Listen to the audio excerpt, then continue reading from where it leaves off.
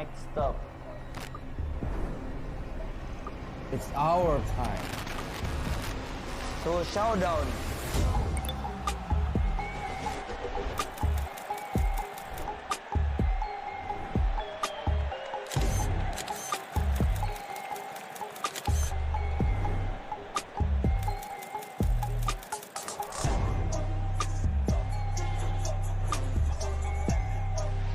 Malaysia boleh.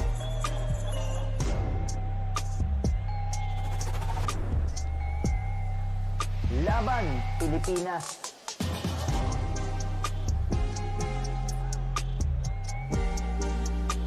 Indonesia bisa.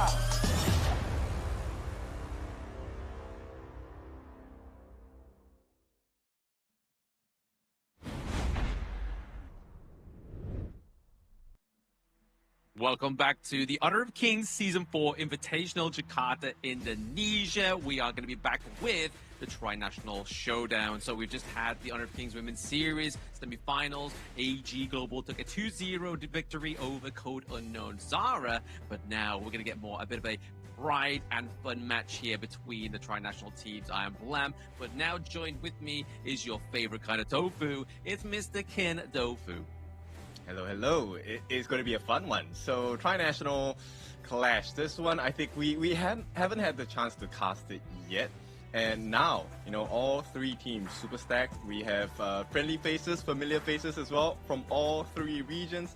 This is the Malaysia region against the Indonesia region, as well as the Philippines region. So, three big teams, a lot of story behind it. We've played with, I think, almost every talent in each region, so I'm curious to see how they perform in this three-way triangular battle. Exactly. We're collecting them like Pokemon, aren't we? We're like, hey, let's see how many people we can play with, because we don't get many choices to plan, choices and chances to play with them. Especially me being all the way over in the Great Britannia there. Obviously, lag is not my best friend, so when I am in these offline events, it's always great to play with as many of these influencers and players as possible. But yes, this is going to be one of those pride kind of showdowns, but there's still a little bit of fun as well, right? Like, if you've been keeping your eyes on the Honor of Kings channels, you've been seeing that there has been some not only tri-national showdowns, but some of these crazy casting styles where we've had like 6 people cast in the same game, just absolutely just grilling and cooking each other for the pride of their nation. Yes, so we're the neutral party. This time they come with a fair judgment of what's going on. Whether it's truly fair, we don't know, but yeah, it's definitely going to be a lot of fun for this one. Now, I'm super curious because I believe we all have tried this mode for ourselves, and I think the idea behind it is kind of different. So when I play, it's more of like, can we get a lot more wave clear, and then we can start pushing the turrets? But I have been felt to compositions where everyone is like, let's just go damage, let's just go for kills, and then, once there's no one on the map, essentially you get the free turrets. Yeah, I think everything goes out the window in this mode, because it's not 5v5, it's 5v5v5, so no matter what happens, it's kind of just like, do you go for the conventional meta? Does the conventional meta work anymore? Because there's no longer 3 lanes, it's literally just a triangle, and then everybody meets in the corner where everybody is trying to kill each other, everybody's trying to take their enemies' towers, and this is where they get that victory as well, right? So the way that this mode works, if you haven't actually delved into the Tri-National Clash here, or the showdown of the 5v5v5, is that you get morale points, commander tokens, by getting the takedown of the enemy heroes and the enemy turrets. The first team to get 100 morale gets to trigger the final showdown. What happens in the final showdown? The final showdown now becomes a 1v2. So you are having 2 nations go up against 1 nation, and that 1 nation has to keep a hold of their ground for 90 seconds to win this match. So it is a little bit hectic, but it's going to be so much fun. Yes, it is. And of course, you can collect the points and tokens, or you can destroy the crystal, which I don't think we've seen yet, right? At the same time, how did we decide this 2v1 is based on the points. So if you're the leader after a certain amount of time, you will unfortunately be placed in a situation where it's a 2v1. So this is where all the different strategies, tactics, do you really want to take the lead? Or are you so confident that your 5 are the strongest that they can do a 5v10? Who knows? We will find out later. Exactly. I mean, it's all we did. Spar Tanker. I feel like it might be like a 1v10 at one point for the side of Malaysia, maybe.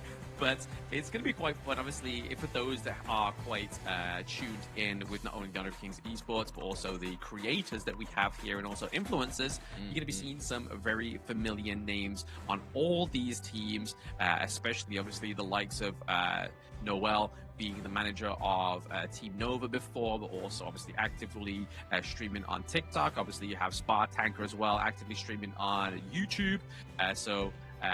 Plenty of influencers, plenty of skill as well within this one. But we're going to go into the player introduction now, ladies and gentlemen, so get you a little bit more familiar with the players.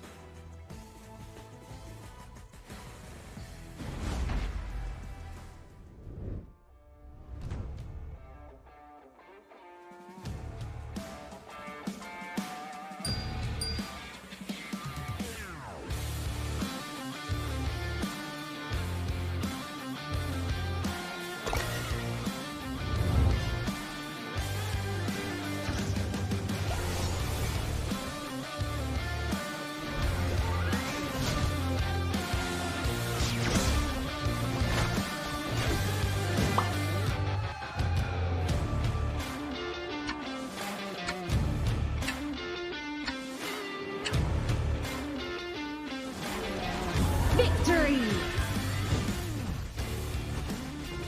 Killing spree!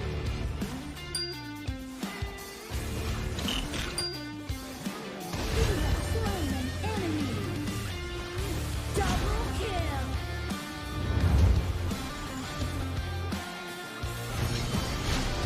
You have slain an enemy! Double kill!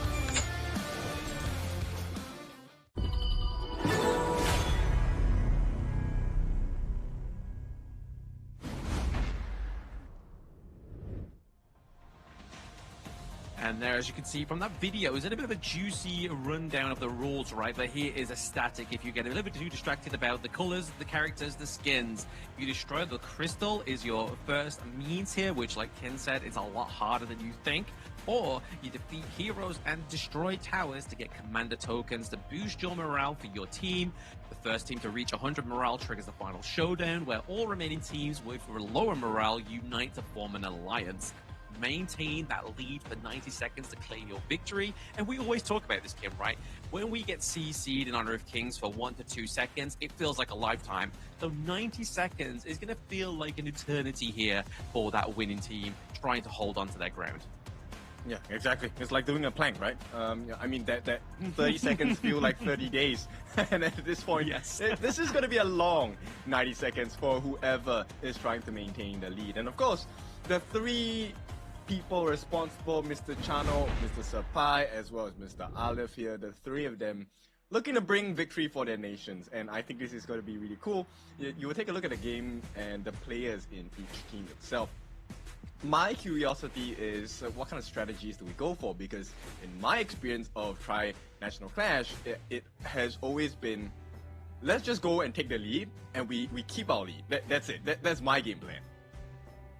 Yeah, just run to a corner and just hope that you can keep your lead, right? Just run away from the enemy team and just hope they don't take like a heavy CC draft that can lock you into place.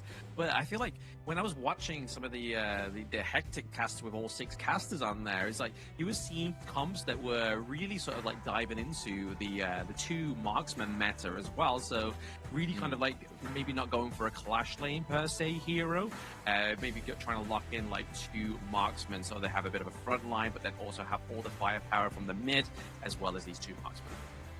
That's right. And I think one of the things that might be kind of a fun part is that you don't get to pick your heroes per se, right? It's given to you, and if you want to change to a new hero, you have to use your in-game currency to reroll, right? Don't worry, it's not the ones where you have to spend actual money, it's the diamonds, but you know, you might not get the hero that you want. So I'm curious to see whether they're gonna make do, or do you really want to keep rolling the dice to the point where, okay, this is the hero that I want, and this is what is going to net us the win. Yeah, all I'm hearing is all in on red. All in on red. That's all I'm hearing here. It's a bit of a gamble for some of these players. It's like, you know what? Let me just try and lock in. But I mean, it's going to be interesting to see some of these players what they do get handed to them, because obviously not everybody that's on this stage is going to have the same kind of like hero pool vastness as we see from the competitive players per se. So obviously players that come to mind is Spartanka. We know he loves Charlotte. We know he loves the Duan. We know Momo loves the Zhang Fei, but will they get those kind of heroes? But we're going to head to the stage first, to the host, to introduce this tri-national showdown. Honor of Kings Invitational Season 4. Now tomorrow we'll have the grand finals for the Honor of Kings Women's Series, but for now, it's time for the exciting part, Rookie. It's going to be the Tri-Nation Showdown. So let's welcome them one by one, starting from Team Malaysia.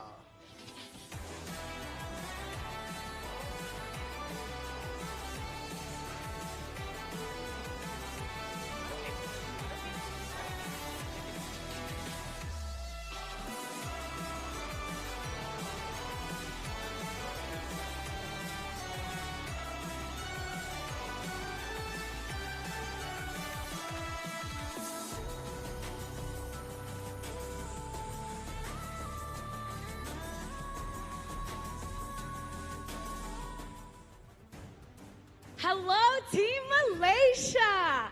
All right, everybody, introduce yourselves. Hello, my name is, nama saya Alif Irfan. Saya adalah team captain untuk Malaysia. Hello guys, apa khabar kepada semua? So I'm Noel representing Malaysia. We are here to prove that Malaysia is the stronger region in HOK Global, no matter pro player or KOL. Hai, nama saya Nick. Jadi kat sini kita orang belum agak nervous. Jadi nervous tapi Malaysia di sini siap membantai semua. Assalamualaikum Indonesia. Nama saya adalah Adam dan saya shoutcaster para Malaysia. Dan saya di sini untuk mengharumkan nama negara Malaysia. Malaysia boleh. Hello, nama saya Lokman. Saya rasa game ni easy. So, let's go! Let's go, Malaysia! You guys are so great, you know? You continue to impress us all the time in Honor of Kings. So, Alif Irfan, you know, it's safe to say that the other countries, Indonesia and the Philippines, will target you guys because you guys just have a different level of skill. What are you going to do to prevent that from happening? Alright, thank you for the question. Soalan yang menarik. Kami telah menjangkakan tim-tim lain akan memburu kita orang, will hunting us. But kita orang the best region in HOK. Malaysia is the best region in HOK. Jadi, kalau you guys cari kita orang akan smash your heads down. Kepecahkan kepala korang semua. Ya, Malaysia boleh. Okay, so I'm going to translate for Mr. Alif. He said that he knows that every region is going to go for Malaysia, but they're not afraid, and they're going to break down everyone and smash their heads down. Oh my gosh. Oh my God. That is so scary. But Noel, I know you're a former Nova Esports manager and player, so you're dominating in KIS4 right now. And what do you think should the Philippines and Malaysia expect from you and your team, since the Nova Esports is a very dominating team right now? And what's your message to your opponents today?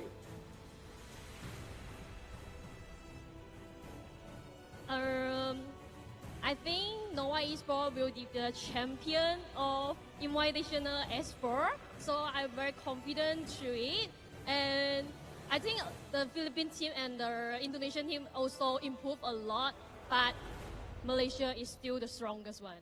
Wow. Malaysia continues to prove that. But you know, Noel, I just have something quick to say. You have gained fans from all over the world. Your face has spread throughout. Can you look at the camera and give your best smile, Noel? All right, let's focus on her and just show her cute smile. Because you gained fans from the Philippines and Indonesia. So I wish you guys luck. And you guys may now take your seats. Go ahead.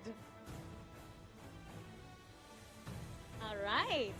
And now, introducing Team Philippines. Philippines!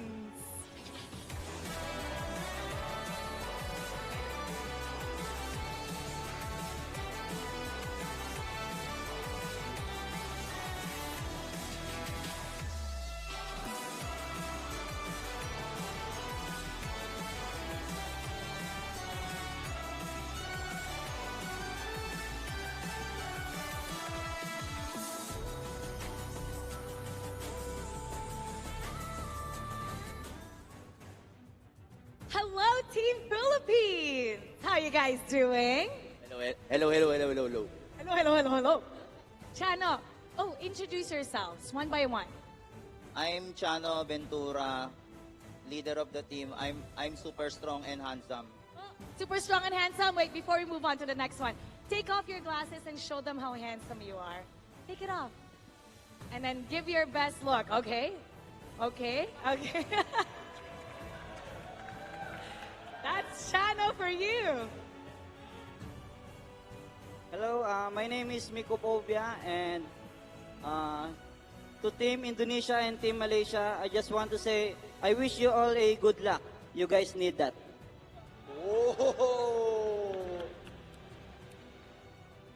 Hi, I'm KIS4, social media influencer in Philippines, representing Team Chano, and masarap pa rin ang pansit canton ng Pinas. The Hello, noodles in guys. the Philippines tastes good. That's what she said. Hello guys, I'm Dilar and I just want to say kami nanti bantay dua negara niya. Wow! Dilar, what does that mean, Dilar? Kami siap. Kami siap. What does that mean? Lihat aja nanti. Translate it for us, Dilar. He said that they're gonna beat everyone in their other regions. Wow! Up next? Hi guys, I'm Shay from Team Chano International, Laban Pilipinas. Laban Pilipinas. All right, now we're gonna talk to the captain. Chano, you're distracting me with your looks. You know, they say that you are just as strong and handsome, just like the hero in Honor of Kings. Let's take off your glasses so you can see, everyone can see how good looking you are. Oh my gosh, you're distracting me. All right, Chano, this Tri-Nation Clash is different from the normal mode. So how did you guys prepare for this? Because it's something new and it's something different. How is the preparation like? I'm very preparing this game. I'm sleep 24 hours. You're preparing, but you went to sleep for 24 hours. Okay, that's a good strategy. So you're refreshed. You're refreshed. All right. So Shay, you're one of the most experienced influencers in battling others. Like, do you have any messages to your opponents considering your rapping background, especially to Malaysia and ID regions? Roses are red, violets are blue. Okay. Philippines #1, Malaysia and Indo #2. Okay. I'm Indo, bro. You're #2.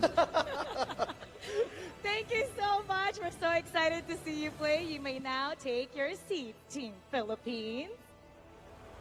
That's fun, Rookie. I love seeing the fun side of these players. And here we go. Up next, the last team. Yep, we're gonna welcome Team Indonesia!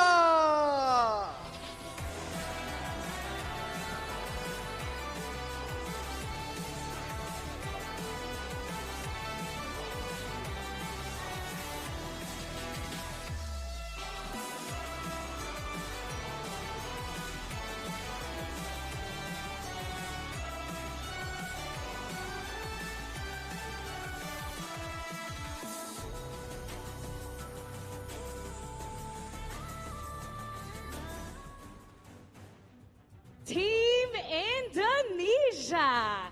Let's pass the mic. All right, Team Indonesia, introduce yourselves. Halo semua, aku Pai. Aku kapten dari tim Hokkien. Hello everyone, I'm Pai and I'm from Hokkien. That's the translation. Halo semua, aku Momo-chan. Tapi mau bilang, Pai, kita boleh nggak sih bilang nice try duluan ke Malaysia dan Philippines? Boleh. She said that she could say nice try to all the other regions because they're gonna dominate the... Wow! Halo, aku Mika dan aku perwakilan dari Indonesia untuk Tri Nation Class. Hello everyone, I'm Mika and I'm from Indonesia and I'm representing Indonesia in Nation Clash. Halo, aku Wankur. Kita siap bantai-bantai dua negara ini ya. Oh, hello, I'm Wankur and I'm ready to beat every nation down today. Wow. Halo, nama aku Abang Rul. Jangan galak-galak ya karena kita bisa lebih galak. Oh, hello, my name is Abang Rule and please don't be scared because we're going to be more scary to you guys. Wow. Now let's talk to the team captain, Sir Pai. It's nice to see you again. I see you everywhere. Every HOK event, all over the world, you're always there. And now you have a chance to bring pride to Indonesia. How does it feel to be representing Indonesia again? I'm happy. Actually, it's been an honor to have opportunity represent Indonesia multiple times. Yeah, I'm happy. And who are you going to target? Because Sir Pai, I know that you have the guts to tell the truth, to say what's on your mind. So between the two nations, which one are you looking forward to crushing the most? Of course, Philippines. Philippines. Yeah, why? because we know each other with Blar and Chano. Yeah, be careful, man. Do you want to say something to Chano right now? Chano will meet in the lane, in the same lane, okay? Chano, he's challenging you. Don't run. Don't run. Oh. But for Momo-chan, you are representing not only Indonesia, but you're representing Indonesia HOK talents. Do you have any choice of words, especially to your co-talent, Adam Spark Tanker, considering you are already best friends for a long time? Are you going to lock him? Are you going to beat him down today? Okay, not only for Spark Tanker, nggak cuma buat Spark Tanker, but everyone from Philippines and also Malaysia, untuk semua Philippines dan juga Malaysia. If you see me, just run, okay? Whoa! You better run when you see Momo-chan. Thank you so much, and we're so excited to get the Tri-Nation Clash started. So here we go. Casters, masuk!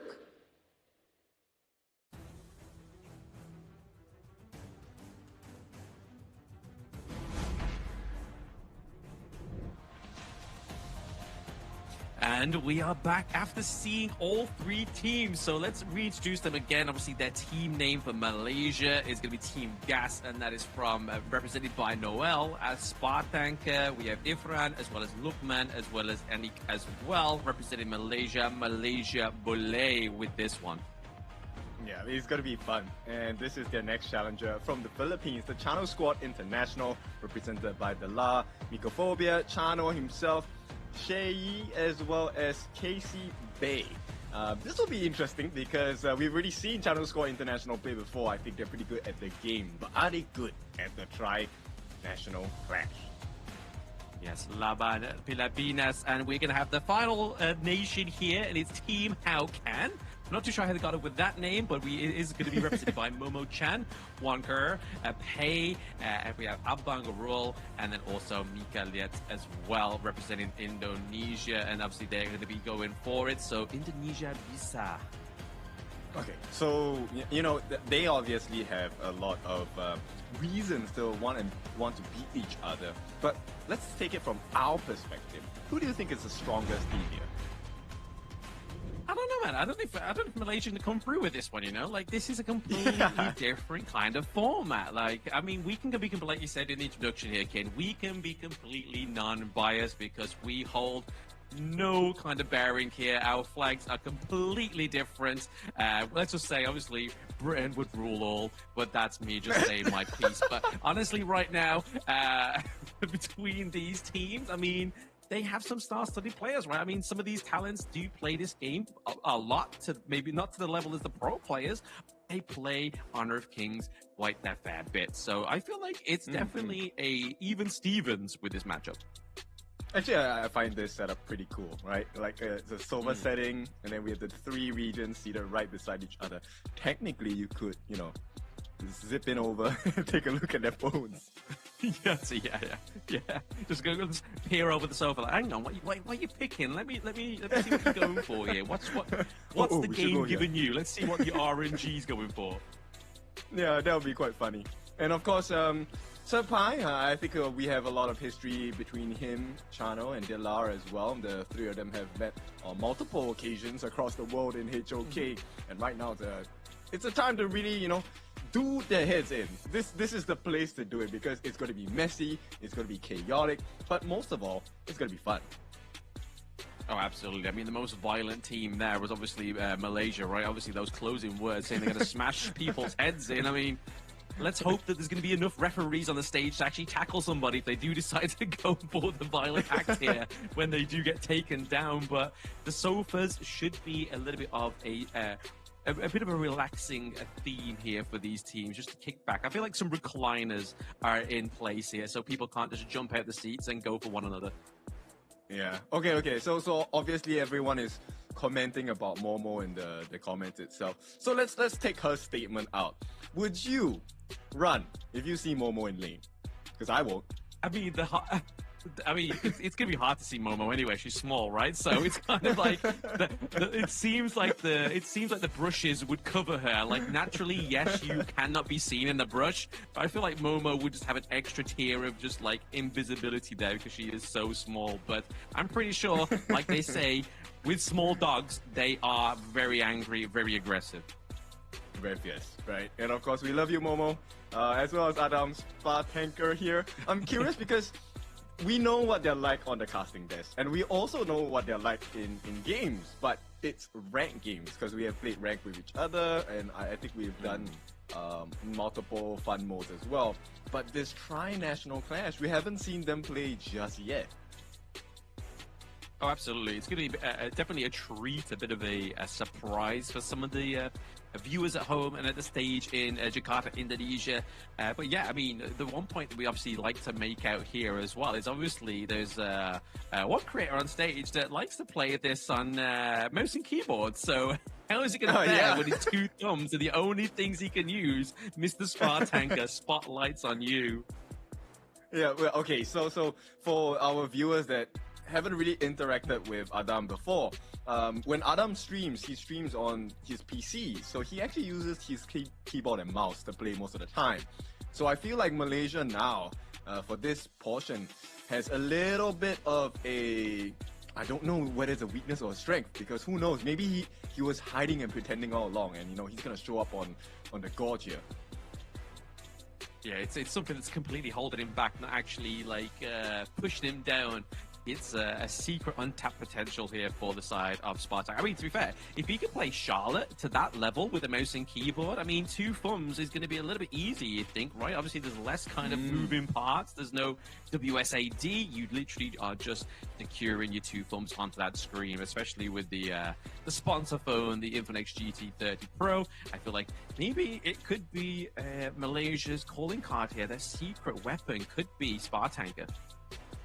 Okay, secret weapon. I have one member on the Channel Squad International I want to talk about, and that's Casey Bay, right? Also, for me, I know her as Baylut. She was supposed to buy me balut in Philippines, but it never happened. So I feel she's also the secret weapon. If you haven't gone and watched her streams as well, she's pretty good. So I'm curious to see what she's gonna bring to the table for Channel Squad International in this particular mode, because it's a do or die. There's only one game, one round, and then they get to play a second set tomorrow, and that will determine the final scorings and the points, because down here, the points do matter.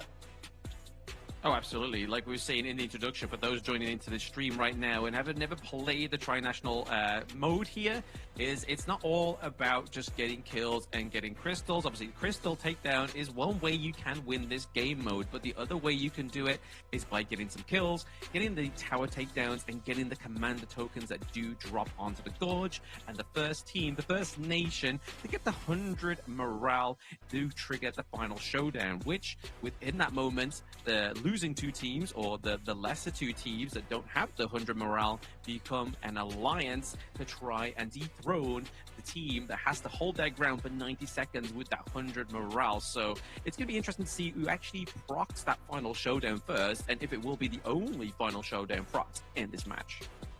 Yeah, for sure. And I think there's quite a few things that will come into play here, because if you take a look at what's happening, one of the explanations of the rules is that actually if you funnel all the kills into one of your teammates, if that guy gets shut down, you throw out extra tokens, and that gives you more morale. So ideally, you would want to share, you know, the kill score with your teammates so that the shutdown isn't too big.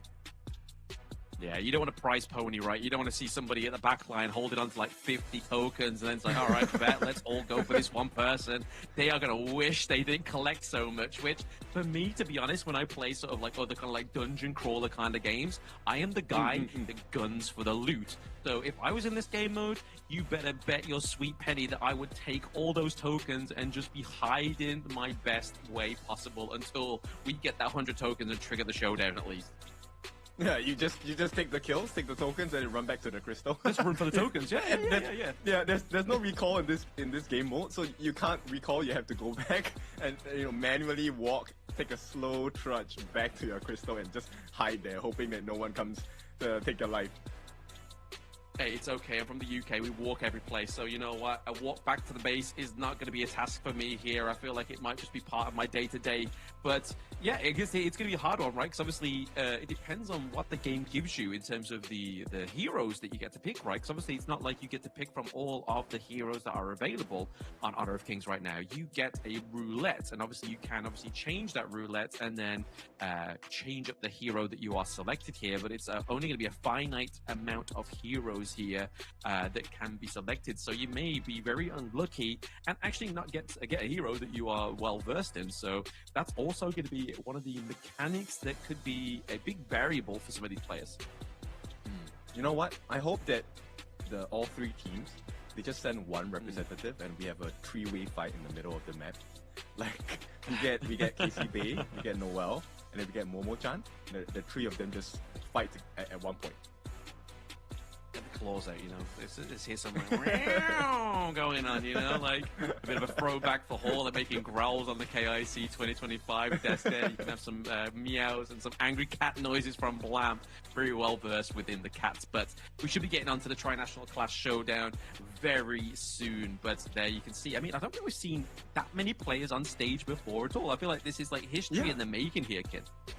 Yeah, it definitely is, right? And to have Sofas as your, I think Sofas definitely much more comfortable. And although their faces are very serious, I think they're gaming in comfort at this point. Like, I would love to game on the sofa. I game on the sofa all the time. So this will be interesting to see. The only thing I would think that's really awkward when you're sitting on the sofa is if you're not at the end. If you're right smack in the middle, like where do you put your elbows, right? Like how do you support your phone? You've just got to hope that you're sat next in between two very selfless people, right? They're aware that your elbows need a little bit of rest, or you might be just the unfortunate person who sits between people who don't care. There's completely spreading out, like, you know what? It's my space. I took it here. I was here first. It's now my shoulder rest. But I do envy these people, these players sitting on sofas, because recently I've moved and I'm sat on a stool that has no back support. So I'm really jealous here. So whoever loses, you don't get my sympathy here, So there you go. That's my piece. Oh, I know, Blam. I want to add one rule. If you're taken out of the game, for the duration that you're out of the game, you have to sit on the floor. And then, oh, wow. Yeah, people get to occupy your seat. That might actually cause some medical conditions, right? People might get piles, so I don't think we should promote that one just yet. We'll have to get that verified with, obviously, the higher-ups, but maybe sit on your hands for 5 seconds or something like that, maybe. You can't touch your phone for the entire time that you're down? Yeah. That'd be so funny. Yeah, you can't give intel, you can't kind of overview, you have to sit on your hands and act like a child that's just been told off here. But as you can see, obviously, all the teams here, they're all mic'd up. It looks like they're starting to get ready onto the screens here as well. Spartanker's like, hey, there's no Dune, there's no Charlotte, I'm pretty much done for. No, there's no mouse, there's no keyboard. Yeah. How do I sign this to WSAD? No, we're just joking, of course. Oh my goodness, this is quite refreshing. And I think, they're at the point where they're kind of selecting their heroes, right? And everyone's kind of spitting and making sure that, hey, I want the hero that I want. But there is, of course, a time limit based on, what heroes you're able to pick. And let's see if they really get their preferred choice, because this is a random pick. You have to spin continually on the dice to get a new hero. It's like the gotcha of game modes, isn't it? It's like, hey, we've got to play gotcha with the heroes that we get. That's pretty crazy, but here we go. Obviously, we're changing screens here, ladies and gentlemen. It looks like we have got the picks already on the board here. So very interestingly, we have the Milady, the Alessio, the CF for the side of the Philippines up here as well. I've also seen some Ganemo action on here. So a lot of ranged heroes so far entering this one. But this is going to be the tri-national showdown, ladies and gentlemen, between Malaysia, Indonesia, and the Philippines. So let's get into this one. Let's see who comes in on top and who's going to form an alliance. Yeah, you know what? Just off the bat, I feel like Malaysia's lineup is just pretty good. Jumping in here from the side of... Oh, okay, Momo-chan is actually quite aggressive here with the Lapu Lapu, with the Ripat Datu as well. So, my eyes are actually on the Mungya here, right? The loose cannon. I'm curious because with the ultimate, I think you can actually get quite a bit of value from the map. Oh, absolutely. I mean, you're hitting 10 other players, not just 5, right? Like, that's going to be a lot of missiles being placed there from the monkey. Hey, Momo! That's going to be first blood. Momo is going to be taken down. And you know what? I think, yeah, nobody is listening to her. They don't want to run away. No, they're doing the opposite. It's clearly opposite day here for the HOK Tri-National Clash here. They're like, you know what? Let's actually not take the advice from Momo. Let's just fight her head on. But being head on is taking these couple blades head on. Going to be a good thing here for the Philippines. I don't know. I mean, at this point, it looks like they're doing okay, right? Because they have the healing deals here. Now, the healing deal is kind of different. Because this healing deal doesn't just heal you, it heals your teammates as well. But it only heals after a set period of time. So you will do well. So you got to kind of rush in. You got to be the bit of a despair for your team. Like, make sure we proc it at the right time. Don't be jealous or selfish with it. But that's going to be another takedown there for Malaysia. That's going to be the takedown of the Liam Po onto the side of the Philippines there. Yeah, it's funny because they get the takedown, but you know what? It's the Philippine channel squad that actually coming in hot at the bottom side of the map here. Now on the other end, I think it looks pretty clear, right? It's IDPH versus MY at this point. Yeah. I mean, the thing is, though, like, the fact is that PH have got that Milady. I mean, you just saw there, that turret took so much damage. And I feel like that's probably one of the better heroes into this game mode, is you have such a great siege hero coming through here that if you take the eye off the prize and the pressure gets put onto your turret, that's it. It's pretty much over there. But, I mean, playing a very good here is going to be the Liam Pogue here. So Mycophobia actually being really well played, putting the pressure on, just kind of like burst ramming in, getting the CC, getting back out, and then just waiting for the prime moment of here. But, Casey Bay taking too many of those couple blades there. Yeah, I mean, at this point, Team Malaysia may have a new phobia after this game. And it looks like it's pretty good, right? Very nice movement coming in from the PH squads here, as the jump in from Mycophobia. Not gonna hit too much damage. In fact, he takes quite a lot, but thankfully, they have the Milady here, you know, with the Mecha Boss. She's quite a menace, especially in this mode as well. But right now, I think Team Malaysia are actually doing well, holding their own against you know, two different aggressions coming in. Oh yeah, they're fighting on two fronts here as well. But I mean, to be honest, the Philippines aren't too far behind. They're only 2 points behind, whereas Indonesia is currently trailing behind by the top prize around about 4 points so far. So not quite doing too well for themselves here. But I do have to say, I like the pickup of the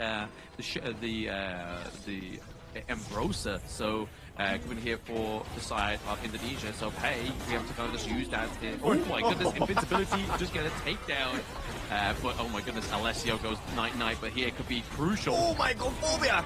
Yeah, there's a huge jump, and here comes the Ravenous as well, and this is going to be good. Delar actually, you know what, he's pretty strong now. 1v1, he's a big monster to deal with, and they managed to push him away, but don't actually get the life.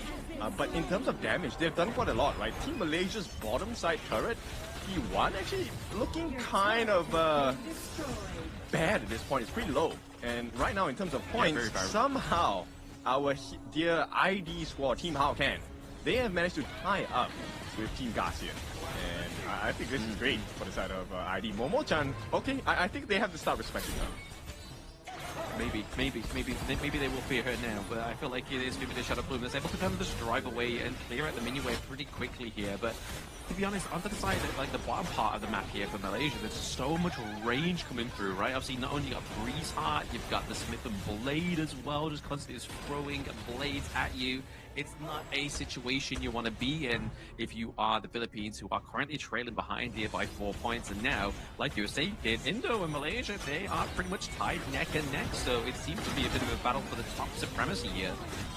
Yeah, but if they get this turret here, Mycophobia, he's going to try and jump in on the backline so they can get that T1 turret. Great strategy, and they're going to back off. They need to back off now, right?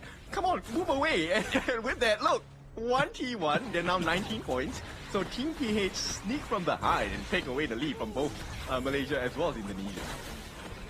Yeah, very well played there. They had their eyes on the prize, right? They were playing the slow game. They was like, you know what? We have the Milady. Let's keep pushing here. We do see Noel actually struggling to get away here on the Dream Wanderer, the Dream Weaver. But now it's going to be a takedown onto Malaysia. Okay, that one is for ID here, and it looks pretty good. It's a 2v4. Oh, nice knockup from the side of Team Malaysia, but it's not going to work out too much here. In fact, they have to give away that T1 at the top side as well, and everyone seems to be bullying Team Malaysia. Team Gas, what's going on, man? Is it Malaysia Bully or Malaysia Bully? You know, right? Like, they are getting bullied right now between the two nations. And Indonesia definitely ahead with around about a good 10 points from the Philippines here. They are definitely putting in the work, and there definitely seems to be an already kind of unconfirmed alliance. I think it's really also because of the takedowns, right? If you take a look at what Team ID has been doing. Oh, now they have the... Ooh, very nice knockup from the side of the mid lane. I think that was Mikalet here doing pretty good job here. And PH, they want to try for something more. At this point, the one taking the lead is going to be Team Indo with 35 points. And this is the chance for Team Gas, right? Team Malaysia, this is the time to take the T1. They have been left really open. The T1 is open for the taking because Team Malaysia, Team ID and Team PH, they're kind of like taking a brawl on the right-hand side of the map. I mean, to be fair though, I mean, the Philippines, they're definitely holding on to those turrets, right? They are definitely doing the groundworks here, which is a good strategy within this game mode. I mean, yes, they are trailing behind at the moment. That's currently second place, but we've seen them in this position before, and then they were able to take a turret, get back on top. But it looks like Malaysia are pushing ID right now. Yeah, they definitely are, right? They're defending this T2 for their life. Very nice defense coming from the ID side, but that's only one part of the map. Here comes the right side, Team PH, also putting quite a bit of pressure on the right-hand side here. China Squad International, feel like they're doing well, but they can't get any room. This is the difficulty of this move, right? You can't really just keep pushing in one direction. You have to try and make sure that both sides are A-OK. Oh, absolutely. A-OK, H-OK, but obviously we did see the Philippines lose the 1T1 down to the bot side there as well, but there it is. The initiation from Pei there being invulnerable. Okay. Yeah, they're going to try and push them back here, but I think this is for ID. Momo-chan, she's going to try and push them ahead here, and with that, the flash coming in, can they get the finishing blow? They can! Oh, it's going to be huge! A quadra kill coming in for Team ID. In the meantime, Team Malaysia, their T3 is falling. Oh no, they can actually end the game here. Team PH, they make use of this advantage that Team ID has given them, and right now, Team Malaysia's crystal is open. So regardless of that quadra kill there that you just saw from the ID region, you saw that Philippines was like, right guys, 4 of them are dead, let's go for the crystal, let's go for the crystal. A little bit of like a backstab there. It's like, let ID do all the work and we will just push from behind. Yeah, that one was really clear. Oh, wait, they're coming, they got it, and they can't fight, let's go. And at this point, I mean, okay, even though they took advantage of that, Team Philippines, they don't want to kind of end the game here because they're still trailing on points. If they end the crystal here, Team How Can, which is Team ID, will actually take the win because they're leading by 65. They're leading at 65 points. They're almost double of Malaysia's points. Yeah, Malaysia is really trailing behind here. I feel like they just need to put some their backbone into this if they want to try and get some more of those command tokens, because they currently are trailing behind by those kills. That quadra kill definitely helped out the Indonesian team there, Team How Can. But Chano squad are just ever so slightly behind by around about 10 points as well. So the Philippines definitely second horse into the race here. And like I said, like, hey, Malaysia may be winning all the tournaments in normal Honor of Kings, but in Tri-National Clash, they are getting tag teamed to heck here. Oi! Holy, look at that damage. That was quite a lot. I believe that was Mikalette here. She got a very nice takedown onto the members of Team Malaysia here. This is not the Team Malaysia we were expecting, but this is the Team Malaysia we have. And running out of gas at this point. Now, I've been told gas or is actually to be meaning to go. And right now they need more gas because they need to go on the side of Team Malaysia. Team PH though, Channel Squad International looking for a little bit more advantage here. Actually getting one takedown here. This is great for them. And at this point, this is going to net them 66 points. They need to get the tokens. Godlike coming in for Team ID here with that pick on to the Chicha. But this is so messy because at this point, okay, they have finally tied it up.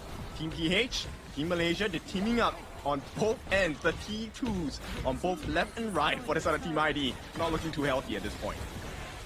No, they are matching points here. Oh, Philippines actually make it to 81 points right now. The tokens are going a bit to their favor. The morale is coming through. And bot side of the map being protected there by the Divine Enforcer as well. Obviously, Sanctification should be going on to one of the members of PH right now. But I can't quite just make heads or tails who has actually gone over to. Because we see, obviously, the Z is at like level 19 at this moment in time. But Alessio was still set at level 15. As well as the Milady last check. So it could be the Miue that might be...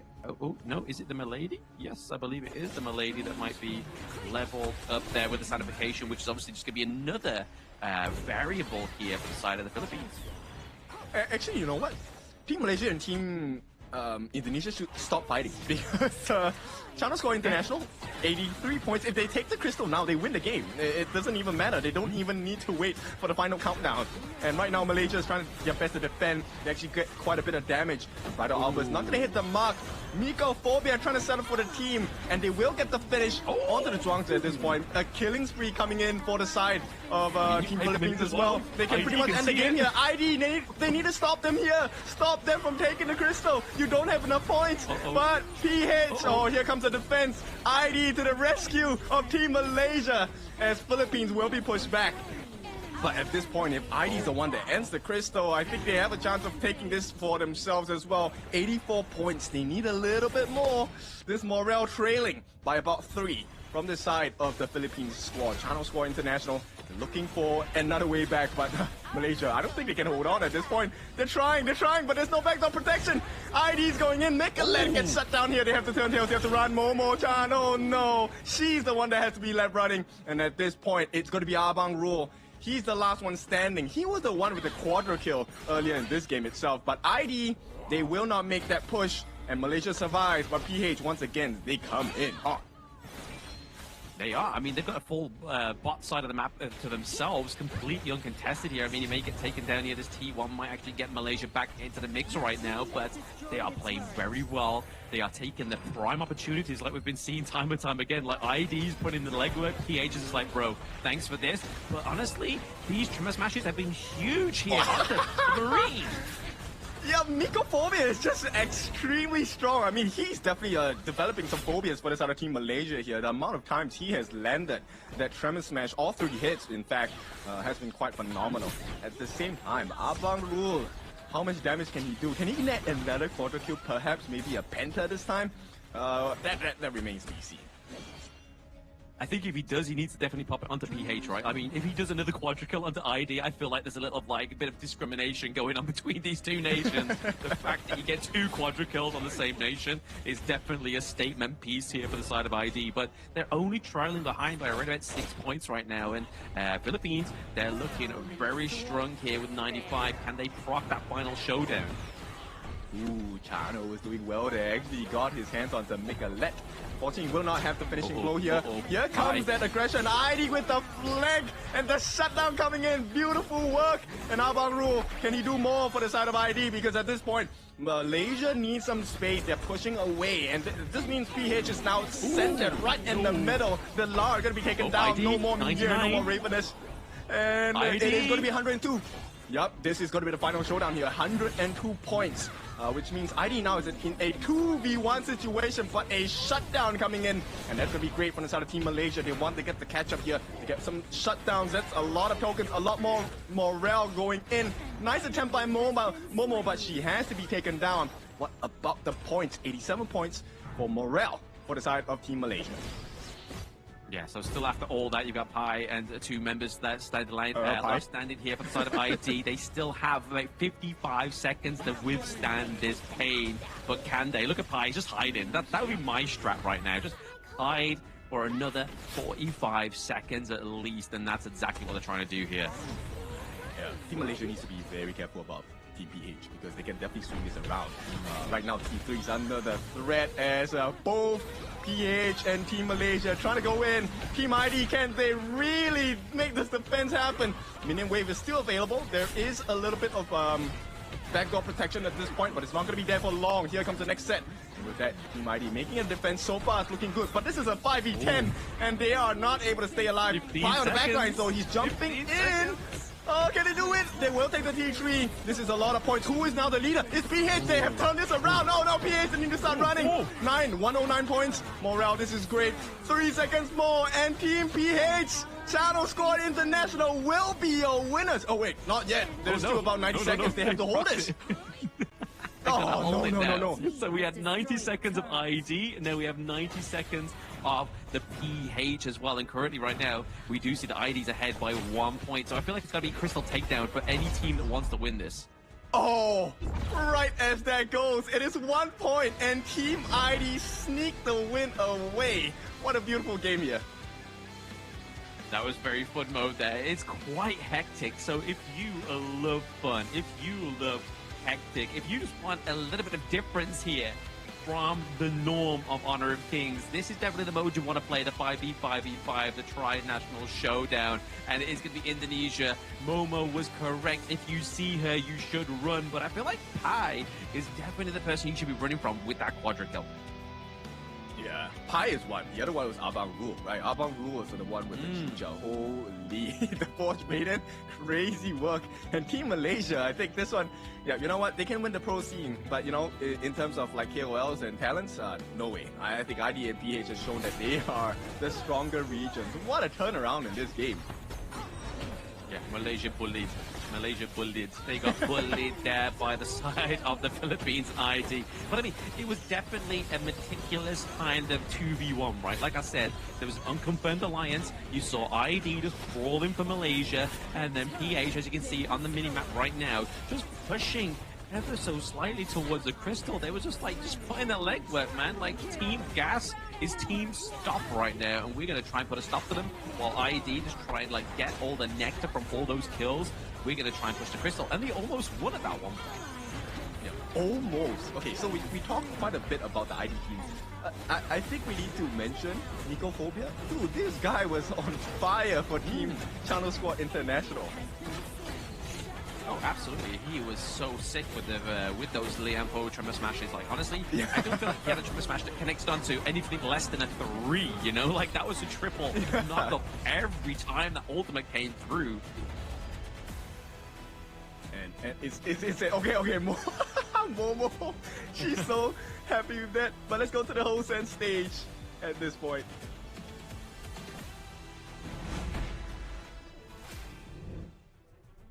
And here we are with the winners. Congratulations to Team Indonesia.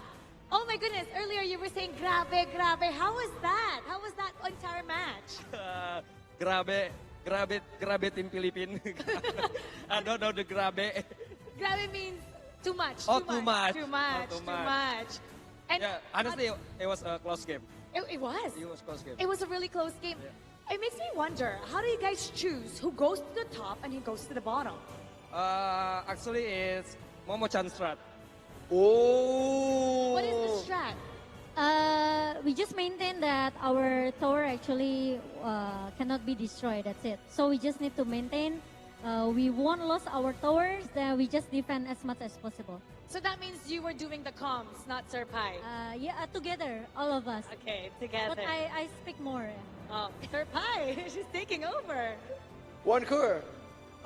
Everybody expected Malaysia to be one of the strongest regions, especially in the Tri-Nation. Semua expect Malaysia tuh bakal kuat banget. Kira-kira strategi buat ngelawan Malaysia itu seperti apa? What is your strategy to beat Malaysia? Sering-sering komunikasi aja sih. Sama apa ya? Chemistry sih. Kasih paham nggak sih? You need to communicate and get chemistry, and they're gonna show us Indonesia is the strongest in this tournament. Wow. Once again, congratulations. You guys should celebrate. Thank you so much. And now we'll ask Sir Pai and the other team captains to come forward. Sir Pai, stay with us. And now we'll ask the other two teams to please come forward. Hello, hello. All right, but first, let's take a look at the rankings of today's match.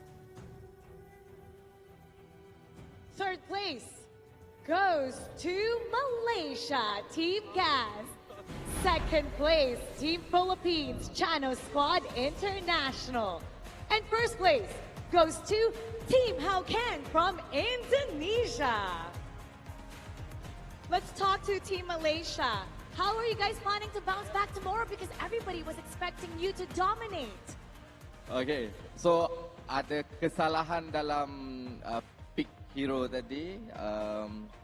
Kita tak sempat masa, so that's why tak dapat lakukan yang terbaik. But this is the first game. Baru warm up, ada 3 game lagi, so we will do the best. Wow, but you did your best. You proved that Malaysia is still strong, but you can bounce back tomorrow. We hope you want to see the strongest Malaysia pride. Chano, you did really well. Only 1 point different against the Indonesians. What is the problem you face, and what will you use for strategy for tomorrow? Tomorrow, I try my best. I want to win PH, then I more sleep. More sleep. More sleep, that's the key. That's the key to Chano's win. Now first, for our first place, Indonesia, Sir Pai. So how do you think you're going to maintain the #1 position for the following days? What are you going to do to ensure that? Actually, it's just like our team name, Team Hauken. Like Hauken, we win. Yeah, Hauken. Yeah, I'm not expected as much. We just love to play the game. That's it. That really is the key, Yeah, to enjoy the game. Yeah, just play the game. But you know what? Later on, your country, Kagendra, okay, we're going to be going up against Blacklist International. And if they win, it'll be the first time they'll go to the semifinals. With Sir Pai's expertise, what would you like to give them as an advice?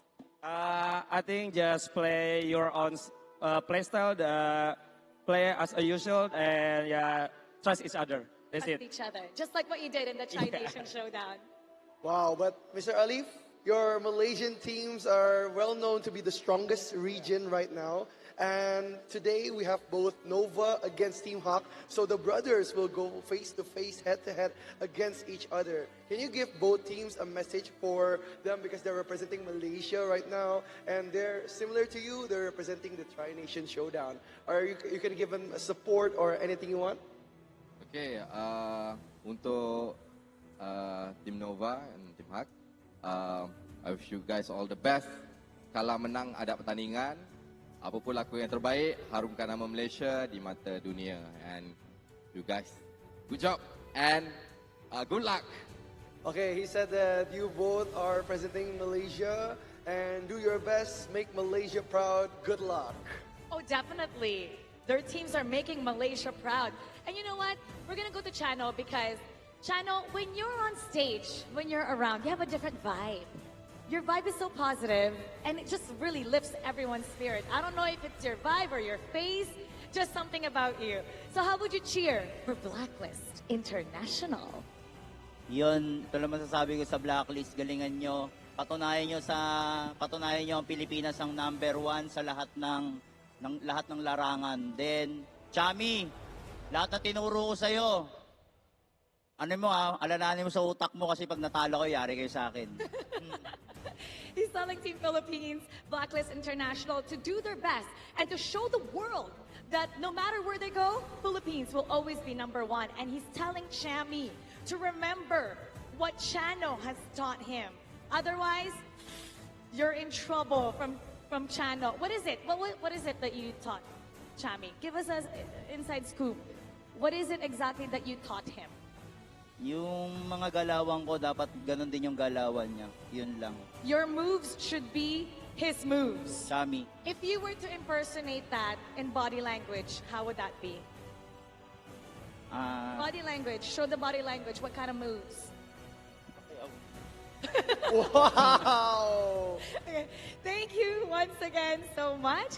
And we'll see another action-packed Tri-Nation Showdown tomorrow. And everybody watching online, don't go anywhere because up next, it's going to be Best of 7. So stay tuned only here in the Honor of Kings Invitational Season 4. We'll be right back.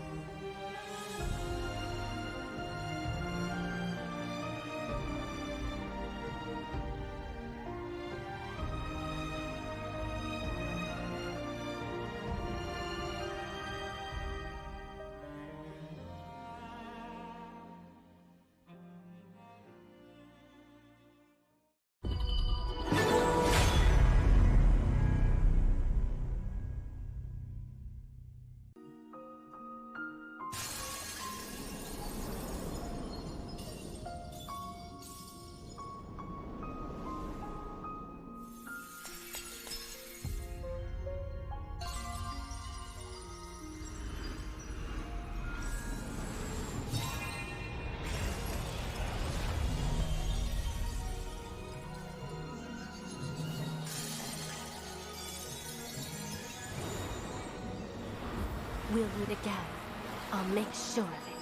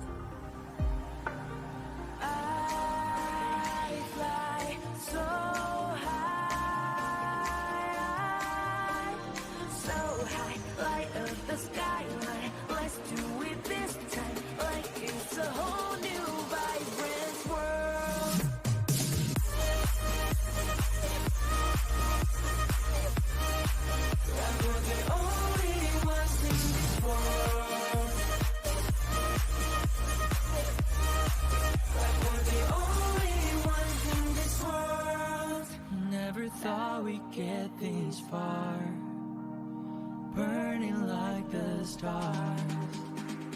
How we get this far, like we're the only ones in this world.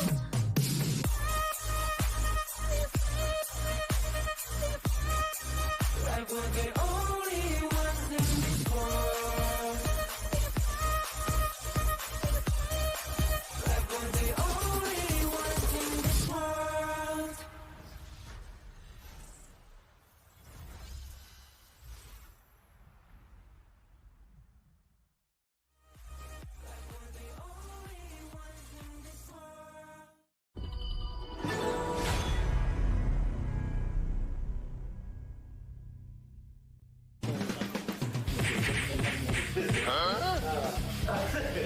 I'll do this.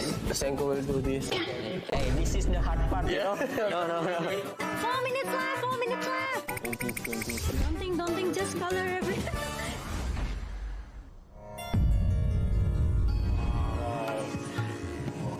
Wow. You guys hear it? Yeah. That is gamelan sok.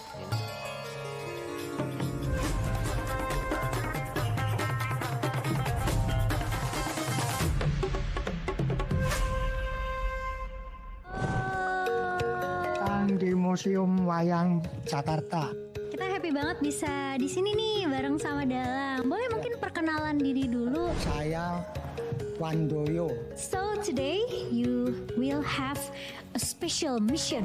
Your mission today is to color 2 wayangs, otherwise known as shadow puppet. Anoman, the pure and cunning and the inspiration of Sun Wukong, and Rawana, the powerful and arrogant king of Galenka. But you have to work fast. You have only 10 minutes to color before presenting your wayang. Don't forget to have fun. So are you guys ready? Let's go!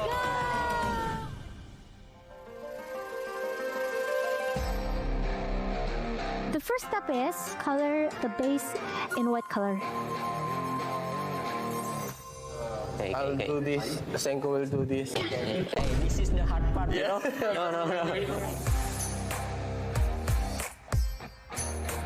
Pengen banget kalau bisa pengen banget persis, cuma harusnya sih emang tetap masih beda ya, karena kita nggak bisa sedetail itu, cuma at least kita berusaha yang terbaik lah. Berusaha yang Nggak kayak tim sebelah tuh.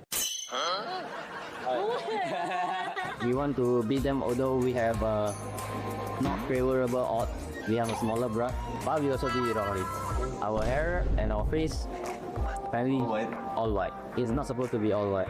Okay, now you can add another color to finish your wayang kulit.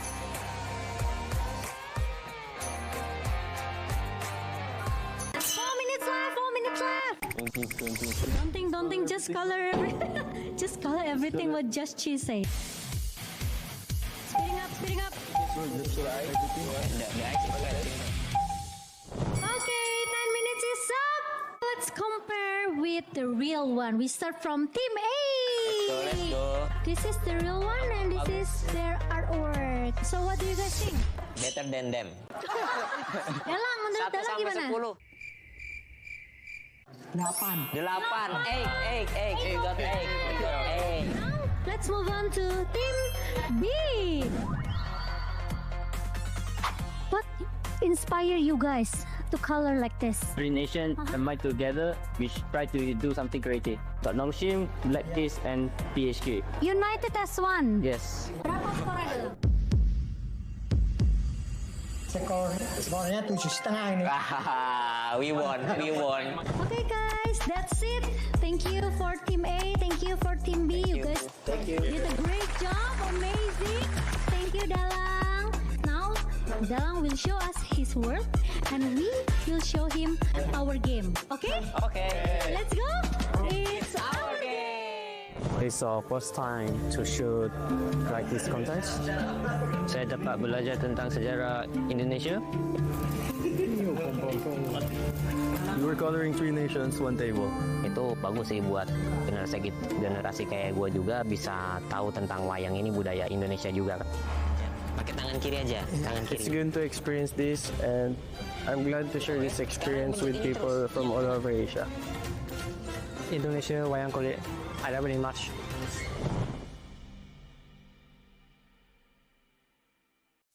Grandpa, what happened in the monkey story? Anoman. Yes, he made a promise to bring Cinta home. Was he lucky? He got caught, and flames rose. A huge fire.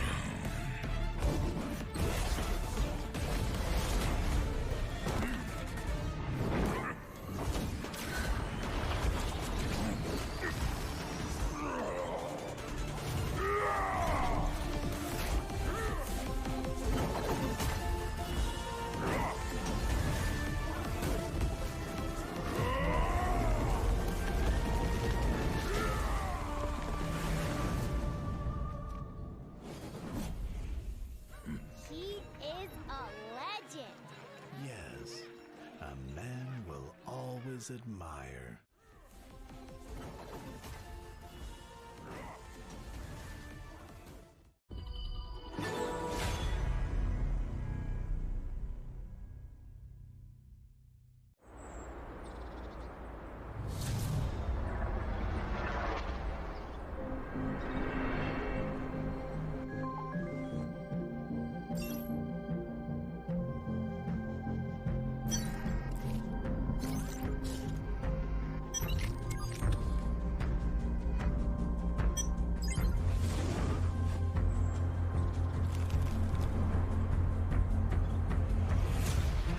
Kami di sini berjuang untuk mempertahankan mara negara dari tahun lepas.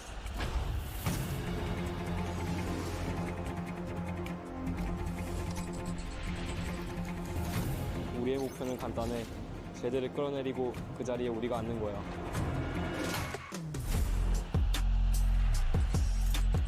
Kapag naaganti na kami, patutunayan namin na kami ang pinakamagaling.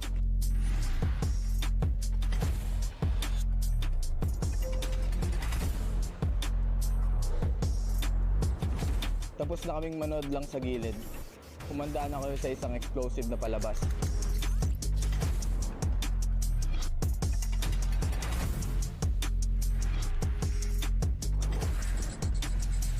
Inilah peluang pertama untuk kita, peluang untuk pertunjukan kepada dunia kemampuan Malaysia.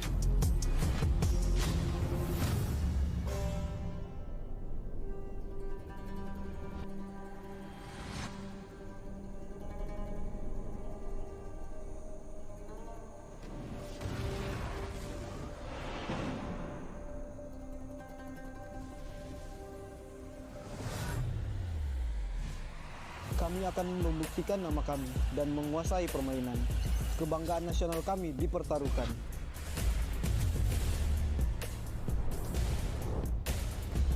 Kami kembali, lebih kuat dari sebelumnya. Indonesia punya banyak tim, tapi kita bisa bersatu. Coba ragu sama kami kalau berani.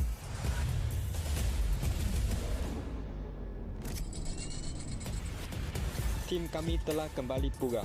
Kandang ini milik kita. Bhinneka Tunggal Ika, kami akan menunjukkan kemampuan terbaik yang dimiliki Indonesia.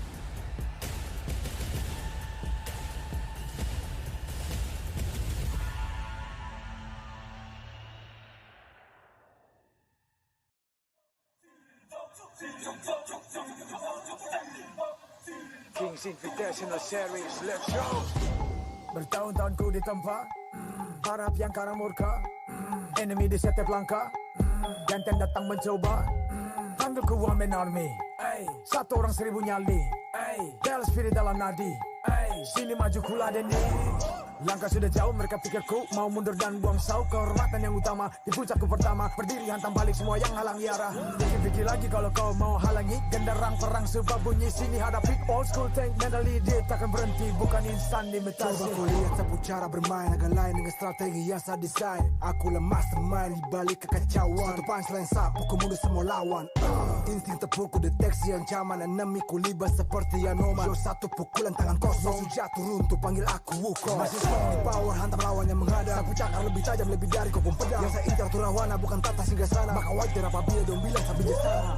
Siapa yang berani mendekat kemari? Saya yang kesana atau kau yang kesini? Jutaan kalian pun saya akan lari. Seranganku cepat sulit kau hindari. Dominasi, ku kendali. Berotasi, ke tiap sisi ku ambil alih. Saatnya kita untuk eksekusi. For my party, push, push, push, push, push, push. Everybody move, move, move, move, move, move, yeah, move, move. Saat datang dengan mode brutal, kendalikan setiap titik vital. Damage magic, serang mental fisik, 1000 taktik kau kalah cerdik. Mau coba jatuhkan sama mana bisa. Siasatmu sudah saya analisa. Terdapat selak, gerak geriku sulit tu dilabrak. Wah, game over, hancurkan semua tawa. Kombinasi skill dan power, teleportasi ala Enoku yang LOK. Kau tahu ku tak bisa redam, pula tekadku yang takkan padam. Tu kehormatan yang tak bisa dibeli. Saat saya genggam dan harap kembali. Adu mekanik tingkat tinggi, siapa paling berani? Aku paling gigi. Pedang raja yang kuhulus, tebasannya bak angin menghembus. Long life the king, akulah raja, dentu manzira, ini mental baja. Akulah hukum dalam wujud nyata, seni tempurku susah tu kau baca.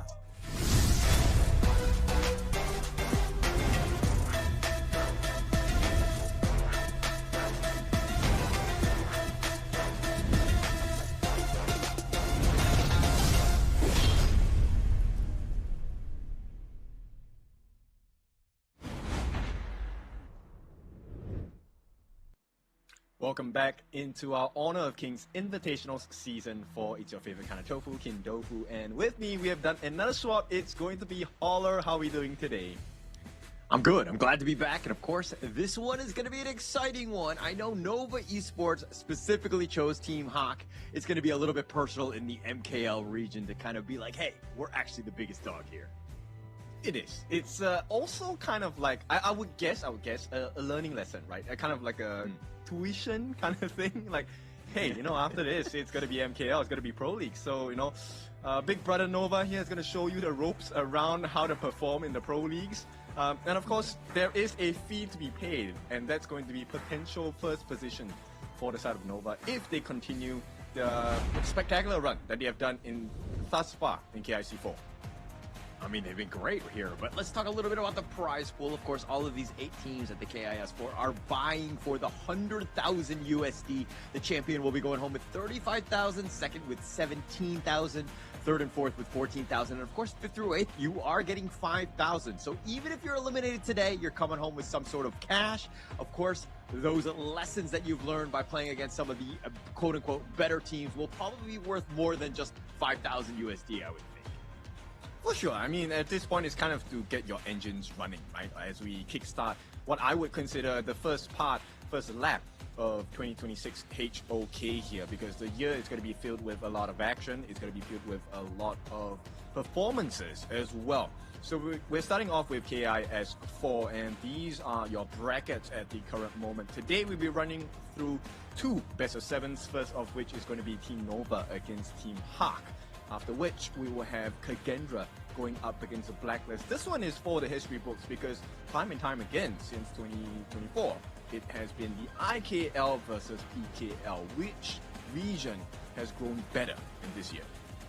Yeah, and that's actually the funniest part about this. The fact that, I mean, Blacklist International as well as Boom Esports haven't had the greatest of times at the KIS, but these are, of course, going to be the first 2 matches of the day. Nova versus THQ, Team Hawk, that is, both representing Malaysia. The second series will be going up against Kagendro, who has just soared in the KIS4. They will be going up against Blacklist International. And the funniest part about all of this is the fact that Blacklist and Boom Esports were the tops, and they chose all of the other teams in their groups. But in the end, they were not selected even at all. They ended up just kind of being defaulted to the second place ones. Well, Kin, walk me through the star value rankings here.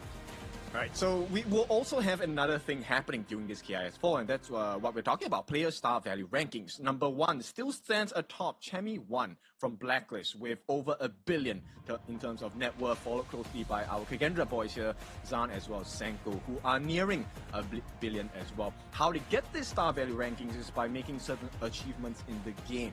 So you can see Chemi1 has had a lot of impact, but the results definitely need to be a little bit better for them to get the better rewards. Of course, with that being said, you can also get rewards. All you have to do is to help your team reach the peak and claim amazing prizes. You can earn by making sure you vote for a singular team. Also make sure you key in the codes that will be shown in during the game later. Yeah, there's a lot of opportunities to be getting free stuff, right? The codes happen almost, every single game. There's a lot of different opportunities for doing that. But also, I mean, the star value point. Chammy 1 was actually number 1. You talked about the fact that he's over 1 billion. To be honest, I'm not even sure how you kill something that which has no life, right? Because he has so many games, in his repertoire. He's been playing so many. But the second and third place, both of those guys are for Kendra. So if anything, they can fight fire with fire. They've definitely had their reps in with games as well. Yes, and the scary thing about this part is the fact that, both teams, they're still kind of in the growth stage for me in this year of 2026, right? This is not their peak performance yet. It's not even their final form, and they're steadily improving, which means I think we get more exciting games, we get more long, drawn-out games, and perhaps we might even get Tempest games. I don't think we've seen a Tempest game just yet, right, in the brackets? The knockouts is just starting. Obviously, we did see them in the group stage, but not today. If that matters, it seems like most of the games today have been very, very quick. But as we see this, it looks like Nova Esports strolling in. They're going to be very comfortable. Team Hawk are coming in, getting that VIP treatment as they get out of the van to ensure that they're ready for this one. But again, there's going to be a lot of lessons learned. Team Hawk, they're still kind of struggling a bit here at the KIS4. They haven't found their first game win yet. But going up against Nova Esports, it's going to be a tough task ahead of them. I mean, if you are all the way at the bottom in terms of standings, the only way is up. So now this is a very apt and perfect storyline here. The initiation to the strongest region. Malaysia has long been known in this past 2 years of HOK since its release to be one of the strongest, if not the strongest region. But in order to keep that title, Team Hawk needs to up their game. I think this is one of the reasons why Nova chose them, right? It really is an initiation. We will teach you the gaps you're supposed to fill. And we'll take a look at the stats at this point, right? Team Hawk hasn't really been the most aggressive, just taking 31% in terms of kill participation, right? They're trying to farm more across the map. But Nova definitely much more adept at this game. Yeah, definitely finding those kills. I mean, that's the biggest piece, right? Kill participation is huge in terms of just like when the teams are looking to fight. Nova Esports are like a well-oiled machine in the sense that they stick together, right? And they actually kind of increase that number quite a bit. They get a lot more kills. Of course, winning definitely helps with that. Nova Esports have only lost 2 games in this entire KIS4 thus far. While Team Hawk on the other end, I talked about it earlier, they haven't found that first game win just yet. But that's something that we can really take a look at and really put some hope, right, for Team Hawk, because while yes, it is Nongshim Red Force and Bigatron that have taken a couple of cuts onto Nova, the same is possible for Team Hawk, and the players that will be able to kind of set this will be in the clash lane. This John versus Xuan matchup to me is really interesting because I think John has been the focal point of Team Hawk. He's been playing well. It's just that the team hasn't been able to find that synergy with him just yet. Yeah, it just seems like they're a little off. I mean, the little coordination when those team fights are happening, John might just initiate a little bit earlier. The rest of Team Hawk are really not there to help support. But it just seems, it's one of those things that is a bit of a mistake, but it is fixable. That's the good news. And so all of these games, especially playing up against some of the big names that we're seeing, I mean, this is a great opportunity to learn. Yeah, but let's hear from Mara at this point, and we'll take you to the stage right here, right now. You're all in for a treat, as today will be the start of our first best of 7. We're going to be seeing more intense plays and probably different strategies. Before the first match begin, we call on the spirit of the Hanuman to watch over the battlefield. This is the knockout stage. It's time to introduce our first teams to match up, Nova Esports and Team Hawk.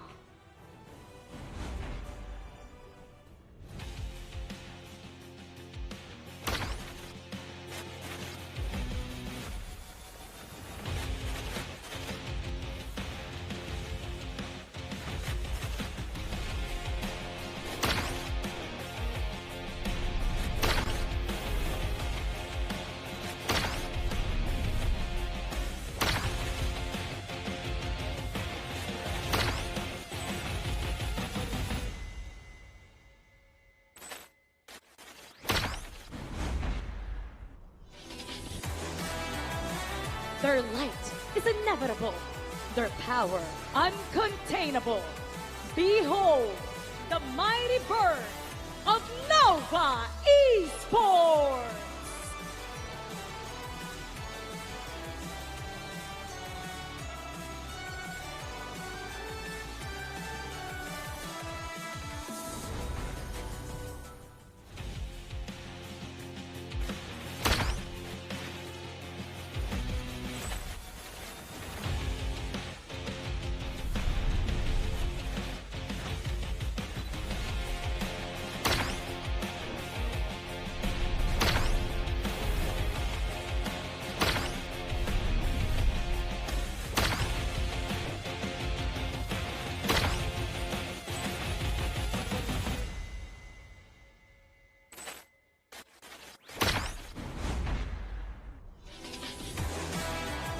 New faces, they bring a new challenge. You are wrong to count them out just yet. Prepare for Team Hawk!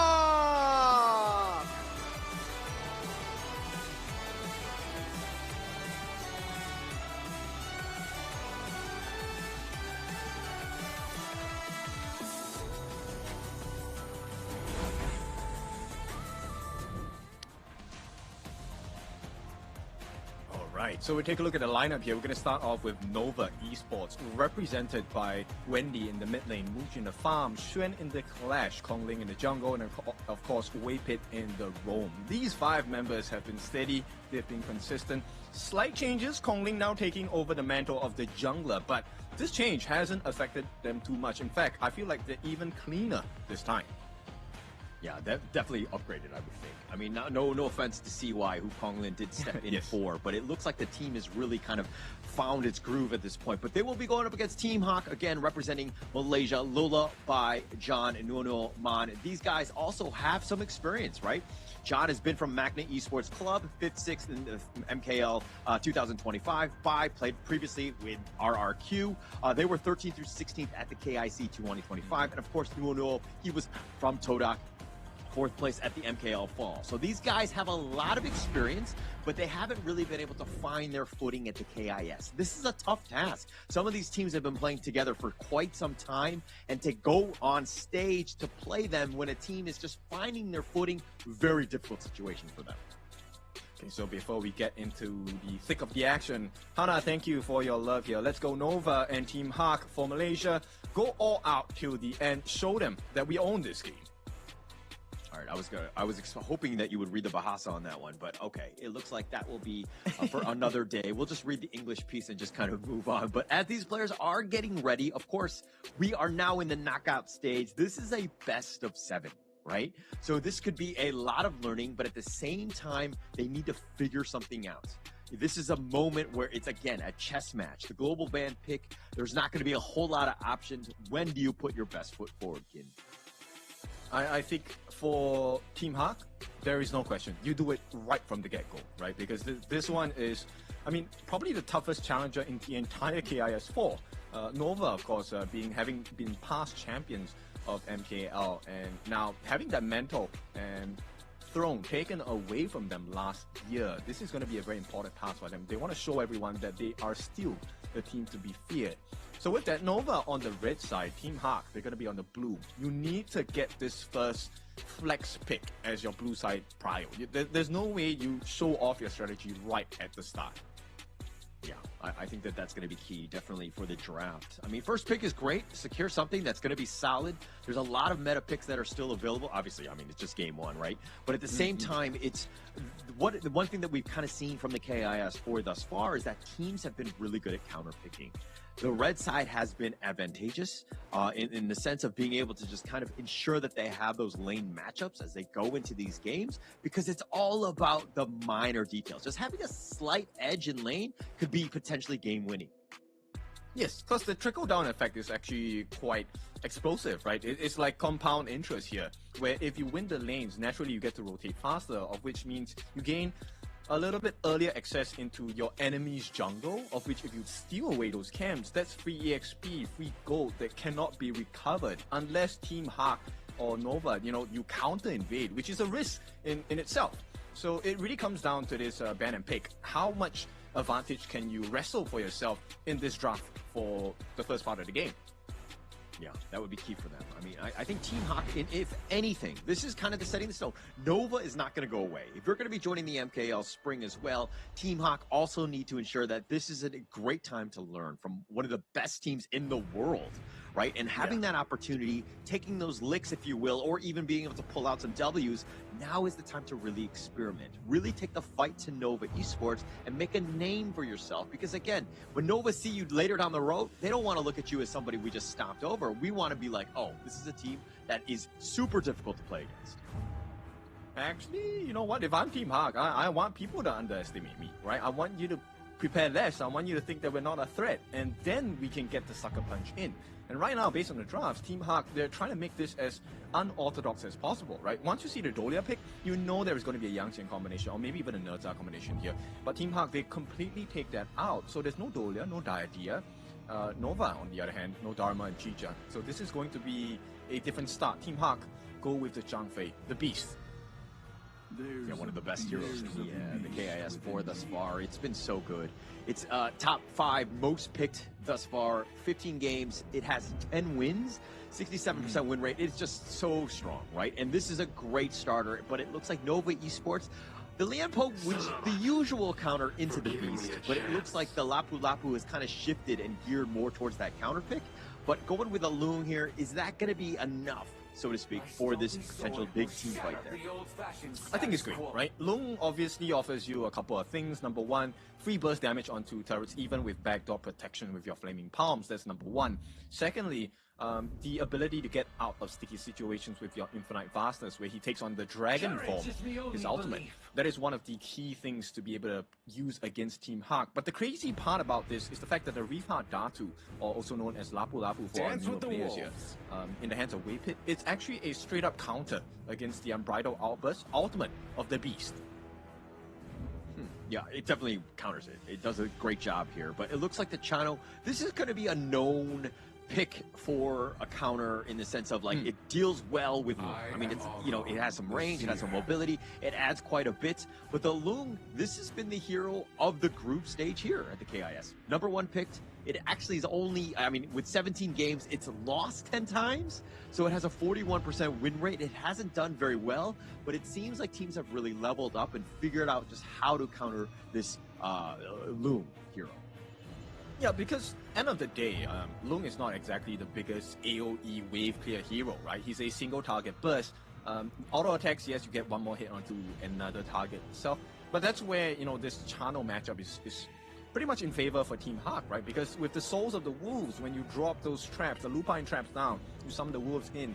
So it never becomes easy for Lung. You have to kind of aim your auto attacks onto your appropriate targets, which takes away attention as a player. Yeah, it's just a little bit more of the micro game play, right? Making things a little bit more difficult for the enemy team to really snipe you out. So those wolves can be a problem, like, as you rightly addressed here. But going into this one, look, they have a lot of damage. The pack leader, the Chano, is going to be fine from Team Hawk. They have the Byron as well as the Beast to kind of just have that like initiation, counter initiation, stun lock galore. Great. But Team Hawk, I think that they need a little bit more, just a way to kind of deal with the Ogre here is the Agudo, which has been banned out. What other pick are you looking to go for Team Hawk here? Actually, I think based on the bans of Team Hawk, they're looking for another tank here, which is not a Luna, but Luna will be the answer here. Because, you know, when you ban the Lupu, the Unrivaled Warrior, you're expecting that, hey, you don't want to true damage to cut down the waves, right? And I think the idea behind this is Luna as the Moonblade, she's able to get her extra armor when she lands her skills as well. So they're hoping that there is no counter in the form of we ignore the armor values, we just go straight for your HP. So I think it's a good idea to ban out the Lupu here. But execution, this lineup from Team Hawk is pretty mechanically difficult to execute. I mean, when you're looking at the Luna in particular, the Moonblade, definitely, right? But you have some potential targets. If you're able to get that control on the Lady Jean as well as the Loom, those are going to be very juicy targets. But getting to that one, plus the Ganon Mo, dealing with the potential poking and prodding with that path of passing that the Ogren will be bringing, and kind of just floating in and out of the fight, it's kind of like, can he hit his daggers? Can the Luna jump into the back line? There's a lot of questions going in, but while this lineup is a little bit difficult in terms of like mechanically playing it as a team, but is this draft good enough to take down Novas here? I think it can. Right? There is always this potential, especially Man in this mid. He needs to do a spectacular job of making sure that those couple blades land. If he does, I mean, it's instant burst. The Long, Muchi does not survive this. You can be a great player, but health bars are health bars. Once it's gone, you're dead. Yeah. Actually, one thing that we've kind of noticed is that sometimes Nova Esports like to draft without that frontliner. They have a decent number of them in terms of the Ogren. You have the Lapu Lapu as well. And that's been kind of the story of the KIS4. Having that frontliner, somebody who can kind of provide that vision, keeping your squishy guys like the farmlaner, like the Looms alive, right? You need a little bit of a buffer, right? And having that is going to be key going into this game. But looking at these drafts, for both sides, I do think that the Team Hawk has some play, but again, a lot of pressure is going to be on, of course, as you addressed the Ganon Mo and the Luna here in terms of just getting on top of Nova here. Yeah, they don't really have the best early game. If you take a look at Team Hawk's lineup here, this is a huge risk, and you know Nova knows their weakness, right? So I'm curious whether Nova would test the lineup of Team Hawk here. If Kongling goes for the initial level 1 invade, even if it's for the Tusk Boars, that is the safer invasion route, right? The other way Nova plays this is, let's just go ham. Let's take away the Azure Golem from the Luna, and Bai is not going to have a good game right off the bat because of that. Yeah, I feel like if the Luna ever loses a blue buff to a steal or whatever it is, or Bai happens to die early, in like the first 8 minutes of this game, they might just auto lose. Like, that's the kind of pressure and knife's edge that they're going to be on throughout this game, because there's going to be, again, a lot of eyes on Bai and just limiting his farm. Yeah, and right off the bat, we really start to see this, right? Kongling already doing a very good job. We know that this was a soft guarantee on towards the Tusk Balls, but taking away the Crimson Golem, that is not part of the plan. That is not supposed to happen. Nono needs a little bit more help here, but straight away, 3v2, Muchi comes in and joins. Bai is going to be here, but is it going to be fast enough? Duo actually has to use the heal, but he's going to give up first blood. The Flaming Palm whiz real. Now Bai is showing up, but he's getting damaged as well. He's going to be shut down on this one, and Man just running for his life, and this is a disaster of a start for Team-Hawk. A dream start, though, for the side of Nova. Exactly what they needed to get the huge advantage at this game. We're about a minute in, and this is already a 1,000 goalie going for the side of Nova here. And here's the beautiful part for the side of Kongling. He gets the Crimson buff, he gets the Azure buff, and Bai now has no buffs to work with. Nothing at all, and this is going to be tough for Bai to get anything going, right? Starting from behind, not where you want to be. I mean, it's a 1.5k net worth lead already in favor of Nova. I kind of feel like Team Hawk, I mean, they spotted it out. If anything, you give up on it, or you send the house to protect your jungle. But Bai getting gone on the flash out forward, but he's not able to get that final shot. Xuan lets Bai live just with a sliver of life. Yeah, Xuan was definitely making a little bit of a micro mistake. Whether it was on purpose, I'm not sure, but you can be sure Bai needs to thank his lucky stars. He should have been taken down at this point. Nova already have close to 2,000 nice lead. Huge. I mean, this is a disaster of a start. This is not how you want to do it. Nuno actually has to recall already, and now Lola's going to be left behind. He's going to get gone on. The Ocean of Tears is actually going to stop the recall from Nuno. He has to do the Walk of Shame on back. But this is pressure on the bottom T1 already, and they're going right for the Crimson because they have this thing on a timer lockdown. Yes, and this is exactly what you need to do, right? Take a look at what Nova is doing. When you get the timings of the buff, make sure you send your troops down, you send your members down. Not only do you get the potential for the steal, look at the waves, right? In the middle lane, you don't miss out. In fact, you get free damage on the T1 at the bottom as well. I like this rotation by Nova. This is something like, all viewers should be able to take a look at and really learn from this. Yeah, a little bit of a mistake, even in that mid lane there. Man, I feel like he should be just like pushing the waves as much as possible, forcing somebody to show up mid. Kong Lin actually, because of the fact that he like froze the lane, he was actually able to just go into the mid lane and just free farm what was left. Had it been onto the tower, he might have missed out on some of those creeps, and a little bit of a misplay, I would say, by Team Hawk to start things off already. Well, we already said, right? This is tuition for the side of Team Hawk. This is a learning lesson. And Nova, you can see Kong Ling actually shares the wave with Wendy, as he didn't take the entire wave. He left half of it for Wendy, went back to take his buff, and now share the remainder of the new wave with the different members on the side of Nova Esports. So very good use of maximizing all the gold value that's available on the map. Yeah, it's all about efficiency, right? I mean, Nova Esports, the way that they're able to manipulate the lanes as well as move across the map, ensuring that Kong Lin is, I mean, he's already got the level advantage. The net worth, we'll have to see that separately, but there's guaranteed that he's on top right now. He's done such a great job of just being across the entire map, absorbing and taking everything across. Yes, and this is where they actually split the resources. Nova here, trying to go for the double take here. Attempted steal, not going to be working. Oh, it looks like they find it. The Garter Grave, Mon is just running for his life, but he's going to be seer-stated in the sense that he's going to be connected. The Conductor of Souls is going to be on point, but Kong Lin getting a little bit low. They find by, they turn this around, and now Team Hawk with a 4-man stun, not enough. The Malaysian flags have been planted on both ends, but Nova Esports coming out on top as they got 2 more kills. Completely steady from the side of Team Nova here. They didn't even have to expend the Muji ultimate for the Dragon form, which means they get free access into the T1, because after 4 minutes, you don't get that protection and that extra shield anymore. So Nova guarantee T1 in the mid. They extend their lead. This is now close to 3,000 in gold. And take a look at what Muji has on his plate. This is going to be a free wave at the top side, assisted by Shen as well. Now, this pulls Team Hawk all across the map. They are going to lose 1 more T1 at the bottom side here. I mean, they're losing it. You have to give up something, right? And it looks like right now they're giving up that bottom lane. It's going to go down easily to minions. And they also have 2 members of Nova, Wendy and Waypit, are just waiting in the wings for that bottom T2. It's great because of the fact that they're providing that vision. Waypit is scouting it out. Wendy knows that he's incredibly safe because he has Waypit up there, right? And so this is a huge moment where they're able to kind of push basically untouched right there, and makes it very difficult, again, for Team Hawk to make some sort of ambush. Exactly. And if you take a look at the gold value on the side of Waypit, why am I, talking about Waypit? Because as a roamer, his farm is close to the rest of the side of Team Hawk, which means they can't take him down.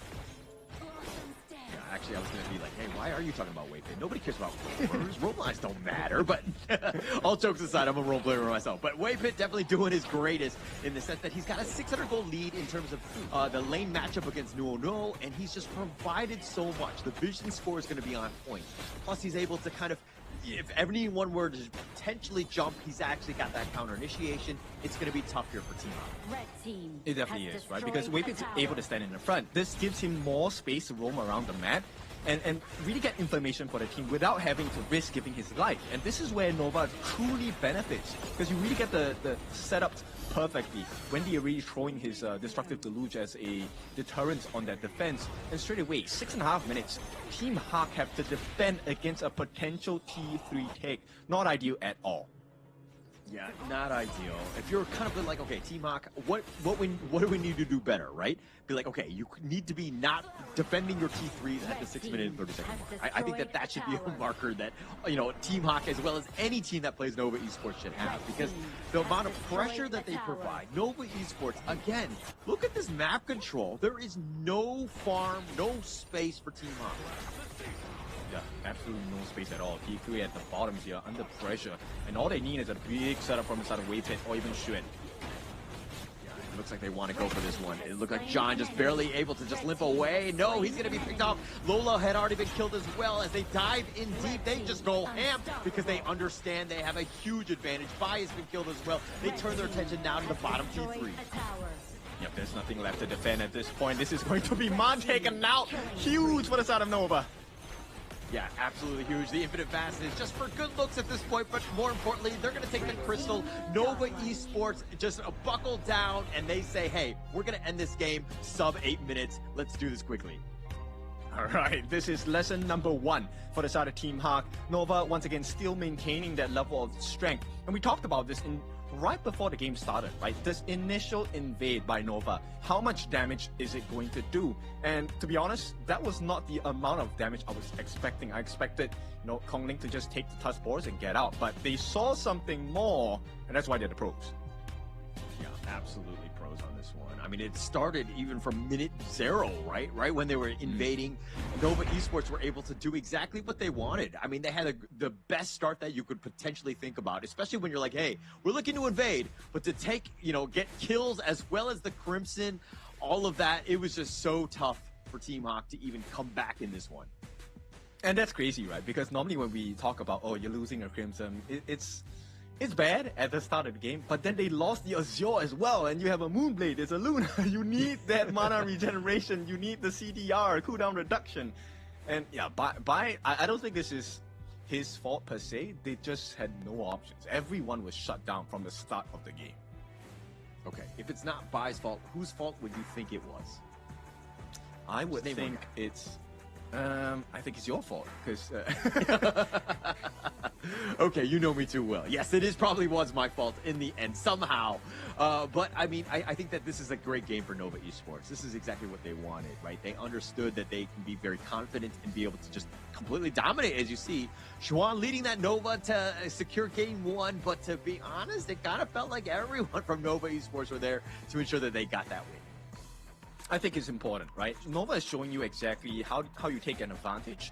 Not just hold it, but how to build upon it, right? Because normally we take a look at a case where, okay, you get that Crimson buff. What's next? The ideal movement is, okay, the next time it comes up after 80 seconds, I'm going to take it again. But Nova did one up that kind of play. They said, okay, I'm going to take the Crimson, but I'm going to add on more. I'm going to take T1s. I'm going to take your Azure buff as well. And this shows you how to snowball that growth. And look, Kongling, 6-0-3. Everyone knew that he was that major win condition as well. I mean, the KDA don't lie, right? At this point, I just feel like he's greedy and not sharing the kills, but Kong Lin was just literally running it down, staying alive, had the most net worth in the entire game, and just made a very quick game of this because he was able to farm and he was just efficient across the map. And this is exactly what they're looking for, Nova that is, in terms of that jungler, of being able to just be self-sufficient, but at the same time take advantage of all of the little advantages that we're giving you across the map. Right, so let's take a look at the stats here. Well, this is why I like, Nova's mid lane, Wendy. Wendy is always very silent and quiet, especially when, the other members are taking the lead. But Wendy always gets those setups. The amount of damage he dealt, 45,000 here. One of the main reasons was because he was consistently throwing his ultimates down as a deterrent against the multiple members of Team Hawk. And they couldn't get the initiation that they wanted. To be honest, Team Hawk's lineup, they can turn this game around, but it requires Nuo, John, and Man to pull off the trio combination to, maximize the damage from Man, and that never presented itself because of Wendy. Yeah, no real chance. I mean, it was like the poking and prodding, that you see from the Lady Jean. He was constantly up in front, just, always there, the maximum range, and it's like understanding the reach of your attacks. He was always at the maximum, and he was never really under pressure. So he was able to do that, and which is hard to do, especially against the Gan and Mo, who can outrange you. But he was not able to hit, the marks in terms of net worth and have that damage to really return that firepower back. That's the crazy part, right? As a Lady Chen, as a Cascada, you're kind of like, okay, my range isn't as far as the Smith and Blade, but you know what? I'm going to have my other team members create that distraction. And Xuan is this guy that I'm talking about. Martial Genius. We were talking about that last fight between Team Hawk and Nova, right? They just needed a initiation coming from either Xuan or their Waypit Lapu Lapu. And both of them did it anyway. Yeah, they were able to just take control, right? I mean, it just looked like, all of these little lane matchups that we're seeing here, all in favor of Nova Esports, especially in a game that went, again, under 8 minutes. It's going to skew quite a bit, but these are things where when you go back to the locker room and kind of discuss things in terms of what we could do better, I mean, you have to start with the lane, right? You cannot be losing that one. I think that there was a huge critical mistake early where Nuo was sticking around and just trying to outfight them when he was outnumbered, and Bai was nowhere to be found. It's like one of those things where, okay, if we're getting invaded, we need to have the team here to defend, right? We have the numbers advantage. We should be able to do this, or we give up on it completely and look to invade their jungle. Fully agree. I think this is one of the core lessons we have seen the professionals teach us in all of the different gameplays, right? What is the answer? And there never really is just one. There are multiple ways to go about it. And Nova is showing you and showing Team Hawk what are the potential options, right? And I like the fact that you mentioned it. Why fight there if you know that you can't fight the early game? Go for the trade. Yeah. I mean, just take the space that's given to you, right? You know that they're there. You had that potential vision. Just go invade their boards. Go into their, and take their Crimson away. But of course, the MVP. I mean, when you have a KDA like that and you're able to run it down on people, it's of course going to be Konglin here. 603. The damage taken, he was that absolute beast. And he always stayed alive, even with that, small amount of health. Because sometimes it was close, but he didn't die a single time. Almost a perfect game there by Konglin here. Yeah, I mean, the moment he set foot onto the gorge and the battlefield, it was truly his first skill, right? The path of passing. But this was the passing of the 5 different members on the side of Team Hawk. The moment he came in, boy, it was over. Yeah, it's definitely over, right? I mean, wherever Konglin went, everyone else from Team Hawk were like, okay, we just can't fight. We just can't be here, right? We're definitely not behind, or we're definitely not able to kind of compete. We're not on the same level as this guy in terms of farm. We have zero chance. So again, got to use that space. We got to find things out, and you'll see most of that in the highlights here. Yeah, not even first minute, you get potential, first blood, and this was fed into Muji, by the way.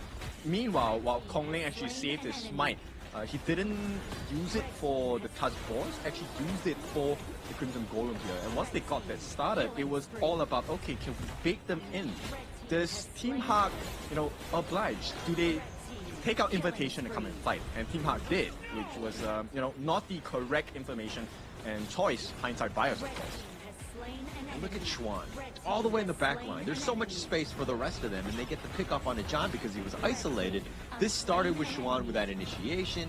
Wendy was tenderizing them the entire time with just all of his skill usage, and he was just able to pick them off. And Team Hawk right now, it was like once you're down a member, it's like, okay, how do we even deal with Konglin? How do we deal with Muji, who are always in our face? And that was an easy game win for Nova, a very clean one. Yes, also just a very small little, thing on the side of Nova, which is the timing of the sprite link usage, right? That's why Xuan didn't take a fall. It was kind of like, hey, he's in the middle of 4. He's taking turret shots from the crystal. How is he still alive? And that was because of the sprite link usage by the team. So they saved it for the last moment.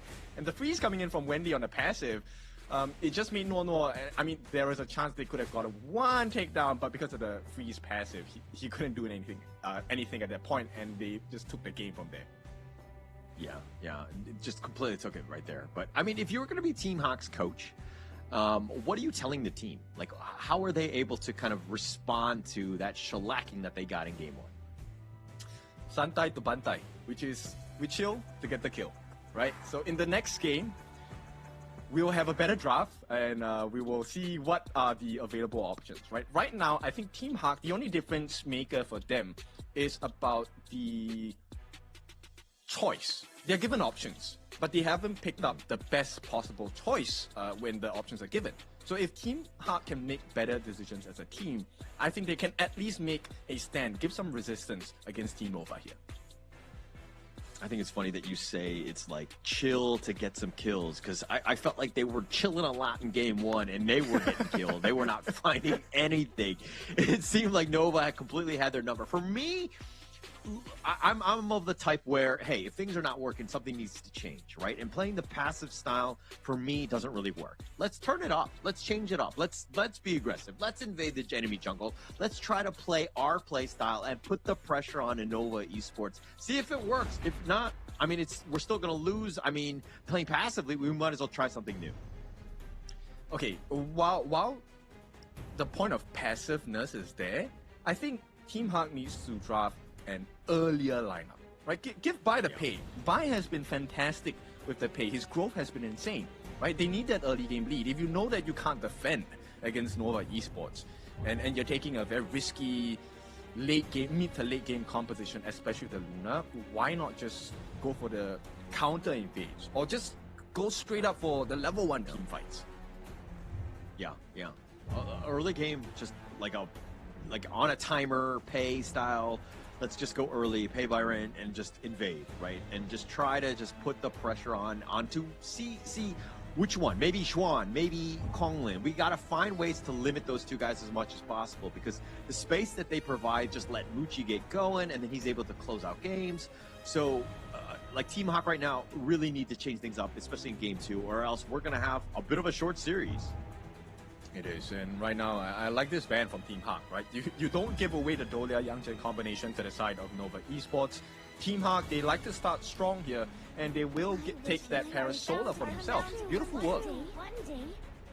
So this is something that was brought up by Sagi, right? In the sense that the Parasola, while it was previously the #1 pick in farm lane, it adds quite a bit of damage, you have mobility, you have everything, but it just seems like most of the teams right now have been able to shift away from it because they're able to counter it. The Hachao is one of those targets that has just been on the rise. The Honey Breeze just does so much. They have ways to kind of lock him down, right? So going into this one, it seems like picking the Parasola is a very risky play, especially early.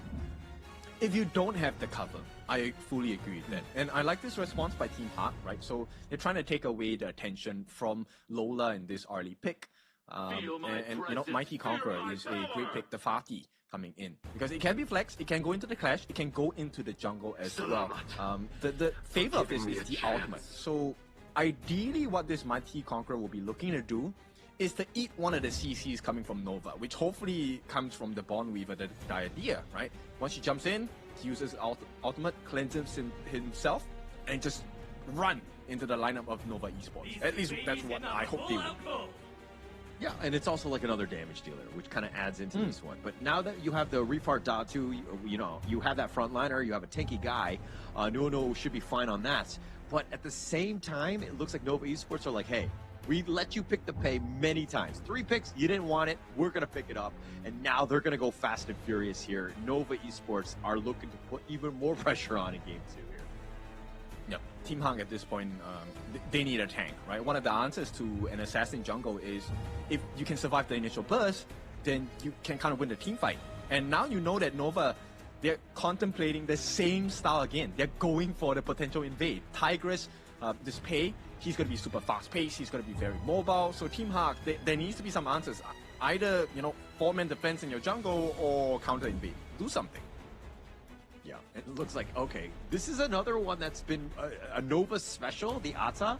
Xuan in that clash lane, that ghost ship has just been very detrimental to team fights, splitting it up, of course.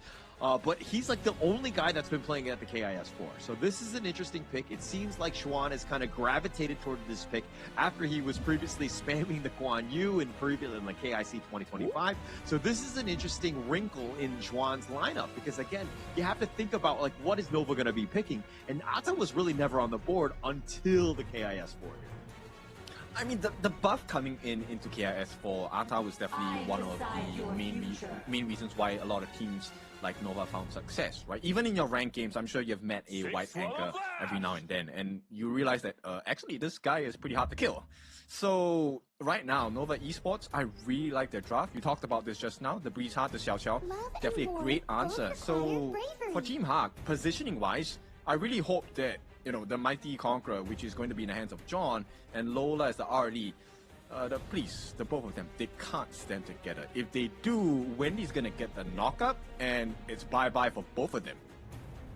Yeah, it's definitely going to be a bit of a problem here. I mean, they have a decent number of stuns. I mean, you can kind of set up with the ghost ship from Xuan's white anchor as well, but those team fights are going to be interesting. The farm right now is going to appear to be pretty much be funneled into Muji and Konglin on the Nova Esports side. If they're able to kind of just out damage them, they're going to have a great time. But Team Hawk need to slow this game down. Give yourself a chance to that late game, and then again let John, the Fatih, the Yukio, as well as the Parasol just really kind of accelerate in that late game. Do they really have a choice though? I don't know. This is looking so scary to me. I have to be honest, because you know the invade is coming from Kongling, right? And this is added on with the heal potential coming in from the side of Nova Esports, right? And Waypit, we know his proficiency on the idea. The question now is, your level 1 skill pick, what do you go for, right? Do you go for the hard link, the heals, or do you go for the bitter farewell, the second skill, to even add in more aggression if someone from the side of Team Hawk comes for the defense on that invade? Well, we'll see right away. I mean, that's the biggest thing, right? When Nova Esports, if they want to go aggressive, if you have that bitter farewell, you could really set things up. So let's see exactly how they want to play. I mean, they invaded in game 1. It was a great call by them, and it really paid off in the end. So if they want to play a little bit more passively, just stay in lane, Heartlink is probably the way to go. So we'll see it right away.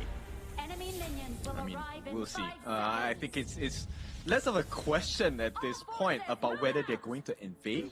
The question more is how is Nova going to invade, and which camp do they go for? You're just already being the Debbie Downer. You sense that they're going to be aggressive. Yeah, they are going to be aggressive. They're not invading just yet. They're making their way around. But look at Kong Lin. He's sticking around with Waypit. This is going to be a 1-2 combination, which is going to be very annoying. And it looks like Waypit did go with a bitter farewell. No, it's not. No, please, no, bye. Oh. Yeah. I mean, I just leave my Azure Golem away. I don't really have vision. Nuno will spot it out, but that bitter farewell is starting to make some work. They get the smite, and now Bai's in a bad spot. He gives up first blood, and now Lola is going to get run down, and all the same. No, it's not enough. The Blasphemy fan shuts him down, and that's going to be 2 early kills for Nova yet again. And once again, he gets even more. Kong Ling here, with the help of his teammates' aggression, they will get the Task Force, they get the Azure Golem, they get the first blood onto Bai as well. Kong Ling was the one responsible for that. They even get Lola down. So every single marker of success that was meant to be is now in the hands of Nova. And this 1k goal lead plus, it was achieved even before the 1 minute mark, just to be clear. And look at how Xuan was actually able to clear the wave so quickly and then just actually go all the way down to take even more away from Bai, who's going to be further slowed down. This is going to be a tough one. I mean, Nova right now firing on all cylinders, and John getting run down, getting pounced, but he's under the tower, and now it looks like it's way too much damage to stun onto Xuan, but it doesn't look like there's going to be too much of a follow-up, but they did zone them away. It looks like the minion wave is going to go in favor of Nova as well. I think the biggest issue here for the side of Team Hawk is that massive EXP differential, right? Shen is already at level 4. John just hit level 4. In the mid lane, Man is not even 4 yet. Wendy has already used his ultimate once. So this is a big concern. 2,000 gold at the 2 minute mark. Nova is GPM as a team, 1k a minute. Yeah, but I mean, they're trying to shift. They did the switch. Man is in the bottom lane, right? So he's kind of dealing with Muchi. It's not the most traditional of the mid lane and getting all that extra farm. So he might be a little bit behind, but it is worrying, especially since Wendy is now level 5. Now they're looking to invade even further. And Team Hawk right now on the run. They get the bitter farewell onto Nuo, who will be chased away. They already have the timing, right? So now, every 80 seconds, Nova is going to, number 1, approach that Azure Golem from the side of Team Hawk. Once it's done, they will start approaching the Crimson Golem. But for now, they're going to start changing their rotations a little bit. Kong Ling wants to secure his own Crimson first. Meanwhile, Waypit is going to be that vision, right? The walking information piece for the side of Team Nova. And once they know about the timing, they will start to decide, okay, what is this choice available to us here, right? After the next 80 seconds of this Crimson take, what is the next play for Nova? And it looks like, you know, they were scouting it out. They were doing the walking around the block, scoping it out for the potential steal on that Crimson Golem. But Team Hawk were like worried. And Bai's like, hey guys, I need support. They actually fortified the area around him just to ensure that he's getting some of those buffs because they need to let Bai really fly in this game. Yes, but that is, you know, growth for one singular player on the side of Team Hawk. And that's a huge concern now. So Nova, they've been making sure that everyone on the map gets gold, gets EXP as well. They have a healthy lead. And here we go. Yeah, it looks like they find John. I mean, the shields are going to be on point. He will survive. But that's going to be very close. Now Lola, here come the reinforcements. The nice two-man stun. Wendy's in a bad spot. Waypit is looking to just run away at this point, but Xuan looking to turn. Nuo knows about half-life. The fan is going to do a little bit of damage. The bitter farewell just slowing him down. Team Hawk, though, have been zoned away, but they weren't able to make them pay for invading the enemy jungle. They can't. In fact, there's a freebie for Muji at the bottom as well. Here we go, Lola. And that's actually the craziest part, is that they're doing this with only 4 members from Nova, right? All of that space, free space for Muji to take that bottom T1, easily taking that down. In addition, they're going to take the Azure Golem anyways, so this is another rough game for Team Hawk. Yep. I mean, with 4,000 gold ahead, you know there is a very big difficulty for them to number one, take a team fight. Number two, to secure their own objectives in the jungle, and now at this point it's all about getting the damage in. All about that damage. They're taking the Crimson Golem as well. I mean, they took the Azor one already. I mean, this is a tough situation. It looks like they're growing the lead by 1k every single minute. That's how fast and furious Nova are playing, and they're going to pick up the Tyrant as well. Again, Team Hawk right now on the defensive, but they're reeling at this point. Yeah, Bai and John, they can't deal with Xuan as well. Xuan is level 7. And here's the scary thing about Xuan.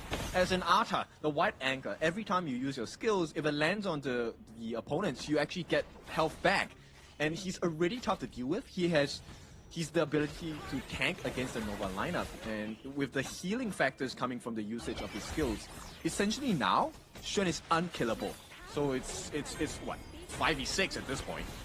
Yeah, it's going to be very tough to find him, right? And to just lock him down, I mean, he's already got the items as well. And then plus he can kind of divide everything with that ghost ship. So it's going to be a tough ask for Team Hawk to find anything. But this is space, right? Hold the line, right? Take the mid T1. Make sure you defend that. Buy a little bit of space. Now you've taken the bottom T1. Lola is under siege at this point. Needs to be careful from Kong Lin. But here come the reinforcements. The emergence is going to show up on this one. But Kong Lin actually is going to go down. Team Hawk right now with the numbers advantage. That's a great kill for them. Okay, 5-1, 5-on-1, that's great. Right now, the question is, how do you build upon this, right? Team Hawk, can they go for the split push or they make that defense in the mid lane? Defense in the mid lane not going to work out, but they can try to take the T2 at the bottom. At the same time, Nova understands this. They want to go for more. They have to make an even trade here. But it looks like, John is in the bottom lane, continuing to push. Their Crimson Golem is looking to go, but Muji's getting a little bit low, just somehow staying alive. But Bai is not going to be as lucky. They find Lola as well. Nova Esports finding 2. And that's going to be a huge win for Nova Esports as they look to go aggressive. Now Mon is running for his life, being chased by wolves. Yeah, he's not going to make it out, right? This is a guaranteed he's going to have a very tough time. When he doesn't even need the damage, it's about making sure that he gets him to use his resources.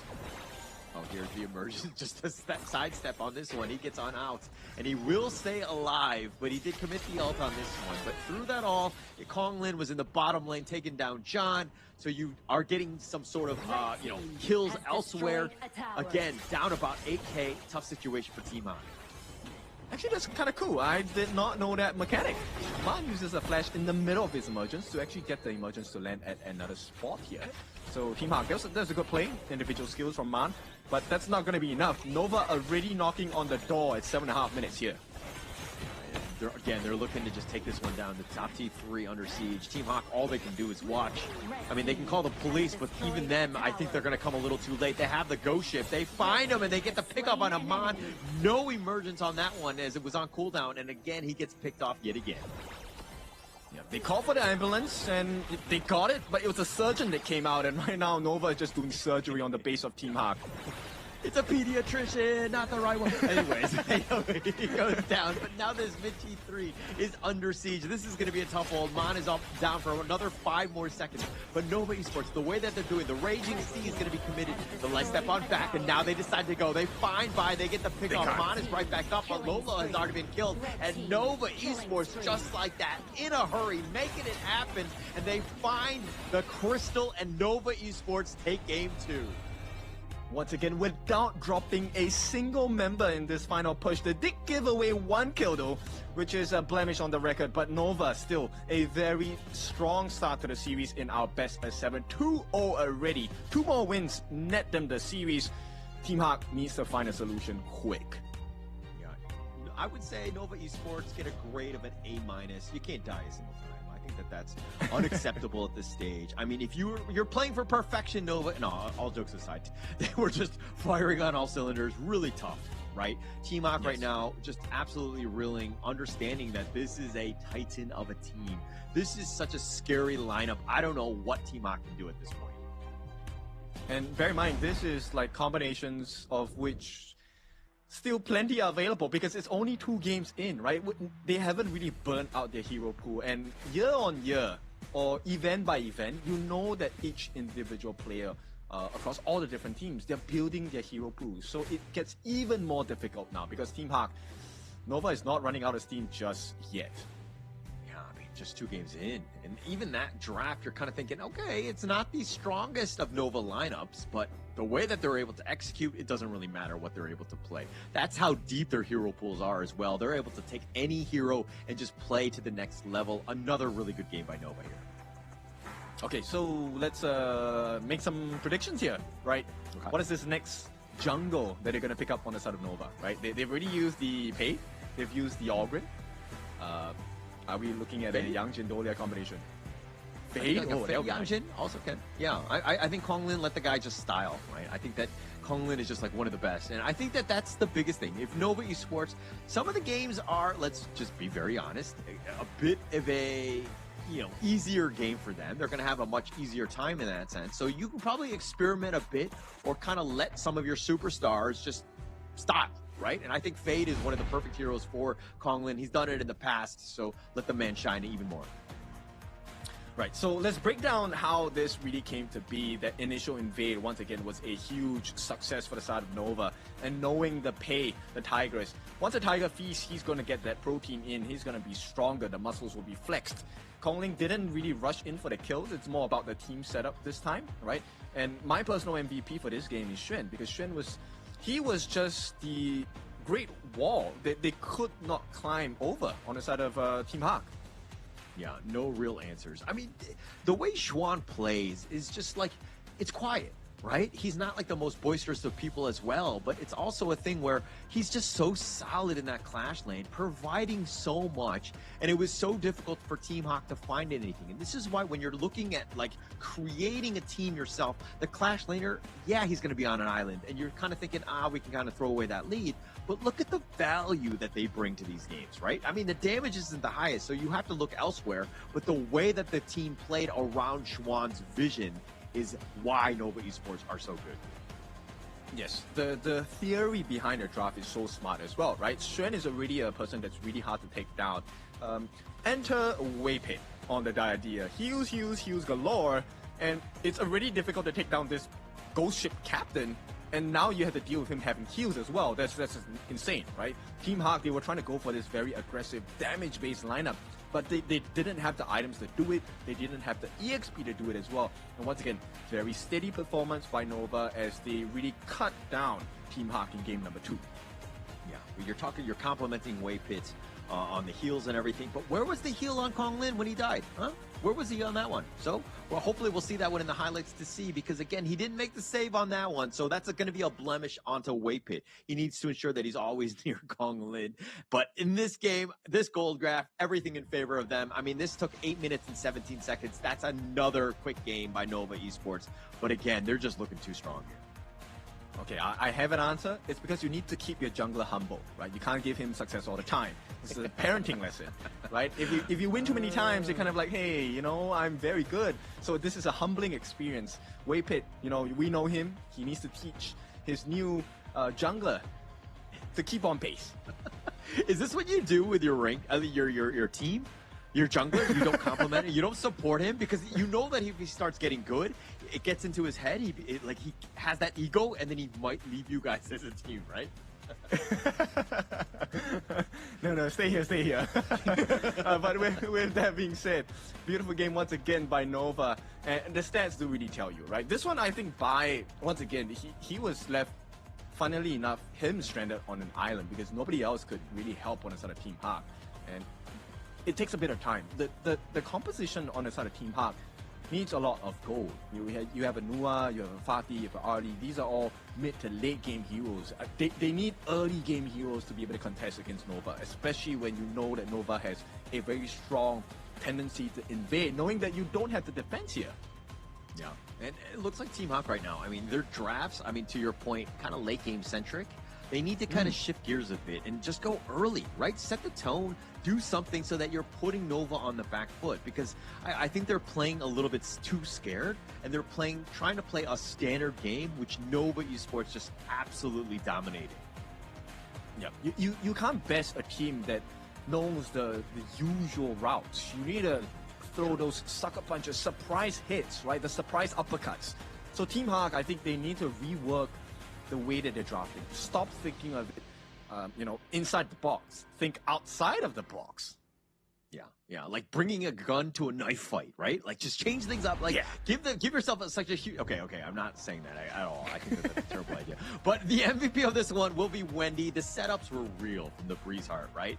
3-0-4. The damage taken, I mean, minimal in that sense, but he was doing quite a bit with 45,000, and he was setting things up for the rest of the teams, which just really knocked them down. Just really well played by Wendy. Yes, and we'll take a look at the highlights here as we look at that initial invade coming in.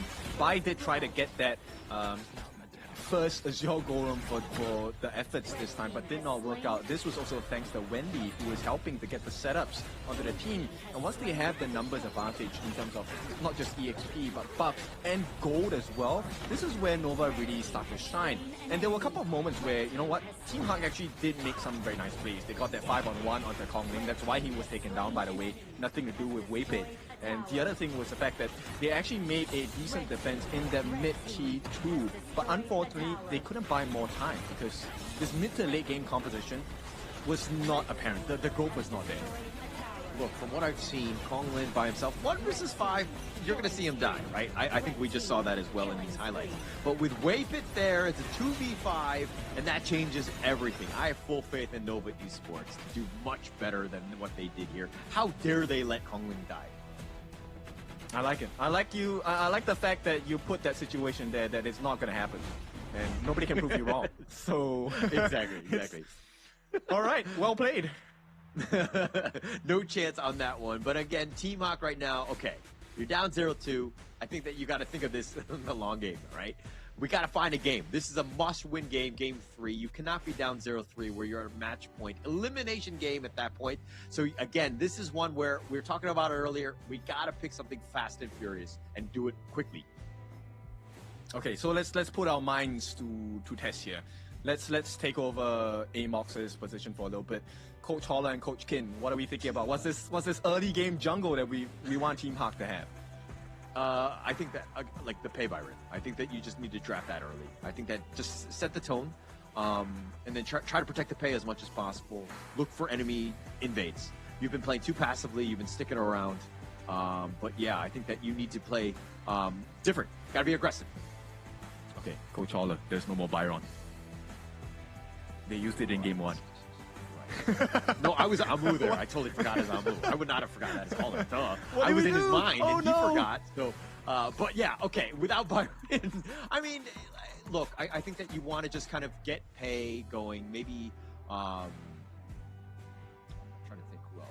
Like maybe. Okay, let me help you out. Let's put Ambrosa in the clash lane for John, right? Let's play the sustain game. So Ambrosa in the clash for John. And then maybe we give a Liu Bang, dominant ruler, for No as well, right? So you can double down on the heals. Okay. But I just feel like that's... Yeah. Like you're setting it up for like this wombo combo with heals and stuff, and then you're just like, oh, venomous staff, and like we can just counter, or we can just, you know what I mean? Like not overcommit, understanding that the Liu Bang's got that battle for command. Like you have ways around it. I just feel like if you have just more fast, furious guys that are constantly invading and just being super aggressive from level 1, you're going to have a better time because it doesn't really matter about heroes as much. It's about dictating pace. Obviously, if they lose a team fight, they might just crumble, but at least you're trying something new in this game 3. That's true. I think at this point, right, with your back's against the wall, especially for Team Hawk, I think it's the best time to really try a composition which in theory makes sense, right? I really think they need to go for super sustain, right? And if you are going to go for an assassin jungler, you need to have more tanks on your team, right? I think the game number 2 pick, especially for the side of Team Hawk, it works in theory, right? In the late game, you are unstoppable. You have an Ahri that's jumping all over the place. You have the Fatih who's able to do the same as well, and then you have the Nuwa with the long-range snipes setups by the stuns on the side of Bai on this Swift Strike. and Lapu Lapu knockout with the ultimate as well on the Rifat Datu, but you need to reach that point. So right now, Team Hak's game should be about, can we get the engine started first? You need the key in the ignition. You know what? I hate it, and it kills me to say it, but you're right. I know what I do agree with you. Please don't quote me on this, because I rarely say that about what you say, but I think that in this case you are correct. They need to change that up, right? I think that that's going to be the biggest thing. But of course, Riznuil, give it a little bit of support right there. You know, it's about the Malaysian teams here. And, you know, again, with this best of 7, the fact that the loser goes home, you know, an MKL team sending another MKL team home is a little unfortunate, and it's definitely going to be saddening for them. I think at this point it's a valuable experience, right? Who comes into their first ever international tournament and win everything? Now, I know what this is going to set up in the future of potentially MKL, but for now, we talk about the present. And, you know, expecting Team Hak to come in and with guns blazing, winning every series, I think that there's a very strong goal. And right now, I think for Team Hak, just learn as much as you can, right? Nova is one of the best out there. In order to be the best, you have to play with the best and learn from the best. Well, Team Hak, guns blazing is a bit extreme. I don't think that was really going to happen. But right now, it looks like they've got water guns as they're blazing throughout. Because, again, it seems like it's a little weak on that sense. They haven't found their first game win. And that's got to be tough, right? Already losing 9 games already in quick fashion, and then going into Nova here, and then potentially getting swept. That is a feels bad, man. And we talk about the learnings and things. But that's got to be rough. So they don't want to be in that situation, and why, again, there's even more pressure for this team to really win out in Game 3. So Nova Esports here, they take out what I would feel is a great start to the game itself. An organ in the hands of Bai would be lovely as well, but that's not going to be possible. Lung as well taken out. Team Hak respond with the Luna and the Zhang Fei ban, but now Nova Esports, they get their hands on the first Forge Maiden here, which is really scary, and Team Hak ignore the Yangjian. They go for the Evernight Aspiration with the Dolia. Do you agree? Ooh. Interesting. I mean, it has a lot. Okay, look, Mon has to get that farm, because if you moonscape somebody, mirage them, and then you're really under-leveled, under, net worth, you're going to have a tough time. You're just going to get destroyed. You're literally isolating yourself to die. So you have to stay alive. And Nova Esports understand that, hey, even if they took us out, even if they isolate one of us, can they really take us on one-on-one? You have the Lian Po here, the Earthshaker, very tanky, will probably survive, as well as the Trilite, who can duel very well, right? So these are nice counter picks by Nova Esports. I don't know if Mon can really get the farm to be that dangerous Haya, though. I can see that, but I think maybe Team Hak is trying to go as simple as possible, one step at a time, which is Haya as the Evernight Aspiration, very strong level 1 wave clear. So let's just win the lane first, and then we start thinking about that. Team Hak's final pick in the first half of the ban pick phase is the Wild Rider, the Agudo. I think that's a great answer against Trilite and the Earthshaker as well, right? Tank Shredder for sure. So that's a good start. I just want to see what else can they use to add on to the value of what they have in this first half of the picks they've already secured for themselves for Team Hak. I think it'd be hilarious if Haya Mon were able to Moonscape Mirage somebody, and he just barely survives, and then you see like Celestial Melody, so that he's like, oh, we could just do another Moonscape Mirage. But yeah, I think that it could be a potential. But I mean, isolating 2 people, I think that could be nice there. I think that the Team Hak lineup probably needs a little bit more in terms of what to potentially utilize that Celestial Melody. My arrow will turn the tide I of think they battle. need like a big tank on the side of For who? Hak. They have tankiness as well. Like okay, now they have lockdown in the form of the Dharma, the martial monk. So and Hano as well. Okay, you know what, Nova Esports, thank you so much. This is a very tough lineup to beat. It is going to be tough. I mean, you potentially get into Hano, right? And you can Fate Rewind. You have Dharma, who's with the Lian Po, the Earthshaker. Like, you're going to have a tough time dealing with them and getting that control. So Team Rock right now, this is they have the Agudo. I think that you need a little bit. Okay. What? Really? No way. They're just hovering. No way. What? They actually lock it in.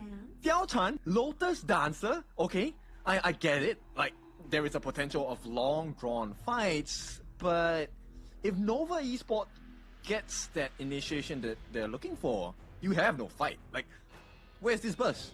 You need burst damage to deal with Nova Esports. Okay, so I think they took our advice to try new things to heart. And they're trying the Diao Chan, the Lotus Dancer. Okay, this is going to be an interesting one. I don't think it's been picked in the KIS thus far. No. But this Debut. is... Yeah, this is the debut for sure. Interesting pick. I mean, I don't know what else to say. It seems like they're kind of squishy, which kind of worries me. Okay, so I believe it should be an Intimidate Lotus Dancer Diao Chan for the side of John. But this particular lineup, it can work, right? Because John, if he manages to get the attention of the various members on the side of Nova, buy time long enough, then Bai really can shine in the team fights, as well as Man. But the thing now, we don't go to step number 5. Let's talk about step number 1. Can you win your lanes? Yeah. Can you win your lanes? Can you actually just not get crumble in like the first 5-6 minutes of this game? This is like, if we're talking about like first lane matchups. First minute. I mean, if they decide to invade, like, they're going to really struggle. And Nova Esports have shown time and time again that they're willing to be aggressive, especially early. I think they can't really afford to invade. Not at level 1, at least. That would still be a risk. No matter how strong Nova is, that is still a risk. But the moment you get your second level, I think that is your secondary camp of the buffs. Yeah, that is when Nova starts to look to strike. Because once you have level 2 Haino, he's pretty much unstoppable, right? Once he gets his second skill on to melee range, he's probably unkillable at this point. Yeah, it's going to be a tough one. I mean, Team Hawk right now, like, they need to be aggressive, and they're trying to put the pressure on the Wendy already. But again, like, he's fine. He just stays under the tower, throwing out those scepters, and I mean, John is going to actually teleport in the top lane. Just get back in. This Diao Chan for me is throwing me in a bit of a loop here. It is, but Bai, oh no! Oh, he's gonna get the shield. They flash on forward. Waypit not letting him go. He's gonna get first blood. They're gonna walk away, and now John is showing up. Mon is there as well, and they get any sort of revenge. Waypit with that dash away. The Crimson Golem has been taken as well. I mean, Nova Esports taking everything, and Wendy continuing to be aggressive, even at level 3. John's in a bad spot. He's only level 2. He dashes over the wall. Waypit thought about it. The secondary burst ramp getting him back to safety, but they're gonna disengage after that. Yeah, but the biggest damage here is not about Wendy taking away the Crimson Golem. It's not about Bai dying. It's the fact that Kongling was left untouched. He has now taken every single stick away from Bai again. And look, first minute and a half, and we already have a 1,000 goal lead. So, yeah, you know what? Team Hawk need to work better on this defense and really understand what is this Nova invasion lineup. Because how do you lose? How do you lose Bai's jungle without Kongling even invading in the first place? I don't really know. I'm sorry. I'm laughing because I really don't have any answers right now, because Team Hawk right now are completely on the defensive. John has really been struggling as well. He's a level behind Xuan. And Bai struggling. 2 levels behind Konglin, who's like, you were addressing the fact that he was by himself just farming, and he's made far use of that time. Yeah, and look, Team Hawk in the mid lane, Man finally won his lane, and still they lose. So Nova is just putting too much pressure on the Team Hawk at this point. Kongling's already at level 5. He has a 2-level advantage against Bai, right now 1, but he can jump for days. He doesn't even need the reset at this point. No Dolia, no problem. Yeah, no Dolia, no problem. I mean, look at how they're just invading. They're imparting their will because they know that Team Hawk right now are so far behind.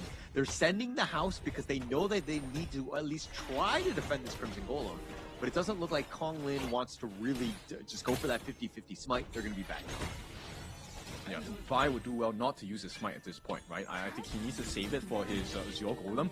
And at this point, I think he did use his passive, which is the release. There's a freebie. And you can see what Waypit is doing. I like this playstyle. You guys should really take a look at what Waypit is doing. He may not be able to steal the buff down here without taking a huge risk. But this information, once again, he gets the timing for the team, and Nova will then be able to make another good, conscious decision on what to do next. Yeah, and not only is it about the timing and that vision, but now Team Hawk are feeling a little uncomfortable. They have to send 4 people just to ensure that Bai secures it, because you know that if it was just like one-on-one, Weiput would at least try for it with that burst ram and getting him in and out. So it's another situation where you're tracking them into a certain area while that creates space for the rest of the squad elsewhere to just farm. I think a little is an understatement at this point. Yeah, this is so difficult. I mean, I've had difficult games, but damn, I've never had this kind of difficulty before. Yeah, but when they're difficult at the end of the game, you just report your teammates, right? At least you have that. In this one, it's a little bit tougher, right? Because you're like, oh yeah, I just reported you in game, but you're like, you're friends with them and you just constantly queuing with them. But now it looks like the Tyrant is up in about 4 minutes at the 4-minute mark here. But this is looking, I mean, Team Hawk are looking to start this off, but Kong Lin just making his way around. Doesn't look like they really want to defend. Maybe they'll give this up. Wendy still with them scepters on the side. Honglin looking for that flank. Here comes Furball. Tries to go on to Wendy, who's actually taking a decent amount, but that bait rewind, he gets on back. He gets back to full. The Tyrant's is going to be taken by Bai. That's going to be a great win. But John getting picked up on the top side of that one, near the river that is in the mid lane. He's going to be picked off though, and Mon gets killed as well. All right, that was a decent effort coming in from the side of Team Hawk here. Man actually getting Weiput out in order to reduce one of the number of tanks available on the side of Nova. Unfortunately for them, they lose that team fight. Oh no, Bai will be taken down. Truth Mantra by Xuan to make sure they secure that. It's now a 2,000 goldie, which is kind of surprising, right? Nova is not overly pressing at this point. I mean, Bai just wants to be left alone, right? He wants to be that solitary farmer where he's just by himself, just sipping some coffee, just taking his time. But Nova Esports have been aggressive, constantly invading, hounding, contesting, making things very difficult. And Team Hawk right now have not been settled into this series. They have not. They've been placed in a very uncomfortable position at this point, right? Where the question is, it's not even about team fights, it's about what kind of resources do we have. And Wendy is just poking them down. Every scepter of fate hurts even more and more. Yeah, like how are you supposed to fight when the team is out, like, you know, growing you in the sense of like 1K per minute? You know, you're so far behind to take any sort of fights, and now you're getting even further behind. It is a tough situation for Team Hawk, and it looks like they're going to go with Heaven and Earth. John had been killed in the top lane as a solo by Xuan, so they're doing everything and winning all of the lanes and putting even more pressure on Team Hawk to do something. Oh, here's the Moonscape Mirage. That's going to be the first one of the day, and it looks like he's going to be locked in. Chicha, though, will get the kill. Muchi, that is, says, how dare you send me to the afterlife? Yeah, Muchi, you know, at that point of position, it felt a little bit risky because he had already used his ultimate. But then that is where the level advantage comes in and the gold advantage comes in, right? So Muchi definitely was able to sustain a little bit longer, get the lifesteal. And with that huge range of snipe, he got the kill on demand. And right now, T3 is under pressure. Team Hawk, they're going to try their best. Yeah, try to do their best, but the Fate Rewind zips it on back. You're like, okay, focus on me. Wendy's like the perfect tank. He shrugs off everything, because if you're looking at the roster of Team Hawk, they don't really have a lot of burst. Lola is not online in terms of that damage just yet, so they don't really have enough. So Wendy can play even more aggressive, being that front liner, and again, just staying alive, which is going to be a tough situation for Team Hawk to deal with. Yeah, Lola needs 6 more levels and about what, 8,000 more gold at least to be able to make a stand against Nova at this point. But that's just one. Yeah, 8,000 is definitely the number here to hit 12K. Here we go, 1-on-1, John. Okay, John barely surviving on that one. That teleport, that was super close, and I think that he's going to be happy with that. But again, not really much. They haven't taken a tower, so there's really not a lot of space even to teleport. And now Weiput just forcing it down on Nuo, who's just like happily taking this. Yeah, right now there's too much tankiness on the side of Nova, right? Who realistically are you able to take down? The question to that is no. Yeah, really. I'm not sure how you're supposed to take them down. I mean, they're so far behind as well. so that Nova Esports, they're tankier, they're doing more damage, and they're just slow sieging you. They have, you know, this Kong Lin, and he just hounds on 4. They have an Earthbow. They find Nuono, not able to get enough to do the damage to kill him, and Nuono will survive, but they turn their attention on this bottom T3, easily taking that out with all of the space that was provided. And so smart, right? You take a look at that movement by Nova. It's actually to push them back. It's not to get the kills, it's to push them back so that nobody clears the wave of minions coming in, so they get access to backdoor protection being taken down, and there's a free T3 at the bottom. Team Hawk though, they need more. Yeah, they definitely need more. Oh, nice Trevor smash! Wavepit setting it up! Juan waves the flag, he stays alive. Bai is not going to be as lucky. John is into the fountain, he gets that, but it looks like they're going to take the crystal, and Nova, just like that, will take game number 3. Beautiful setup to end the game, and this really was spectacular because it shows you how controlled Nova are in this series itself. Right now, they're going to be at series point 3-0 with plenty more options for the draft to explore still. Yeah, it doesn't look like they're really diving deep. I mean, they have so many different options, and this is why when you're playing on the international stage and you have the moments and the experience of a best of 7, it's going to make you better in the end because you are constantly going to be tested and you have to dive really deep into that hero pool, and having it just being able to continue on and to know that the draft is going to be key, but you've been there before. This is a well-versed veteran squad that is incredibly scary for any other team right now at the KIS4. Yes, and while this definitely is a painful lesson, I think this is a much valued lesson for the side of Team Hawk, right? Now you have to really consider, okay, the draft-wise, what do we start with? We know that the weaknesses of Team Hawk is this initial invasion. They don't have the answer to that yet. Mostly because I think it's just based on the ban picks. They don't really have the heroes that are equipped to deal with a level 1 invade. At the same time, the secondary part is, how do you play the map as Team Hawk, right? What do you do when you're losing? And I think we've asked some of the pro players this question before, and the answer was always, okay, we try to hold off, we don't really take a fight, and we try to see what value we can have in split pushes or just general wave clear.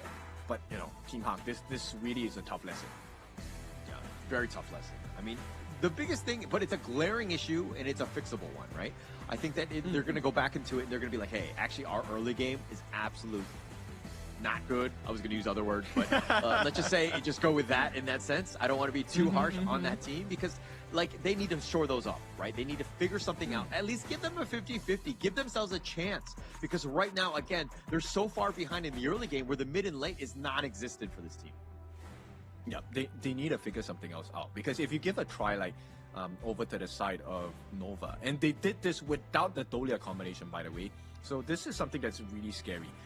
Nova right now, the question for them is, my view of them in this is they're playing very standard drafts. I'm curious if they want to try something new in this potential last game in the series and explore what other kind of strategies they can pull against the other teams. Because right now, Team Hawk, you know their position. Backs against the wall. This game, Kong Ling once again taking 3 kills, the most out of the team, because of the insane lead every other lane has. Yeah, it just had so many different, like, all the lanes they went in their favor. Early game, beginning, just the way that they were able to kind of move across the map and make things very uncomfortable for Team Hawk. Again, just very little answers, very little ways to get back in. And I mean, when you only have a single kill, this is kind of what happens, right? Where you're not able to find the right pickoffs because of the positioning that is far superior by Nova Esports, and they were able to just kind of dictate the pace of this game. And we were talking about how Wendy was that frontliner just with that vision and those fate rewinds to keep him alive. He was 0-0-1. That's very pedestrian, but the damage that he dealt, those scepters were completely on point this game. Yeah, because they were forced to be together, right? That's the biggest issue that Team Hawk had, which is one of the things you want to do when you're behind is let's play the numbers advantage, right? 1v3, 1v4, that will be ideal for us. But when you're playing against a Hano, a Fate Turner here, that is actually to his strength, because the more targets he gets with his scepters, the more heals he gets, the more damage he gets as well. Yeah, and that's what you want to do consistently. I mean, him and then the rest of them were just kind of the support that they were providing, even with wave pits like Tremor Smashes, and he had a highlight reel one. But let's talk a little bit about this Diao Chan Lotus Dancer. I mean, we were kind of talking about it for the draft. We had some question marks. and this is kind of why it didn't really have too much of an impact. But I mean, did we learn anything from this Diao-chan Clash Lane pick? All right, so one of the ways that a Diao-chan actually shines as a Lotus dancer, right, is the fact that once there's no more CC, she's able to really provide value. Because in long extended fights where she's not under crowd control, Lotus dancer really does shine. You can get a lot of damage and lifesteal from this pick. But the issue is, for the side of Nova, they understand this. They're very professional in their sense. They've been veteran players for a long time. And Xuan saved his truth mantra for John specifically. And adding on with the difficulty of the difference in the level of farm as well as experience, yeah, John just couldn't last. Yeah, no chance. I mean, just too squishy, right? I think that the rest of the lineup, I mean, just the really no real way to team fight. I mean, every single like lane matchup that we're seeing, the Haino versus the Haya, like this is like, I think the Haino does just fine, right? It's not too much to worry about from Haya, and every single pick was just kind of in favor of Nova Esports. So it really, again, it just sets your team up for success when you always have that slight edge in all of the different lanes. Exactly. And this lineup, I think maybe at the start of the game, Lola does have an advantage against Muchi. But when your team plays well in the other lanes, that trickle-down effect is so scary because it's never going to be a 1v1 anymore. You're going to have Waypick coming in. You're going to have Xuan coming in. You're going to have your jungler Kong Ling coming in. So once again, it becomes an unfair advantage for the side of Nova. And when a team like Nova has a lead, they don't let go of it. They want to build upon it. Looks like the MVP, the #1 guy. He knows it. He knows it. And of course, it will be Wendy here as he is just play on that Fate Turner, the Haino. Just too much. KDA, you're like, oh, 001. What? Like, that doesn't seem very good. But, like, check the replay. I mean, the damage, the Scepters, 86,000. He was constantly just pouncing on people, just making things very uncomfortable. And, of course, not dying, which is key as a Haino. Yeah, exactly. This also means that he's pulling attention away, right? That's one of the reasons why we had that, picture perfect Tremor Smash from the side of Waypit as well, because everyone was trying to focus on Wendy, everyone was trying to focus on Xuan, and when that attention is taken away from, the important members on the side of Nova, this is where you really get the beautiful setups they're looking for. I mean, this highlight reel is going to be rough if you're a Team Hawk fan, because the way that, look at how they're able to push them away. John had already been killed. This is a numbers advantage already. They just clean up scraps, right? Who's left? We'll just take them down. And the prioritization from Nova Esports and their ability to just move around the map and always get the numbers advantage. Take advantage of the fact that Team Hawk are not always together on the same page as a team. Look at that picture perfect 3-man knockup from the side of Waypit. Doesn't mind giving his life at this point because they were going to end the game anyway. And with that, Nova manages to seal the deal, at least for the second half of this best of 7 here, as they lead the series 3-0. One more does it. One more. That's it. I mean, they're a chip at a chair for Team Hawk right now, just trying to stay alive in the KIS4. Unfortunately for them, if they lose this, they're going to be out. But again, a bit of a mountain to climb. Nova Esports, they're definitely the favorites. I mean, let's give Team Hawk a little bit of credit in that sense, where this was going to be an uphill battle no matter what. But getting into this opportunity, you were talking about this positively about them. If they're able to take these losses and learn from them and to take those lessons into MKL as they move forward. But right now, if they want to have a chance at the KIS4, they need to learn very, very quickly. I think quickly is definitely one of the challenges, right? The second part is also about the draft and bans and picks in this particular format. Now, in KIS4, we also practice the global ban pick format, meaning if you use a hero once, you will not have access into it for the rest of the series. But maybe if they unlock the ultimate battle, that would be great. For now, let's take a break. We'll see you when we're back.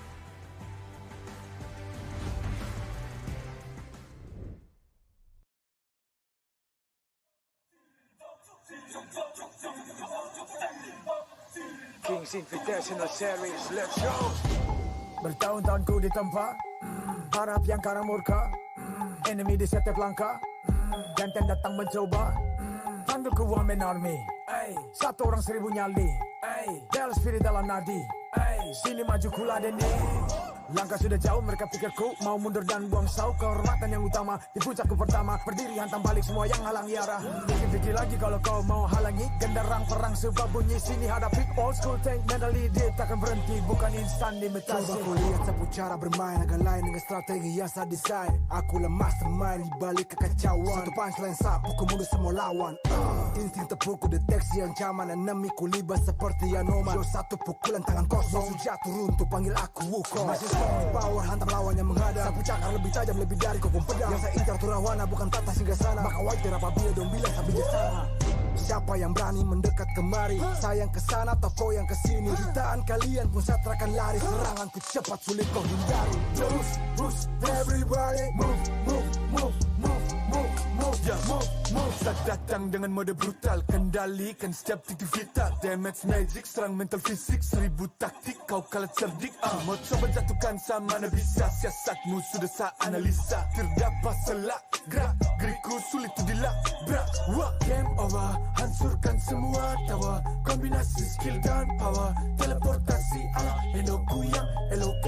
Kau tahu ku tak bisa redam, bulat ceketku yang takkan padam. Tuh kehormatan yang tak bisa dibeli, saat saya genggam jangan harap kembali.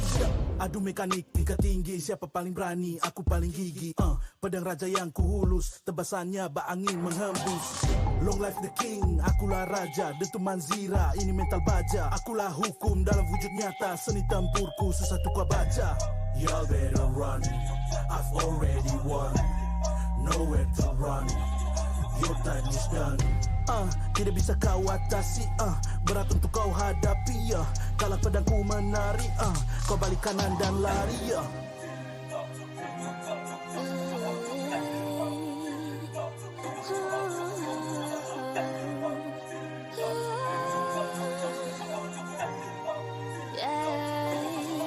Come get me a good sing a song now. Aku cinta I'm the queen, feel alright. Orang jajali ternyalain dah. If you want me, profit me way mas. Siapa tadi panggil, cause I'm ready. Siapa bilang aku tak punya nyali? Don't try me ni yang ku sebut api.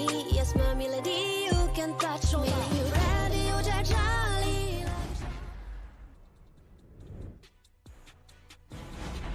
Welcome back. It is time to go into the potential last game of this series here. Game number 4 between Nova Esports and Team Hawk. These have been your global bans and picks in the first 3 games. Right now, what is available for Nova? I mean, they still have quite a bit. I mean, it's just 3 games and they've just kind of dominated throughout. They have like the world is their oyster in the sense that they have so many different options, different directions and what they want to go. I think if anything, right now is a good time to experiment a bit, right? Just you can play something a little bit that you're kind of just testing out to see if it really plays out because you have a little bit of room for error. I mean, not to say that Team Hawk really want to be going up against that, but I think that this is a must-win, obviously, for them, or it's elimination. They need to kind of go back strong, but with Nova just playing a little bit, potentially in this draft, a little bit soft, it might give them a chance. All right, so thank you for your love, Saya Hafiz. Malaysia definitely are able to dominate HOK because Nova Malaysia is there. So let's see if that's going to be, you know, the case. Everyone is very supportive of Nova, definitely one of the strongest, if not the strongest contender in Honor of Kings Invitational Season 4 thus far. Yeah, and I think the biggest thing about Nova right now is that they're looking to be a very confident squad.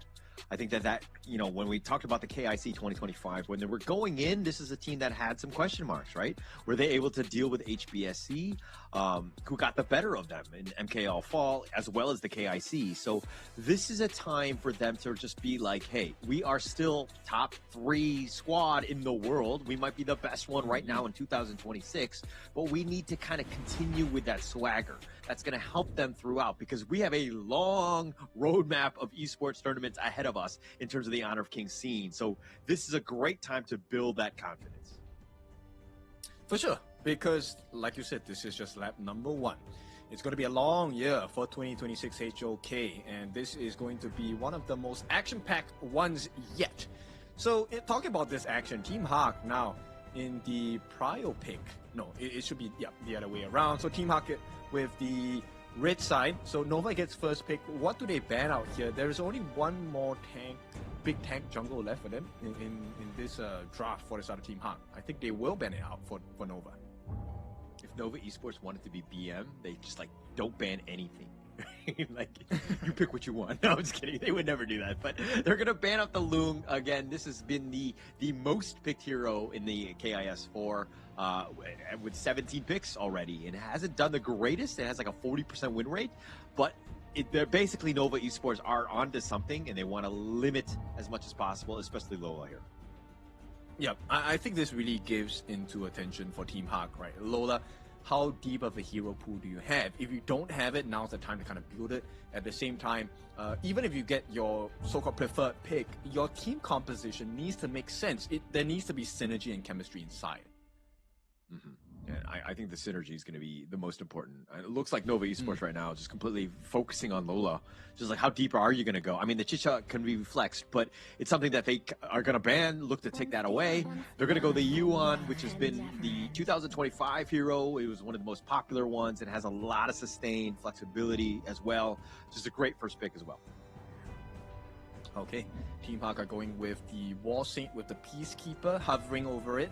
So I'm expecting, okay, Nova has already used the Mayin, right? The Martial Genius.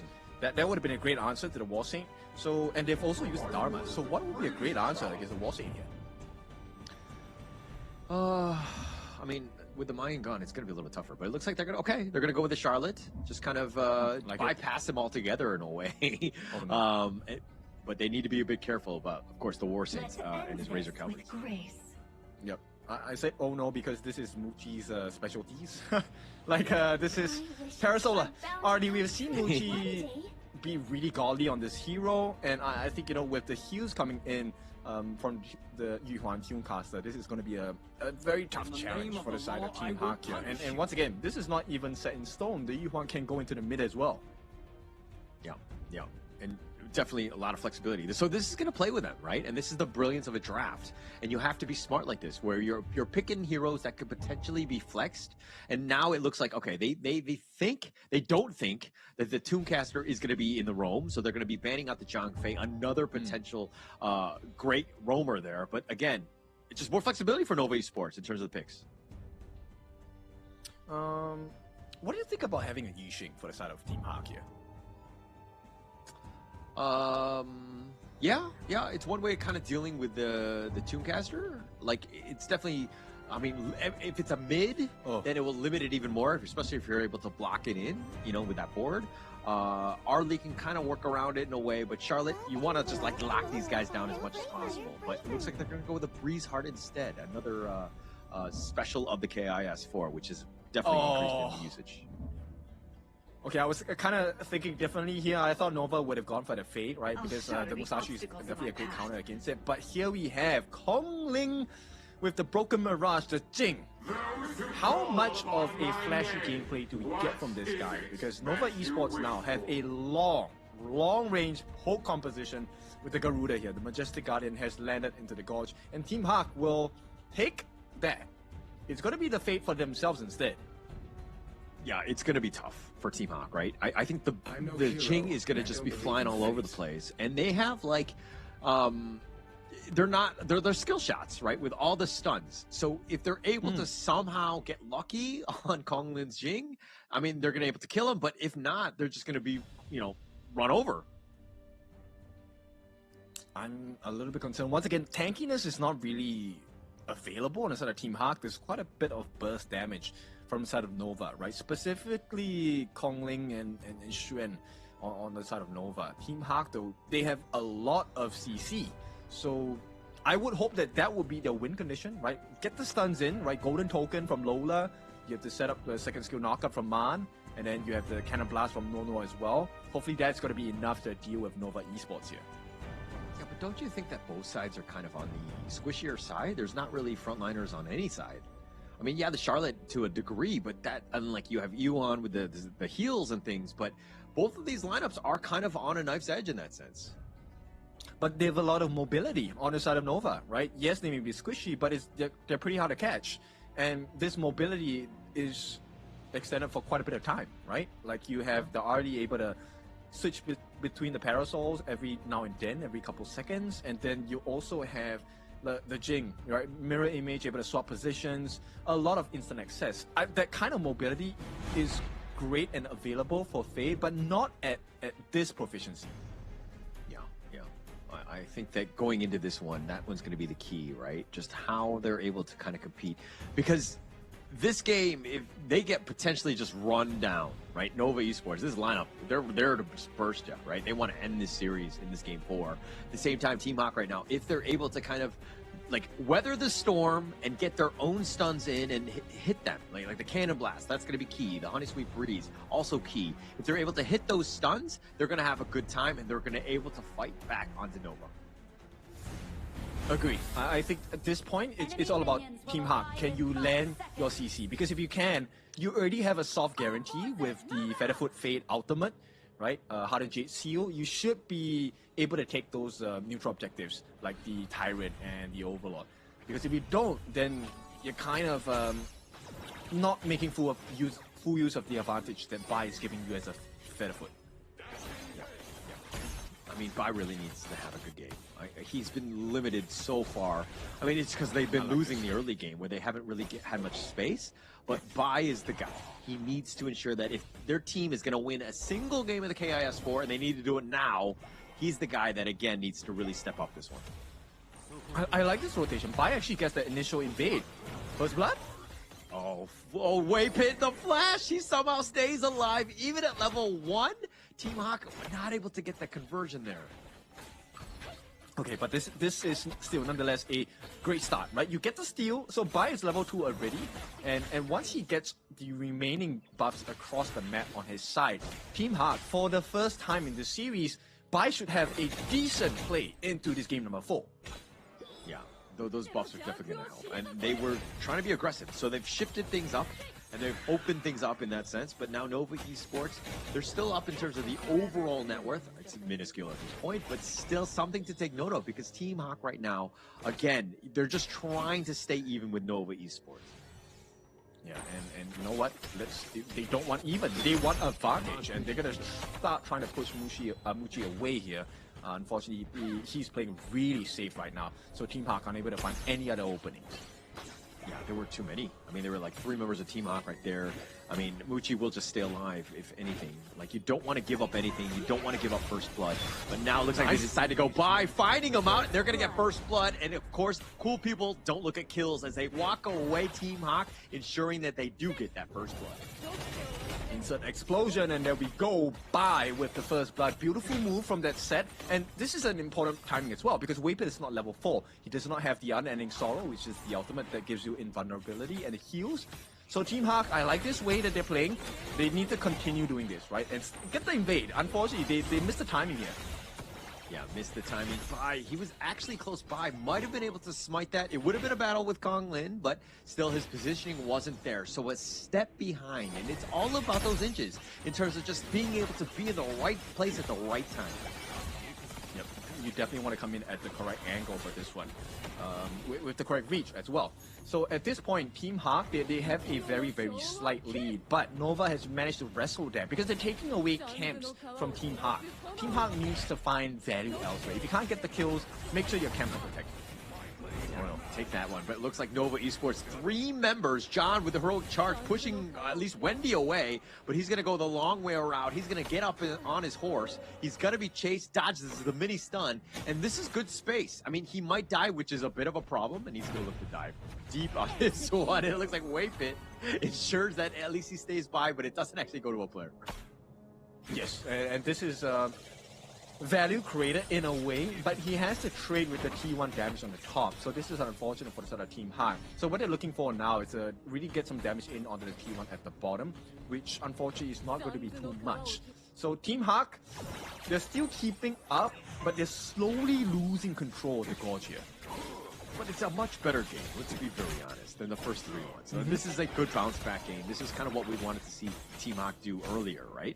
But the fact that they're kind of keeping on pace, it's like less than a K, which it speaks volumes compared to the last ones if we're comparing in that sense. But John now just needs to stay alive, but this is going to open things up for the Tyrant here. Oh, it goes in. Okay, Man. Oh, he gets bursted. Just the damage is just unreal from Nova. They make him pay. And no. Just one last shot. Oh, he has his shields. He stays alive. Oh, but it doesn't look like Nova is going to be lucky. He goes down, and now the Tyrant is going to go the way of Nova. Yep, the win condition completely shut down from the side of Nova. There is no Hardened Jade Seal here. Maybe Shen has to give his life for that difference maker. But John, he can't even catch up, unfortunately. Flash going to be committed by Shen. And once again, Nova are winning everything across the map. Those little things really matter. Really matters right there. I mean, the Flash was committed, and now with the Wings of Judgment just zoning, they're not able to go in, and it looks like Bai not able to take that away. It gets stolen under them as Wendy gets the steal. Yeah, with the last feather, by the way, this one hurts. I mean, feathers are meant to be soft, but this one cut deep for the side of Team Hawk here. Yeah, definitely. It was definitely a painful one. Just being able to just steal that one with that last one. And Muchi spotting it out. John, though, he's going to get going on. And they chase after the Mirror Domain more for zoning and dealing with the minions. He's going to take some tower shots. He needs to be a bit on the careful side. But in the end, it looks like John will help clean up that top wave. Yeah. And this is where you start to see the gold advantage being played perfectly by. He's gone. Oh, he's totally gone. Completely focused. He was going the wrong way as well, and Team Hawk were there, but they're not able to support when you're running the wrong way, and here comes the Wings of Judgment. Oh, the feathers are on, and it's doing a decent amount, at least on the Mon, but they don't have the minions to continue on with the push.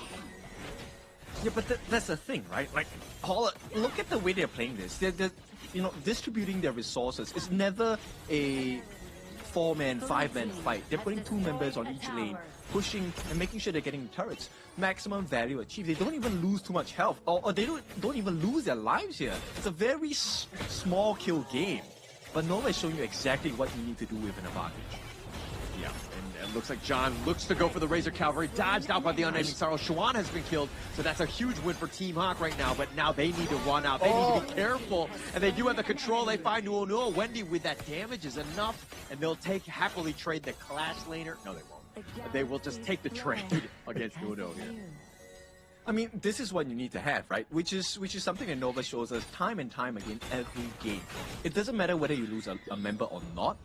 You just need to find the appropriate trades, right? At this point, it felt like this game has been going on for a while, but we're not even at the 10-minute mark. We're still quite far away, 3 minutes in fact.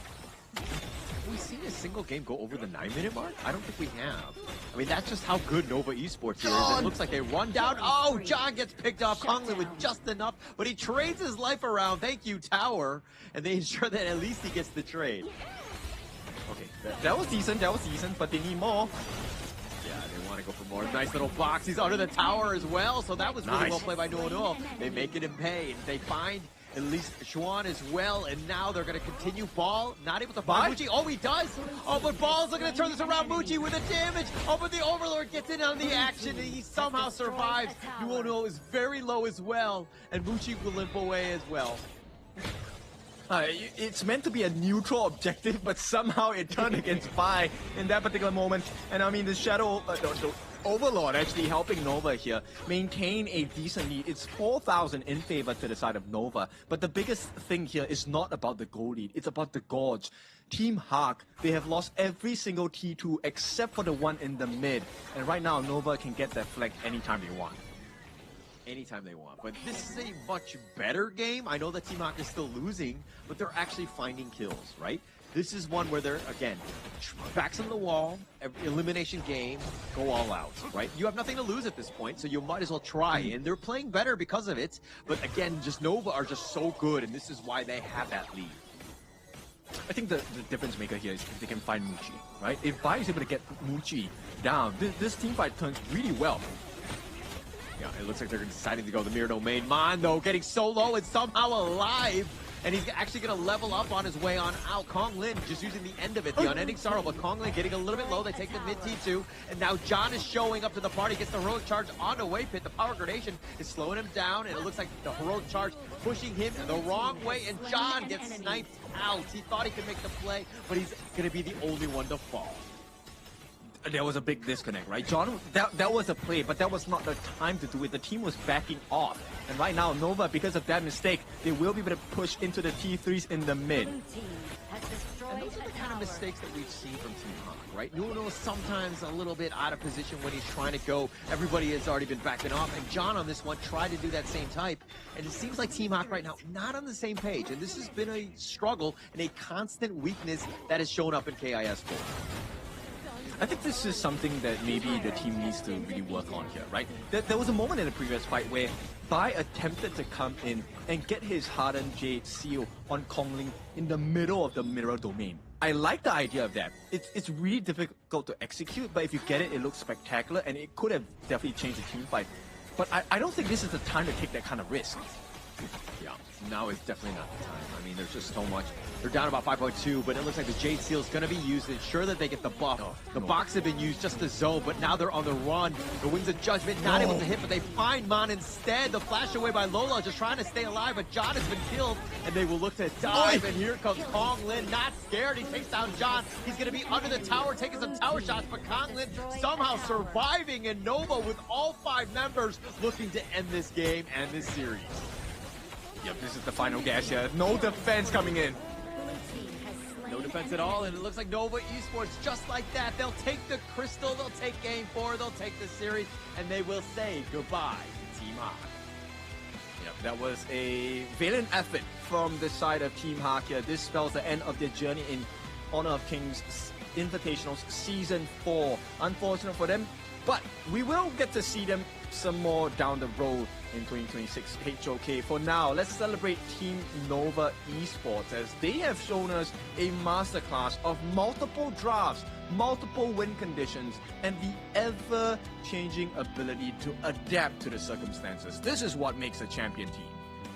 Yeah, it's all about that execution from Nova Esports. I mean, they got to be ecstatic and just very confident and proud of how they played, because Team Hawk right now, it looked like they didn't have any sort of answers. They were constantly on the defensive, and why Nova Esports are the top dogs at the KIS4 and the scariest team and clearly the favorites. Oh yeah, definitely the favorites for this one. I think all of the votes, most of them were geared towards Team Nova, even in the predictions itself. Now, if you haven't done your predictions, now's the time to do so as well. But it has to be for the second series of the day, because we're done with this one. And with a 4-0 clean sweep, Nova advances into the next round of our knockout stages for day number 2. So let's welcome you back into day number 1 once again. They have continued their winning streak. No blemishes, I would say, overall for Nova. Yeah, no blemishes whatsoever. I mean, they died once. So I think that one time that they died, yeah, I think that like Kong Lin that one time, that's unacceptable. No, but I mean, a flawless game, flawless series. That's exactly how you want to play this one out.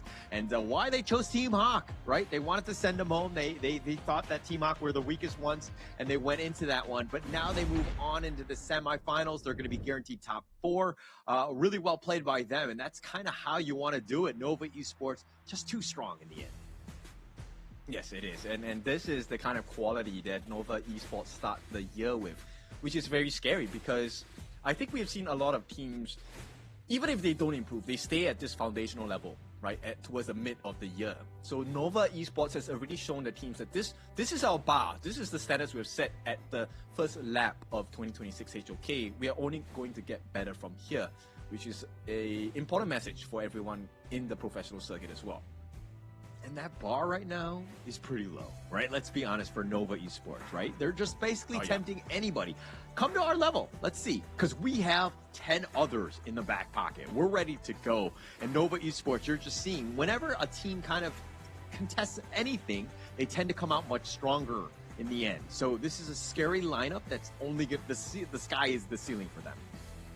It's kind of like life, right? You have to stand up for yourself. So at this point, this is where I'm really curious. I'm very sure the other professional teams all across the globe, they're putting in the notes. They're kind of like, okay, look at that rotation, look at the timing of that. This is the kind of draft we want to try. And the biggest thing for me is, look, Nova look very strong, but that doesn't mean there are no gaps. That doesn't mean they have no weakness. These drafts are beatable, right? But I'm curious who is going to be the first one to do it, if it even happens in KIS4. Yeah, and we're going to have to find out. I think that there's really, when you're watching that game, and you were talking about timings and all that, they're all positive, right? They were chosen by Nova Esports. They were dictating everything in the game. I mean, they hardly died, and they barely made any mistakes because of it. So you're kind of thinking, it's like, okay, where are they weak?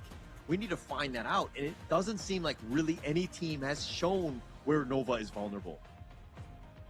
Not in the full series, for sure. But we've seen a couple of punches, right? Like Bigatron by Vitality. Yep. We've also seen Nongshim kind of punch Nova in the face once in the series. As we go and continue with this best of sevens, I'm curious to see if anyone... I would definitely be curious to see anyone just put this blood force into Nova here.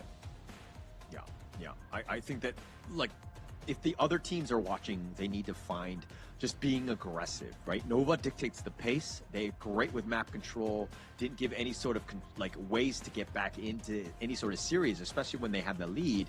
And you're seeing just like with these stats. I mean, Wendy has always been like top 2 damage dealer. Like, he's always there. He's so reliable and one of the best mid laners because of this, and he stays alive. And 64,000 on the Garuda, always with those Wings of Judgment, getting that steal on that Crimson Golem. He was doing everything right. Yes, and because of his successes as well, this allowed Muji to really shine in this game as a farm laner on his early specialty, right? But we give props where props are due. I think this game, Bai really did impress me a lot more. His recovery was much better. The Fade Featherfoot pick looked great. It really was just the chemistry and coordination from the side of Team Hawk. If they can improve on that, I think that there is a healthy chance they can start to put up quite a lot of strong fights against other teams across the globe. All right, if we have to go with like series predictions with like MKL, I think that like let's assume that there's like 8 teams in the next season of MKL. Is Team Hawk going to be top 4 for you, even in the MKL? Just knowing what we know right now of the teams. Obviously, some teams are out like HBSC and things like that, so that's shaking things up. But do you think Team Hawk can really jump into the top 4 though? You will get my answer on the next episode. I don't know. I don't know. I mean, okay. I wanna know what the odds are. I wanna know what teams are in MKLs first before I give you a random answer. But for now, right, the answer is looking like it's Nova domination at this point, 4-0. Yeah. I think that it's only gonna make all the other teams in the MKL shaking their boots, so to speak, because you just saw how strong Nova is, and they're just able to kind of impart their will on the enemy teams. But going in, like. Team Hawk right now, I think the biggest thing for them is it didn't seem like they were 100% ready to play on the big stage yet. And it's not really fair for them, right? Getting thrown into this one with the team that they had and the very little time to prep has been tough, especially since Nova's been around for like quite some time. They have a lot of ideas. The coordination is on point, all of these things, which is good. But Team Hawk, this is something where they need to go back to the drawing board. They need a little bit more time to simmer, I would say. Yeah, for sure. And once again, to be able to learn from Nova Esports in this particular experience itself is definitely very good.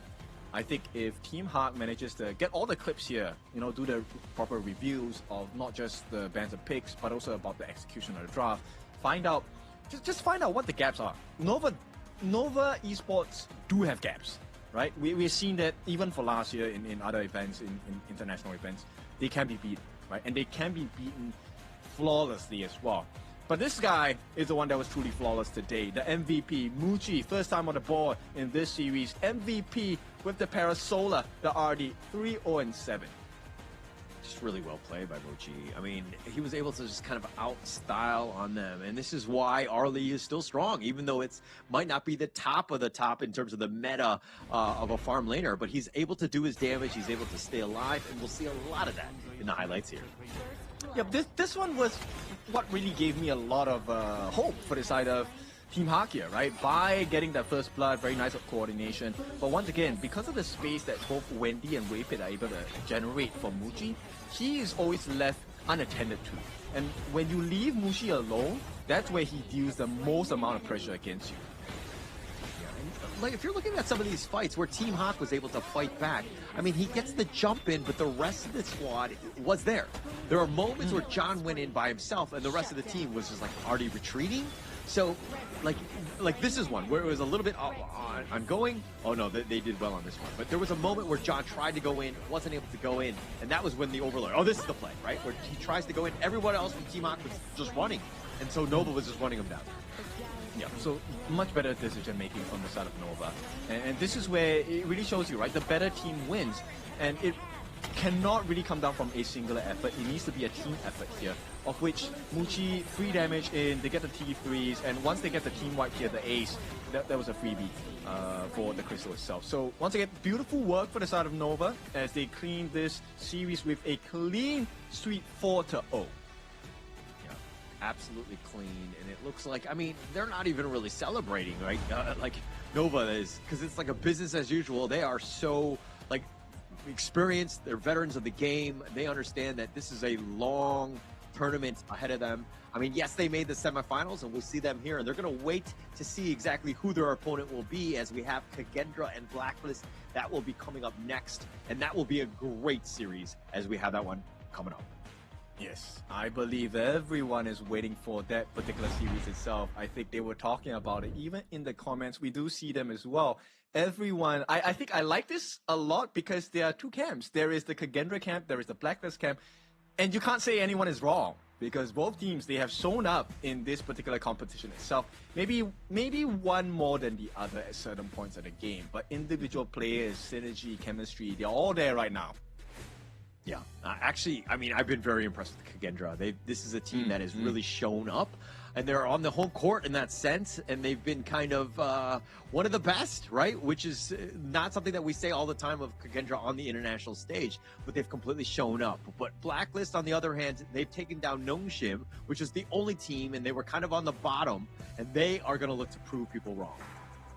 Yes, so Blacklist definitely has a lot more to prove at this point because I think KIS4's performance has been a lot more consistent throughout this event. Okay, maybe not as consistent. They did lose me a couple of prediction points, but you know what? I wish the best for both teams because right now we need to let them prepare as we take to the stage. Mara and Rookie, please take the stage. Nova proves that they are the biggest threat this KIS4. Congratulations, Weipin. Congratulations, Sean. Now, that was so phenomenal. You want to know why? You finished the game so fast. Game number 1, over 7 minutes. Game 2 and 3, over 8 minutes. And game 4, 10 minutes. So the entire thing was about 35 minutes, which is equivalent to one long game for somebody else. It looks like you know your opponent, Team Hawk, so well. What did you guys do to prepare? Because so flawless. Weipin. We watched their game and we know their weakness, and we all know how to play. So you know how to counter based on the weakness that you've studied. So effective. Yes, and Swan, with Team Hawk's elimination, your brothers from Malaysia, what advice do you have for them, for the Malaysian brothers, to further improve their skills in the next tournament? Jangan putus asa. See you in MKL Spring. Okay, he said, don't give up. They'll see them in MKL Spring. Oh, that's nice. There's always another chance for everybody. Now, up next, it's going to be KIS4 versus Blacklist International. Whoever wins that will face you in the semifinals. Who do you think it is? Blacklist.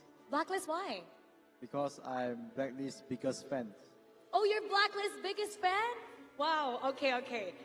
Since you're the biggest fan of Blacklist, which player, pick one player who you think will really perform well out of all of them? Chaz. Chaz. I know you love them, but take a look at the camera right there. In case you face them, what would you like to say to Chaz? What would you like to say to him? We will beat you again. Good luck. You will beat them again. Good luck. In this tournament, it doesn't matter who you love. You have to take them down to get to the top. Once again, congratulations. You are so phenomenal. We hope that you guys will continue showing that strength of Nova Esports. Of course, and Swan,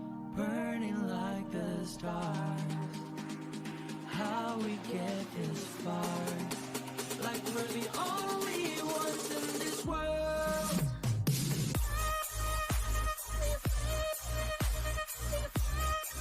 Like we're the only ones in this world. Like we're the only ones in this world.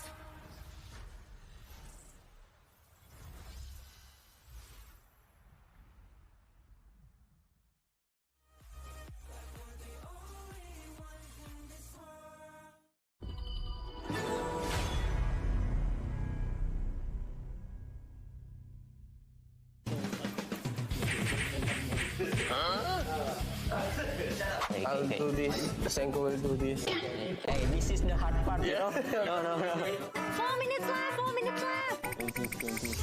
Don't think, just color everything.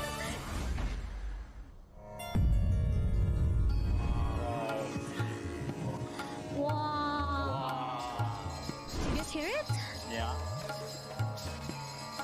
That is gamelan song, you know?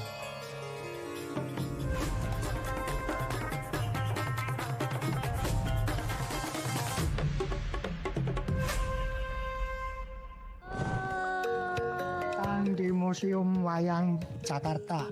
Kita happy banget bisa di sini nih bareng sama Dalang. Boleh mungkin perkenalan diri dulu. Saya Wandoyo. So today you will have a special mission.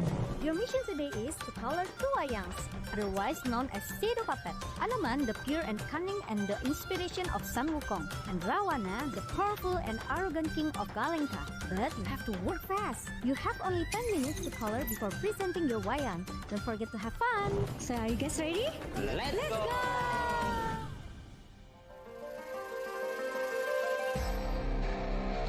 The first step is color the base in white color.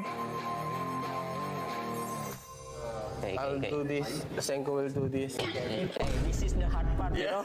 No. Pengen banget kalau bisa pengen banget persis, cuma harusnya sih emang tetap masih beda ya, karena kita nggak bisa sedetail itu, cuma at least kita berusaha yang terbaik lah. Berusaha yang terbaik. Nggak kayak tim sebelah tuh. We want to beat them, although we have not favorable odds. We have a smaller brush, but we also did it already. Our hair and our face, apparently all white. It's not supposed to be all white. Okay, now you can add another color to finish your wayang kulit.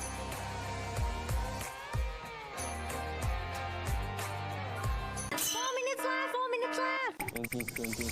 Don't think, just color everything. Just color everything what just she said. Speeding up.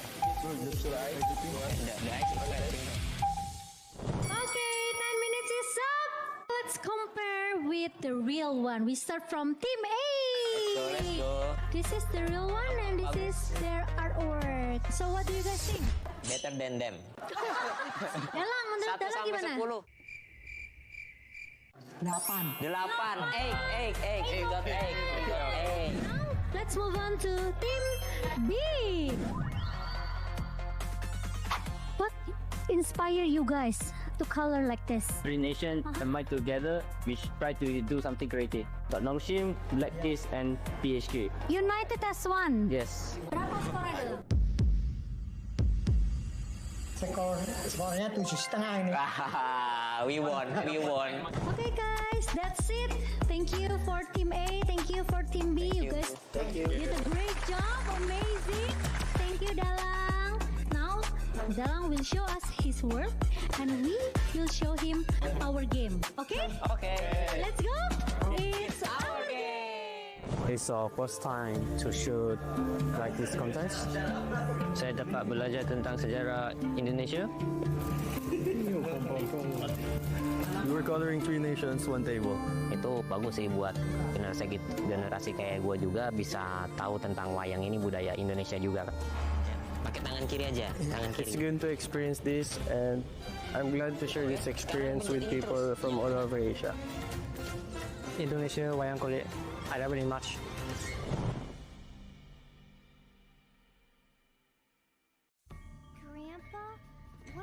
mind in the monkey story. Anoman. Yes, he made a promise to bring Cinta home. Was he lucky? He got caught, and flames rose. A huge fire.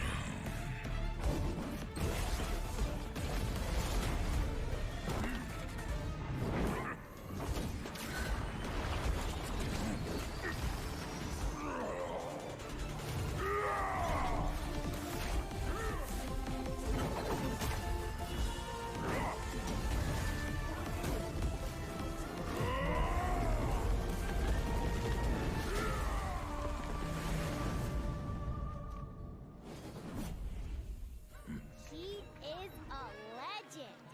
Yes, a man will always admire.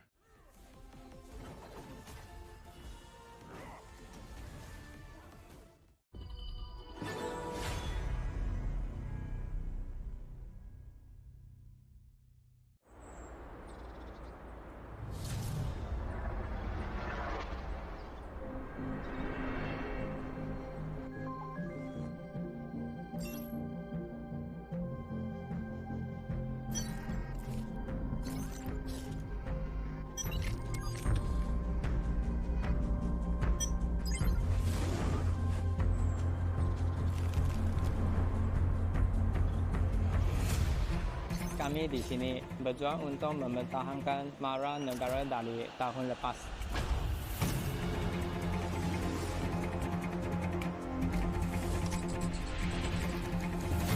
우리의 목표는 간단해. 쟤들을 끌어내리고 그 자리에 우리가 앉는 거야.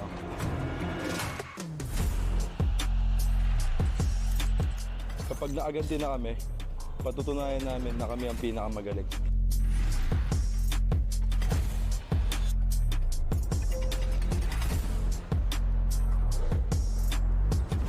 Tapos na kaming manood lang sa gilid. Kumandaan na kayo sa isang explosive na palabas.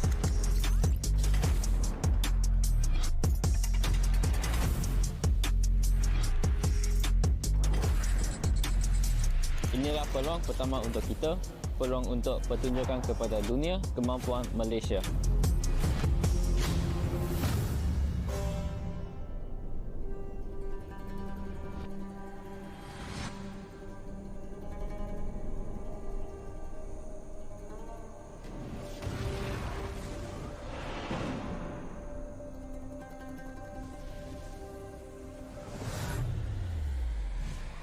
Kami akan membuktikan nama kami dan menguasai permainan. Kebanggaan nasional kami dipertaruhkan.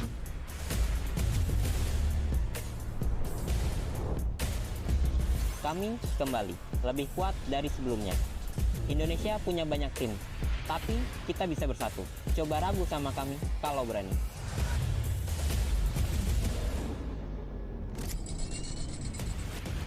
Tim kami telah kembali pula. Kandang ini milik kita. Bhinneka Tunggal Ika, kami akan menunjukkan kemampuan terbaik yang dimiliki Indonesia.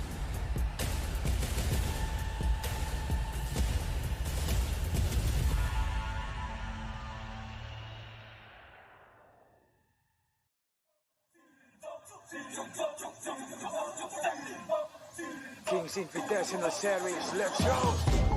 Bertahun-tahun ku ditempa, harap yang karang murka, enemy di setiap langkah, jantan datang mencoba, panggil ku one man army, satu orang 1000 nyali, bel spirit dalam nadi, sini maju ku ladeni. Langkah sudah jauh, mereka pikirku mau mundur dan buang sau. Kehormatan yang utama, di puncakku pertama, berdiri hantam balik semua yang halangi arah. Pikir-pikir lagi kalau kau mau halangi, genderang perang sebab bunyi sini hadapi. Old school tank mentality, takkan berhenti, bukan instan imitasi. Coba ku lihat sapu cara bermain agak lain dengan strategi yang saya desain. Aku lah mastermind di balik kekacauan. Satu punchline sapu ku mundur semua lawan. Insting tepuku deteksi ancaman, enemy ku libat seperti Anoman. Show satu pukulan tangan kosong, jatuh runtuh panggil aku Wukong.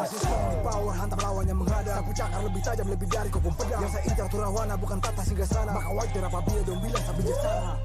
Siapa yang berani mendekat kemari? Saya yang kesana atau kau yang kesini? Jutaan kalian pun saya akan lari. Seranganku cepat sulit kau hindari. Dominasi, ku kendali, berotasi ke tiap sisi, ku ambil alih. Saatnya kita untuk eksekusi for my party. Push, push, push, push, push, push. Everybody move, move, move, move, move, move, yeah, move, move. Saat datang dengan mode brutal, kendalikan setiap titik vital. Damage magic, serang mental fisik, 1000 taktik, kau kalah cerdik.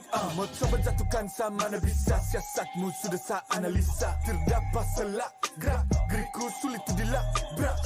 Game over, hancurkan semua tawa. Kombinasi skill dan power, teleportasi ala Enoku yang LOK.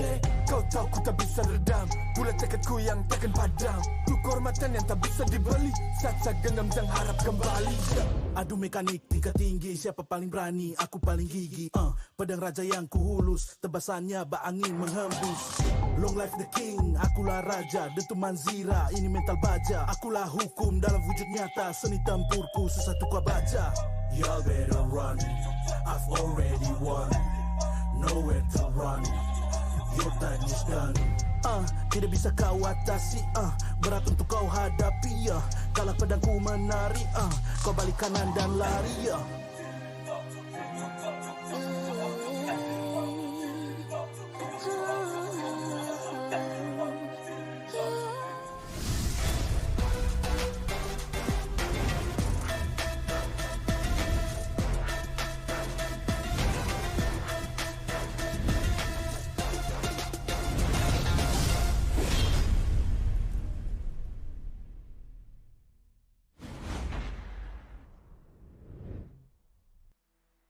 Welcome back. It is time for our second series of the day. It's another best of 7. This time it's Kagendra going up against Blacklist. It's your favorite kind of tofu, Kindofu. And with me today, it's Blam the Man again. How do you feel about this series? I mean, I'm very excited for this series because obviously Kagendra, last time we saw them, they were able to obviously knock and dethrone Boom Esports from the second place, right? So now have Kagendra earned the right to become the PH gatekeepers in Season 4 Invitational. Obviously, the results of this series will tell us the title. I like it a lot, right? Because now this really sets in stone that storyline of the IKL versus PKL. It was pretty tight last year, but I feel like, you know, PKL definitely got that one up last year. Now going into 2026 of HOK, it feels like the IKL teams have stepped up quite a bit. And this series might be an inkling into the future between the two regions battling it out once again. It does seem that way, right? Obviously, we do have Season 4 Invitational that is kind of already sort of like underlying this kind of rivalry that we're seeing between these two regions, which we said obviously last year. Personally, I think the gap was definitely much bigger between PKL and IKL last year, whereas from what we've seen so far within the Season 4 Invitational, it's definitely closing in, and let's hope that PKL actually progress a little bit further this time around. But I'm under the hope that Blacklist was just limit testing in the group stage, right? Because they were monstrous in KIC 2025, and I feel like they need to bring that same flavor into the knockout stage. All right. I mean, it looks like we're standing on opposing camps today, right? So my hope actually is with Kagendra. Now, they have been my kryptonite so far in this event. Every single prediction I've made on them has been the complete opposite. But I have gone with Kagendra today. And this one really is a breakthrough, because whoever breaks through will definitely be on the path for ascension here. This, once again, is a quarterfinal match. It's a best of 7. Will we enter the ultimate battle today, or do we just get a full slam? I mean, it'd be lovely to get a full best of 7, right? Because, I mean, at the end of the day, for the women's series, we got a 2-0. But obviously, the first series of the day, we got a 4-0.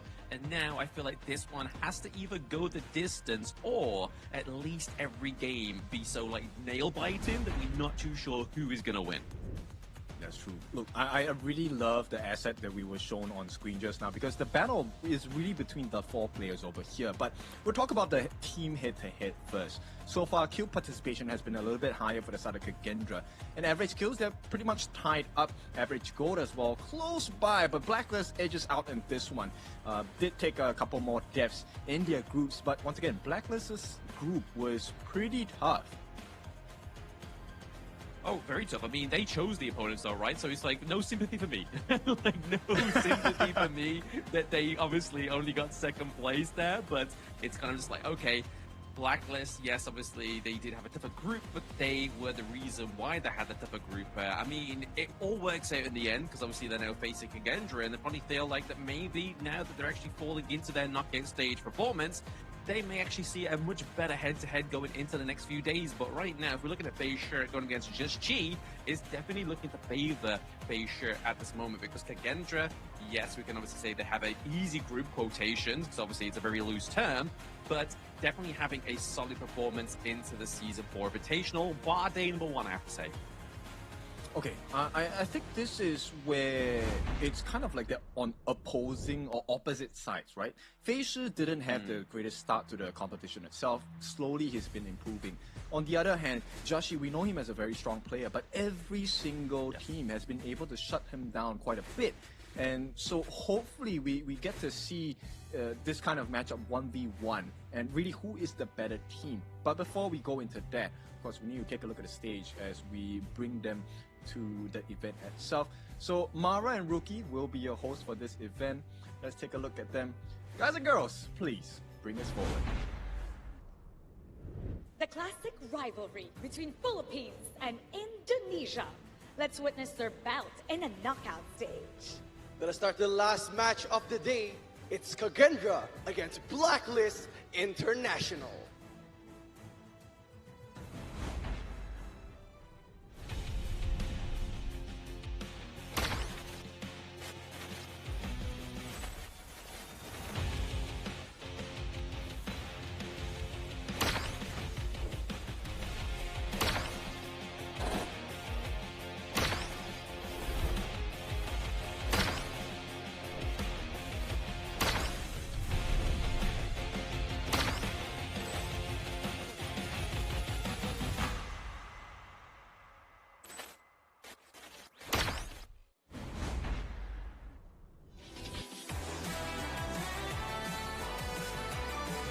The El Manuk soaring high, try to reach new heights with flag as wings to carry the national pride. Here comes Kagendra!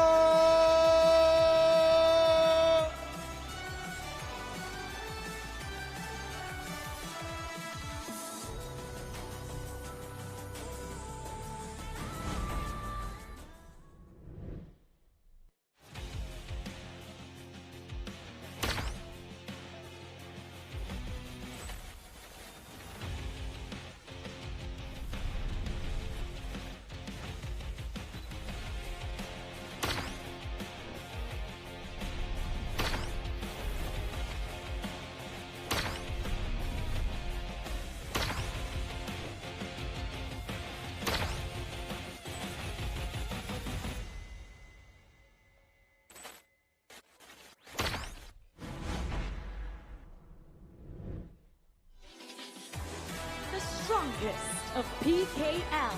The agents have always been respected and feared. They rise once more for the title. Here is Blacklist International!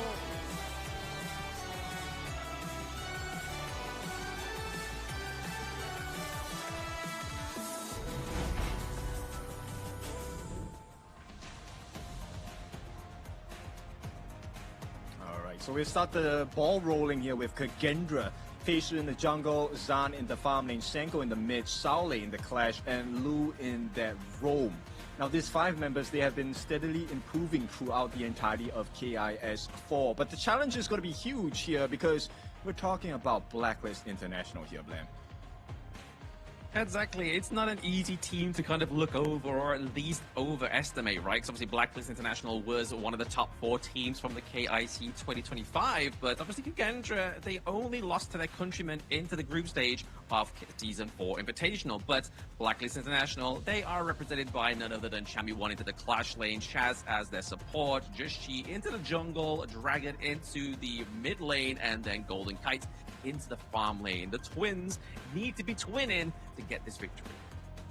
Yeah, so let's explore this little 1v1s in their roles, because I feel like this is actually one of the most apt teams to really explore this, right? Facial against Jashi, we've already seen the breakdown in that. But the most interesting lineup that I want to explore in this game, and we'll get to see for sure, is the Clash lane. Chami 1 against Saule. Saule has been phenomenal. He's been a gem so far. But Chami 1 is known as one of the best, if not the best, Clash laners in the globe. Let's see, Mr. or Miss Go Lai? Yep. Atin Nato. This is ours. Show them what you're made of. That's it. Some support for the boys on Blacklist at home here on the social media. So if you do want to see your comment go onto the screen, make sure you are commenting on all social medias, and maybe you'll get picked to support your favorite team, whether it be Kagendra, Blacklist, or any of the teams that are still remaining in this competition. But like you were saying there, Kin, Chami 1 going up against Soleil into the Clash lane is definitely a matchup that I am very much excited for. I mean, Soleil, he's been a player that's been benched for the entire of last year. So Lord only knows like how much information he has actually received just by witnessing opposing Clash laners within Honor of Kings. All right, so before we dive into the points here, Kagendra has taken up the blue side, so they will get prior pick. Blacklist International will be on the red side. But that's the thing, right? I feel like Saule has this vengeance in him, right? To be subbed. Right now, he gets his chance to show his worth, and he is not backing down. Chami 1, though, has already had his worth seen, and, you know, really prior by TG as the coach. Reflect does the same for Saule here. So I want to see what the coaches equip these Clash laners with, because if the Clash lane gets a victory and they make that initial rotation into the team fights, it normally spells a victory in the exchanges. Exactly. I mean, it's definitely going to be down to the draft, obviously down to generally how they're both going to play. Obviously, they both know how to play the macro. They both know how to play the 1v1 up into the Clash lane as well. So it all depends on who's going to be more reactive to the other, right? Like I feel like that's what it boils down to really, because they are both playing at such a level that it all comes down to, do they have help from their jungle, top side of the map? Is the mid lane, whoever's going to be drafted, going to be rotating to their lane to just try and get that 1v2 advantage that we've been seeing quite a lot within Season 4 Invitational, right? Like I feel like a lot of the first bloods have been taking priority into these side lanes, whether it just be 3-4 minutes for the farm lane or very early up into the Clash lane. Thank you for bringing that up, because that is the next lane we're going to look at, right? This Zam versus Golden Kite in the farm lane. This is another one. Both farm laners know how to play in a safe position, and they know how to take advantage of any lapse in concentration in the 1v1s and even in team fights. So this then brings us to, you know, their duo partner in the roam position here for the side of Lu on Kagendra, and then we have Chaz. Now, I don't know about you, but my view, Lu's #1 best roam is Shangfei. And then for Chaz, we know Chaz's is the Peacekeeper. So I wonder if that's going to be the game changer here. I mean, I feel like Chaz is always evolving, right? Like, obviously, right now it's a Peacekeeper, Mutsu, but we've had previous times in tournaments where Liam Po, right? Obviously, the Earthshaker, being able to kind of just always phase check. And that's the one thing I always think of when I think of Chaz, is intel is the wintel. He always is there gathering the correct intel for his team and setting up all the support that they need. Speaking of support, you can see here, countrymen are like supporting both of their teams, waving their flags, very proud. I like this a lot, right? Okay, for those of you that don't know about the Balagendras, they are the fans for Kagendra. And Mr. Romel, I'll give you a shout out here. One of the #1, if not the #1 fan of Kagendra, as a look to pick the best against Blacklist International. I mean, the support has been phenomenal. You have seen Otto lose there, who is also one of our talents here, along with Casey Bay. Kagendra, like we mentioned, they are going to be prior picked. What do you think they want to take out first? I mean, they're already looking to take out the Lung, right? So maybe just putting that pressure down to the bot side of the map there. I mean, Golden Kite is not generally... When I think of Golden Kite, I don't think Lung. I think of Chano. So whether they're going to go for Chano for themselves, for Kagendra in game #1, but the Chicha being banned out here is pretty much kind of like written in the stars, right? Because if you don't ban it out in the first phase, and you're a blue side, you're generally going to pick that because of just the flexibility of that hero. Yeah, I agree. And with that being said, that is going to be a window closed here. Kagendra going to go with the higher band, the Evernight Aspirations taken out of the picture. So we're going to get a honest, stock standard kind of start to the build here in terms of the team composition. And okay, this is just my gut feel. Now we already have our first pentakill in the tournament by CC from Dominator. I think there is a potential pentakill from either of these teams. Yeah, I mean, I feel like Golden Kite was the only one to get a pentakill within the KIC 2025, right? With the Chano, as I was just talking about. So they have the potential. They've shown it before. The Mai Shirunui, the Fire Ninja coming through here for Kagendra's Senko is a pretty stock standard first pick here onto the blue side. But a good little bit of a counter here, obviously getting that Tigress comes through here for Just G means that he's going to be primarily looking at farming up very quickly, pretty much all the time, so that he's able to kind of give over the advantage into the early to mid game. But the Zhangfei here for Chaz is definitely one of his key ones. Okay, I like this, and the instant reply from Kagendra, right, taking up blue for that Lapu Lapu here, the Reef-Heart Datu, which is a great answer against the Beast, because it's not about making sure that you get the catches, it's about delaying the exchange, right? So when Zhangfei uses his Unbridled Outburst, the Lapu Lapu ultimate also gives that same amount of stun duration. So it's an even trade. Now Blacklist, they want to wrestle that advantage, and Dharma is definitely one of those big answers. Very nice combination as well, Unbridled Outburst into the Truth Mantra, and then Blacklist just cleans house. I mean, with this locket of the Dharma as well as the Beast here, Martial Monk Dharma here, do you reckon the mid lane we're looking towards potentially the Yi Xing here? Because obviously we've been seeing such great combos with not only the Zhangfei and the Yi Xing, the Boardmaster, but also the fact with the Martial Monk, because creating those walls, creating your own walls rather than relying on those already placed into the gorge, means that you can take that Truth Mantra and make it land wherever you are, no matter the lane. I like it. I like the idea. I mean, we've seen it so many times. And Blacklist International, I think they've also kind of planned out, okay, Kagendra, they're going for something crazy here because they take out a Shi, which is, it tells you that they want to dive, right? Because Shi is a great answer for divers. No Jing, do they go for the Luna here? Kagendra, take out the Yi Xing. That was a perfect answer. I think they know exactly what we're talking about here.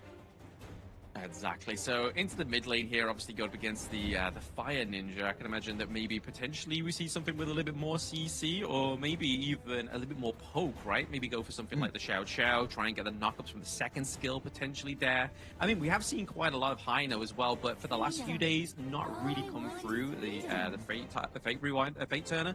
But we're going to get the Laurel Princess coming through. Erin into the bot side of the map here to go up against Zan's pack leader. I think that's a great answer. And also Kagendra, they kind of shut down the potential here. I mean, it's already locked in for the Martial Monk, but the Spark Maze, the Byron's a great answer against the line of Blacklist International and Kagendra.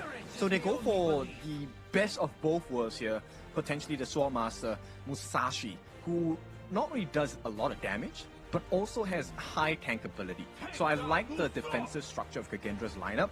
Now the question is, for Blacklist International, this mid laner, I don't think the Xiao Xiao would be great. I would rather you save it for the RLE. I think they need maybe more like a Lady Jern or maybe even someone that is able to poke from far. Yep, and there we go. Nice. Yeah. I mean, as soon as the Musashi got locked in there, I was really thinking towards the Princess Frost, because obviously, yes, the fact is you do have the duel to the death, but if you are Dragon, you're going to be waiting for that ultimate to be procced, and then you drop the Winter is here, and then that's it. It's a lot harder to use extreme speed at a slower tempo to get out of that situation you find yourself in, thanks to your ultimate. But really here as well, it's going to be interesting to see if he uses the Illuminating Slash to kind of cancel out some of those first skill abilities from the Laurel Princess here. So there's no slow, there's no kind of like AoE damage building up within these team fights. That's true. I think at this point, the first skill, which is the Illuminating Slash from the side of Phase 2, is going to be great against Golden Kite. But the duel to the death, I think it definitely has to be safe for Jashi, right? Either Jashi or at this point, I don't think it's going to be used on chairs here. But yeah, we'll see. There's many opportunities for Kagendra to take the one-up. But as we have already seen in the first series of today, this early game, do we get that invasion coming from Blacklist? Oh yeah, I mean, the early game from the last series, I don't know if it's just like maybe just a one-off there, because obviously the difference between the teams, let's say between Nova Esports and Hack, they knew that they had pretty much like an easy way in, easy way out in the early game, especially when they got that triple kill, you know? Whereas I feel like Kagendra, they can't underestimate Blacklist that same level, because if they do, they may get punished, and if you get punished in the early game, you then got to try and regather that momentum, the resources that you just lost just by taking that really risky, ballsy move.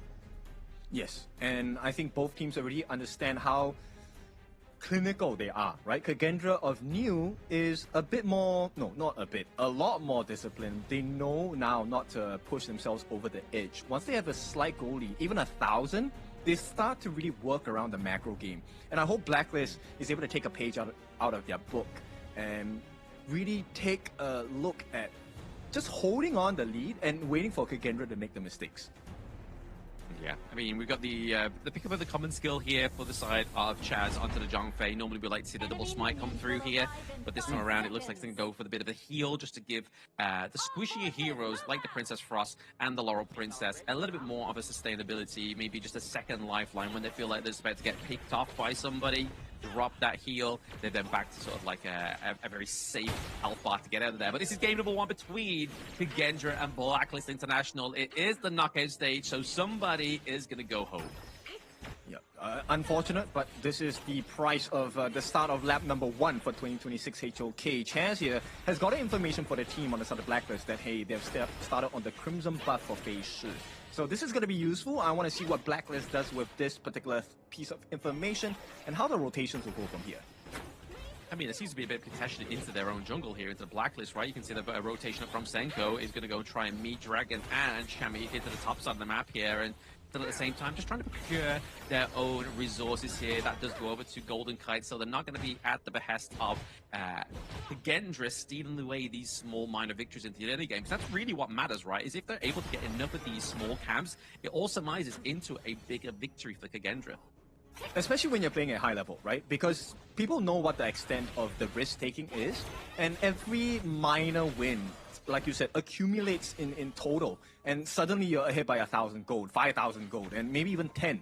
So right now, Blacklist, this 4-man rotation at the top, they want to wrestle a little bit more control here, and make sure they get the space for the teleportation portal to ramp up. Oh, nicely engaged there, but it's been a duel to the death was also the knockup from the first ability of the Spark Mace here, but nobody falls, and there it is. Like we were saying about the common skill, even that burst heal there from Chaz really kept Just Chi alive. He was pretty much knocking on death's doors. I mean, the boots were definitely looking a bit battered within that one, but I feel like that was a good, honest rotation with the 4-man up at the top side of the map. But once again, it's going to be the knock-up there. The Kachusan's come through. Winter is here, having to pause the flash. Means that Lu misses out on that first blood there. So a little bit of a mistake from Kagendra, I feel, or at least maybe an overstep. Just a small gap, right? But Kagendra definitely has the lead at this point. That first initiation at the top side, that was definitely in Kagendra's favor. It was a 4v3. They still got the better of the exchange. Right now, you can see the threat. Oi! The threat is real. The first blood going through there for the side of Kagendra. Denko on this Fire Ninja, he's really setting up these huge plays. I mean, we saw it already into the mid lane. It wasn't quite as successful. I mean, it did force back a few members of Blacklist to the base, but no kill. But then repeat, down to the bot side, he was successful. I think the most impressive thing about that is it's not about a Senko play. It's just Kagendra. They're operating like a well-oiled machine, right? It's never, okay, Senko is going to throw this move and hopefully he gets the finish. Kagendra using... Oh, hang on. Oh, okay, so Blacklist do come back there a little bit there. I feel like a lot of resources are kind of already impended there just to get that kill onto Zan. I mean, is that a good trade? The fact that you used the Winter is here as well as the Unbright Light Burst, 3-4 minutes just to get the kill onto the marksman. I really think it's fine, right? Because it's Zan, the farm laner. He needs time, right? We know that both Golden Kite and Zan, they're very farm reliant. So if you're able to drag that time for a little bit, it's going to be beneficial for you. Right now, if Dragon gets the freeze up, it's like this is over. Oh, just try to put it down onto the Masashi there. So I think that's a good play, right? Obviously not put it onto Lu, because if they put it onto Lu, Fascia comes through, potentially gets a pick up there onto the side of Blacklist. So really trying to get that Frigid Prison onto the Masashi. I feel like it was a really good call there and a bit of a deterrent that kept Blacklist into that nosedive. This would be the most honest fight at this 4-minute mark, right? Because everyone has their ulties, and common spells are all up with the exception of Senko here. Yeah, this could be a brutal, or at least a good steal here. Obviously, no double smite come through. It is actually going to be taken by Blacklist. So Chaz doesn't even have the smite. He gets the neutral objective, but may pay with his life here. He does have the unbridled airburst up, so he's able to phase check these bushes and stay alive. Can't say the same here for Dragon. He has to get a bit safer. Yep, nerve showing from the side of Facial here. Unfortunately, the math was not mathing at this point, so Blacklist gets that first 4-minute time rate.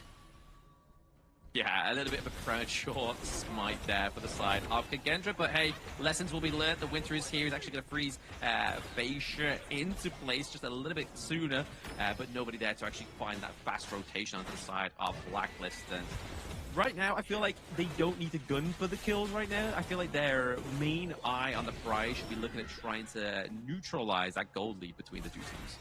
Yes, because for every win that Blacklist is getting across the map, they haven't translated into a big win. It's going to be a 2v2 pillow fight at this point. Yeah, a little bit of tip of that top side of the map there. It's going to be the Truth Mantra into the wall there. Musashi looking pretty low. Facia, oh, okay, flash used by Chami. Gets to pick up the kill here, but it's going to be Sule looking for a kill onto Chami there, but the Winters is going to keep him alive potentially, but no, that's not going to deter. Senko, oh, the dash away keeps him alive, and now it's going to be Sule paying for his life. Big plays from the side of Blacklist here. This is great for the PKL side. Exactly pushing, dragging Kagendra out of space here. And this is a potential big damage onto the T1 at the top. They're going to stop their aggression because there's no more value in trying to overdive here. And Blacklist start working on that Overlord. This is looking like a Blacklist start here. They found a way to recover the gold, but Senko unable to get the steal, which means Blacklist recover. They tie that goal lead. Recover the gold. I mean, the fact is they got the T1 down to the bottom side of the map there, so I feel like Kagendra is still playing a bit more better version of the macro here, and obviously you can see that the damage has already been dealt to the T1 into the mid lane, which is obviously irreparable, right? That's not going to come back. So the pressure being created here for Kagendra into the lanes is something that I feel like Blacklist might need to check. The macro game, right? We talked about this. This new Kagendra knows how to play a better macro game than before. Right now, Saule meeting the first 4 members of Blacklist here because Chami 1 is far away. They don't know this, but they know that he's not on the map. So they need to be really careful for Kagendra. Yeah, got to watch out for that Truth Mantra. A good setup of that, at least connecting onto 2 of the side of Kagendra could be huge here. Nice. The right does catch onto Facia. Beautiful display there. Stampede does come through, locks him into place, but the Winter is here. It's going to really stop that team fight taking place into the favor of Kagendra. So again, another good use of these ultimates here. Good control into these team fights. Blacklist is showing. Oh, they get the catch though. Yeah, they do get the catch. Unfortunately for the side of Golden Kite, he does get taken down, but he's able to get that T1. Like we were saying, we need to start neutralizing that priority that Kagendra created down to the bot side. Blacklist is just creating on the opposite side of the map here. So at least they're doing their bits, but it may be completely neutralized here as we have just Chi and Chaz just trying to defend this T1 into the top side of the map, where Sule just keeping them away from these minions, and they are going to lose that T1. Yeah, they can't do it. Every single time, it feels like Blacklist is, edging it out. Kagendra just come back with another macro play, and Blacklist, they cannot handle it, right? We talked about the best of both worlds for Facial. He's tanky, he's able to deal damage, and that initial jump of the Dragon, this is something that will make Dragon really scared to show his face in teamfights, because they can go on him anytime. Yeah, that's the problem with the Princess Frostfire. Like, especially if you don't have like the big, strong front line. I mean, yes, you've got the Beast, Zhang Fei. I mean, yes, you have the Martial Monk, but it's not the kind of like the most sustainable front line that you could be thinking of having here, or at least kind of somewhere you can be situated in the back line and know you're not going to be the target. But like you're saying, that kid, for a fact they're looking at Dragon because already he's kind of controlling the narrative of these team fights. I think going on to Dragon is a great idea, but they also have to be really careful. Okay, nice attempted catch of the Zan here. Unfortunately, that attempt was nice. The idea was nice. Execution didn't really, match that. And Zan did have to burn the flash though. Oh, Splendor having to be used there, so Dragon will get caught out and doesn't have to use his flash just yet. But now we are going to see Zole into the middle of that Winters here. They're able to claim that Tyrant onto the side of Kagendra, but it's going to be Zole that gets taken out here. Lu looking pretty low as well. They have to use the Pack Cleaner's ultimate just to keep them away from Zole, keeping him alive, because if they lose the Byron, that's one extra beefy bit of initiation they don't have. Blacklist all formulated around about this T1 right now, trying to put the lockdown on Phasia so they can just secure this T1 into the mid lane. Blacklist looking to do it, even though they don't have a single minion. They get the love tap, they get the priority in mid. Lovely. I like the aggression coming out from Blacklist, right? You have to fight for every single advantage in this game, and you can't allow just backdoor protection to stop you from getting the advantages here. Blacklist really pushing up the ante and making sure that they extract maximum value, because if they did not take the T1 there, the trade for the Tyrant would not have been worth it at all. No, absolutely not. Absolutely. Losing a neutral objective, not getting the T1 into the mid lane, definitely would have caused disaster here for the side of Blacklist International. But I mean, you see the itemization here being built onto the Laurel Princess. Definitely go more for sword that's AP damage, nice freeze. right? But once again, nice freeze into the brush. It forces Lu with the flash. They get the takedown. As we just talked about Golden Kite's itemization there, he gets the pickup, and they are looking to try and contest that Azure Golden. Weren't able to quite get it, but still able to get the lockdown onto their support. Means that they're going to kind of lose a bit of a backbone here for the side of Kagendra for now. Yeah, I like this, right? The magic build onto Golden Kite. Hang on, one more. Dragon is going to be forced to use the Splendor at this point. Saole looking for an opening for the team to buy space. But, you know, Blacklist, I like this aggression. This is exactly what they need to do. And they are distracting them from the fact that Joshi is taking the Shadow Tyrant. And this is going to be Blacklist having the advantage for the first time in this game. Yes, he does have the advantage here. I mean, Justine's had the gold advantage pretty much, I think, for a little while. We saw it on the last itemization there as well. So he's still pretty much doing what he needs to do. Just keep farming up, just keep kind of like trying to get into a healthier situation when you are getting into, well, past this 10-minute mark right now, right? So now it's all down to the execution of Blacklist, maybe trying to potentially get the first T2 onto the map for themselves here. Yep, that would be lovely, right? Right now everyone's T2s is still standing. For the concern for Kagendra is this mid T1. They need to get rid of that. Meanwhile, for Blacklist, I think at this point, you really want to make sure that the bottom side of the map, the farm lane, you want to try and get down the T3s as much as possible, because that's the opposing lane compared to where the Shadow Overlord is at. And Blacklist can extract a lot of value if they get an opening at the bottom side of the base of Kagendra. Yeah, I feel like if nothing goes monstrously wrong here for either Blacklist or Kagendra, I feel like this game could totally go the distance here. But speaking of distance, we're going to get a bit of a pause here from either one of the boys right now. But currently looking at the current stature of the game, it's looking very close, man. Like, it's pretty much bottleneck between these two teams. Gold, kills, resources, neutral objectives. Teams are all being sort of like, none of them are being taken for granted, right? Absolutely. At this point, it's so important because there are only two different markers here that they're looking at to change the game, right? For either of these teams, if one of them takes a T3, that's going to be the first marker of change because now you have to deal with super minions. The other one is when they take a fight, right? If you get aced here at this part of the game where things are so neck and neck, I think you can kind of soft guarantee that a T3 is going to be on the menu for either of these teams. Yeah, I feel like if Blacklist just keeps putting that pressure down to the bottom side of the map, it could potentially spell for that T3 to fall as well. But I mean, at this, what you got to think for Kagendra as well is obviously late game assurance. You're looking towards the Chano, right? So Zhan, he's really got to put in the legwork if they are able to kind of stave off Blacklist into that late game scenario. I mean, we're already around about 10, 11 minutes right now into the match.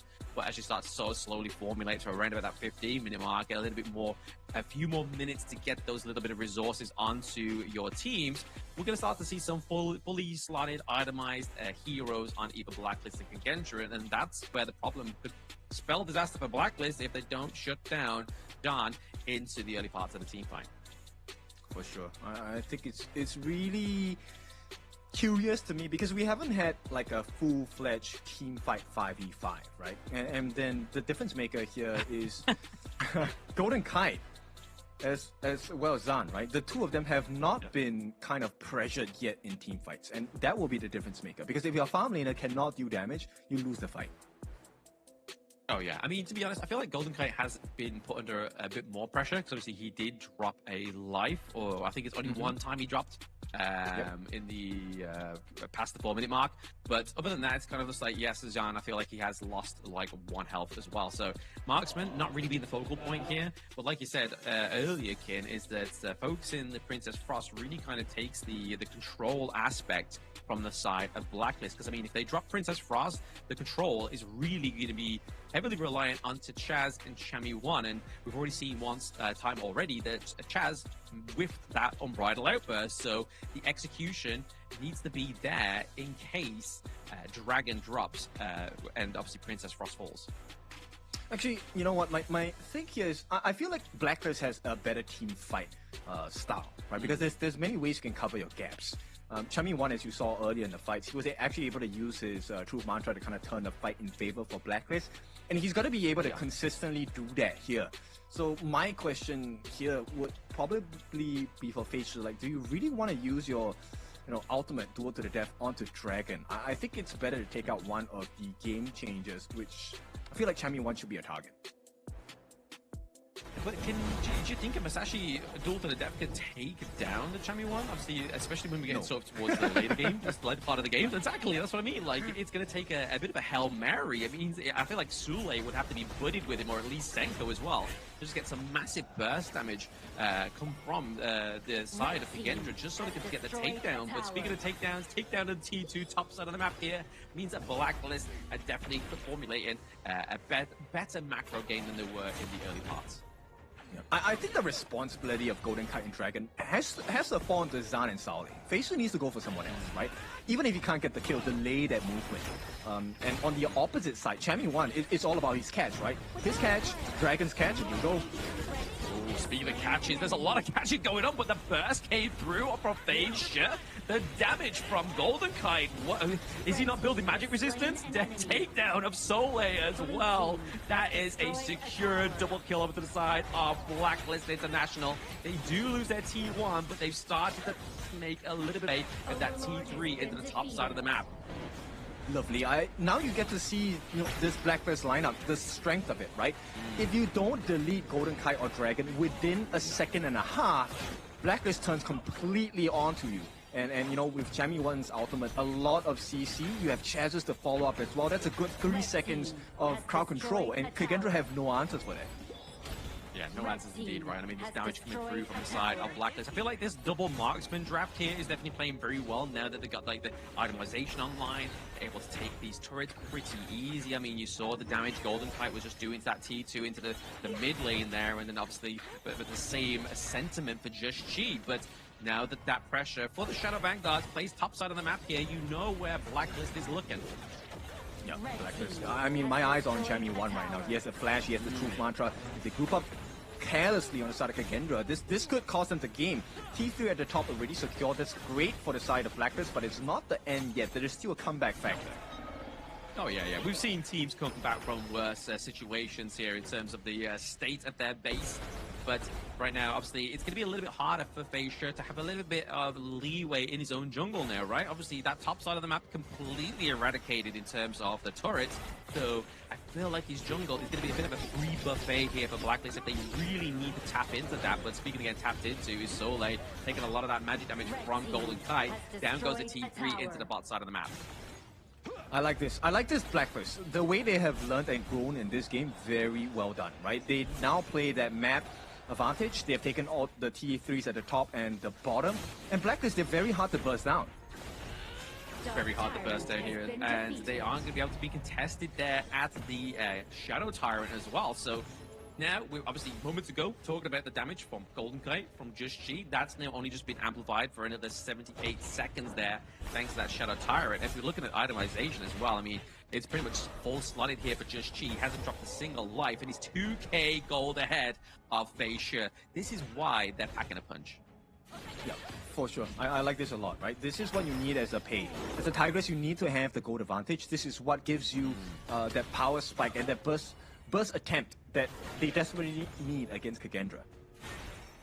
Yeah, they definitely need something right. I mean, Zahn's not quite online yet, just as well. He's like behind by around about 2k gold as well compared to Golden Kite. Golden Kite getting that double kill really amplified his lead there into the bot side of the map. But I feel like if a Blacklist play with their food a little bit too much here, the food being Kagendra, I think that's where problems could start to arise here, especially in terms of the damage that will then be unlocked by Zahn.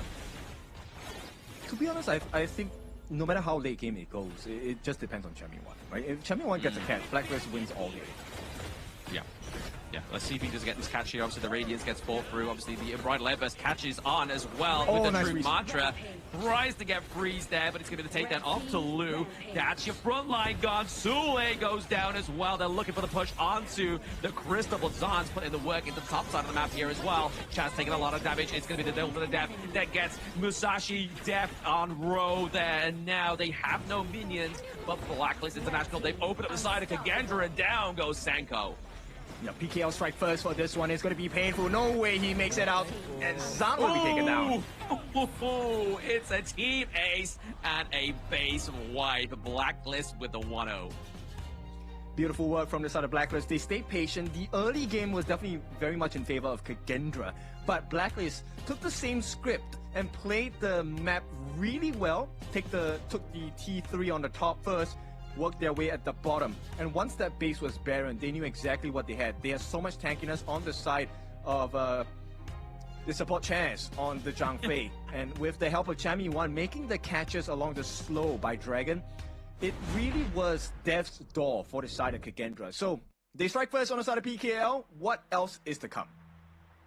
What else? I think it's a Chano buff from the crowd, you know what I mean? Look at him. He is literally emoting all over the gap. He is happy with that first win for Blacklist International. And I would be so right. Obviously, Countrymen come through, not quite having the greatest of group stages, but now they're looking to pay the revenge for not only themselves, obviously losing into the group stage, but losing their Countrymen, losing to Kagendra as well to Boom Esports. I mean, it is only game number 1. It is a full best of 7, and obviously Global Ban Pick is in play as well. So a great draft from Blacklist that we won't see again unless we get that Ultimate Battle.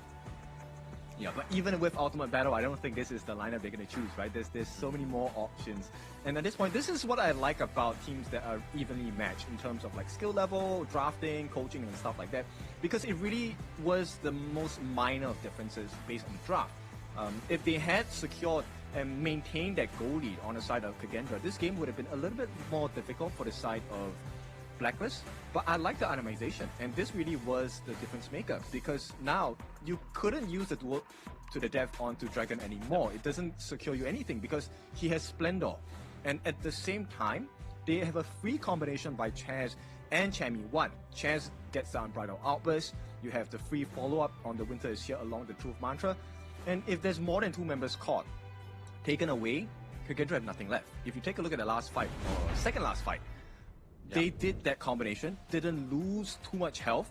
They're in a now 3v5 position, and Blacklist wins those fights all day. Oh yeah, just from the sheer amount of control that they have from the Zhangfei, from the Princess Frost and the Dharma, right? But my point that I want to kind of like hone in on to for those at home is the fact that, yes, obviously, I feel like every lane for Kagendra was expensive bar the Musashi, right? And what we know about Kagendra so far is the Phase Share is obviously one of the crown jewels of Kagendra. So I feel like the fact that they didn't expend such a expensive jungler in terms of obviously assassin, backline access, damage dealing jungler into this game number 1, I don't feel like it puts Kagendra too much at fault in terms of the draft, whereas the other parts of the lane, I feel like, are a bit of a detrimental loss here, especially Senko losing the Fire Ninja as well as Zahn losing the pack leader as well.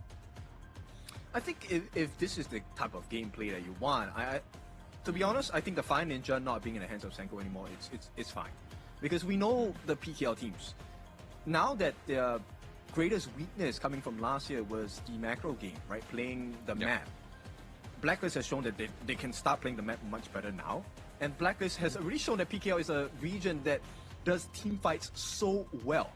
So Kagendra needs to shift their mentality here, right? Senko taking a fighting lineup in terms of the Fire Ninja. Let's change it and see whether they can win the macro game instead. If they don't, then I feel like this series is in the bag of Blacklist. Yeah, I mean, they definitely want to get out of that bag. Kagendra, obviously, they've gotten so far within the IKL, within the Season 4 Invitational, already improving on like their last year's performance, always coming like pretty much close to last place. But still, there is work to be done when you're going against the giants that is Blacklist International. But if you look at this goal graph, like, it doesn't look like it's going to be a huge stomp here for Blacklist. Like, they were holding on to that gold lead for quite some time onto the side of Gendra, and they knew how to do it. But it was just because of those team fights that you were talking about, and Blacklist's potential into team fights, and PKL as a whole. It just shows that when it comes to the nitty-gritty, Blacklist aren't afraid to throw punches, whereas Gendra aren't quite as composed in those team fights. Yeah, I really feel like Kagendra kind of played their way into this loss, right? Which is they went to try and achieve the win condition for Blacklist. Like against Blacklist, you don't take a team fight. You play the map. And for some reason, Facial was consistently jumping. No fault of his, because it looked like a juicy target. Golden Kite was there as bait, and they took it. They took it at all as well. Like, Golden Kite was like kind of like a bit of a golden carrot. I mean, that should be his username in that game, right? Just being dangled in front of the team of Kagendra, and then just completely being prized away. And then you're into the jaws of the Shark. The Shark is literally numbing you alive, which is Blacklist International. But looking at these head-to-heads here, obviously damage-wise, it's a far superior onto the side of Just G here, with around about 39k a lead in the damage, and then GPM as well is to be expected when you pick up such a hero like Tigers. That's why Blacklist, from the PKL, they are a very strong region in the team fight department, right? Jashi made a very conscious decision not to show himself in the team fights. He allowed his tanks and game changers to be in the front. So Chance was consistently in the front, looking for an opening onwards with the Unbridled Outburst. And Chammy was just waiting for Fei-Shi to get the dive onto anyway. It doesn't matter who he catches on the side of Fei-Shi, because Chammy was ready with that truth mantra. And that was how every single fight turned out. Chammy once slams Fei-Shi to the wall, you're out of a tank and damage jungle, and you lose the 4v5.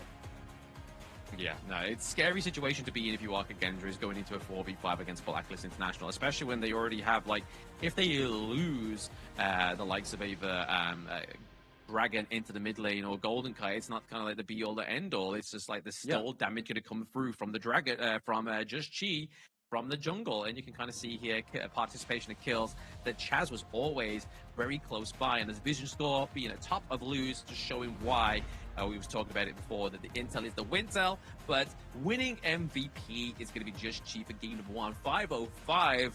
I mean, that seems like a hotline number to call if you're losing in Honor of Kings. Yeah, beautiful work by the side of Jashi, right? Showing just a very adept understanding of what is necessary for the team. And it's not, you know, just the kills. He got the reward of the kills because they played together as a team. And the better team wins, always, in Honor of Kings. Oh, absolutely. I mean, it's very rare the better team loses, right? I mean, that's the reason why the better team. Let's take that sentiment off the table there. But look at these highlights. Obviously, Kagendra had a good early game. They really were putting the pressure onto Blacklist, but I feel like it was just the motion and the steps out of danger that was really kind of clutching these, like, 3v3s, top side of the maps, or even these team fights. Just knowing how to sidestep certain skills on the enemy team was enough control for Blacklist to just completely manhandle that engage that was otherwise going to go in the favor of Kagendra. Yes, and I think you really should take a look at Chammy 1 here. The role of Chammy 1 in this particular team fight, he's not meant to take people down. He's just meant to buy time, right? Because once you buy enough time, the imperiled state will wear out, and, you know, once you're back with a portion of health that you have supposedly lost, you already have the numbers advantage, you have the gold advantage, you have the itemization advantage, the level advantage, everything in your favor. You don't lose these team fights. And PKL, being a very strong team fight region already, this was a very nice showing in game number 1. Yes, a good showing here for Kagendra, but also a better showing for Blacklist after such a shaky group stage, and is kind of already filling the destiny here for me that Blacklist was just limit tested in the group stage because there was no real elimination on the line there. So why try your best if you know you can get into the knockout stage and not be picked up by Nova Esports in the first match, right? Like, that seems to me like they played 4G chess all the way from the group stage draw. Debated. I mean, at this point, It really feels like that was the game plan. So if we'll check with them later, if that really was the game plan from TG or the entire Blacklist International organization, props to you. That was really smart.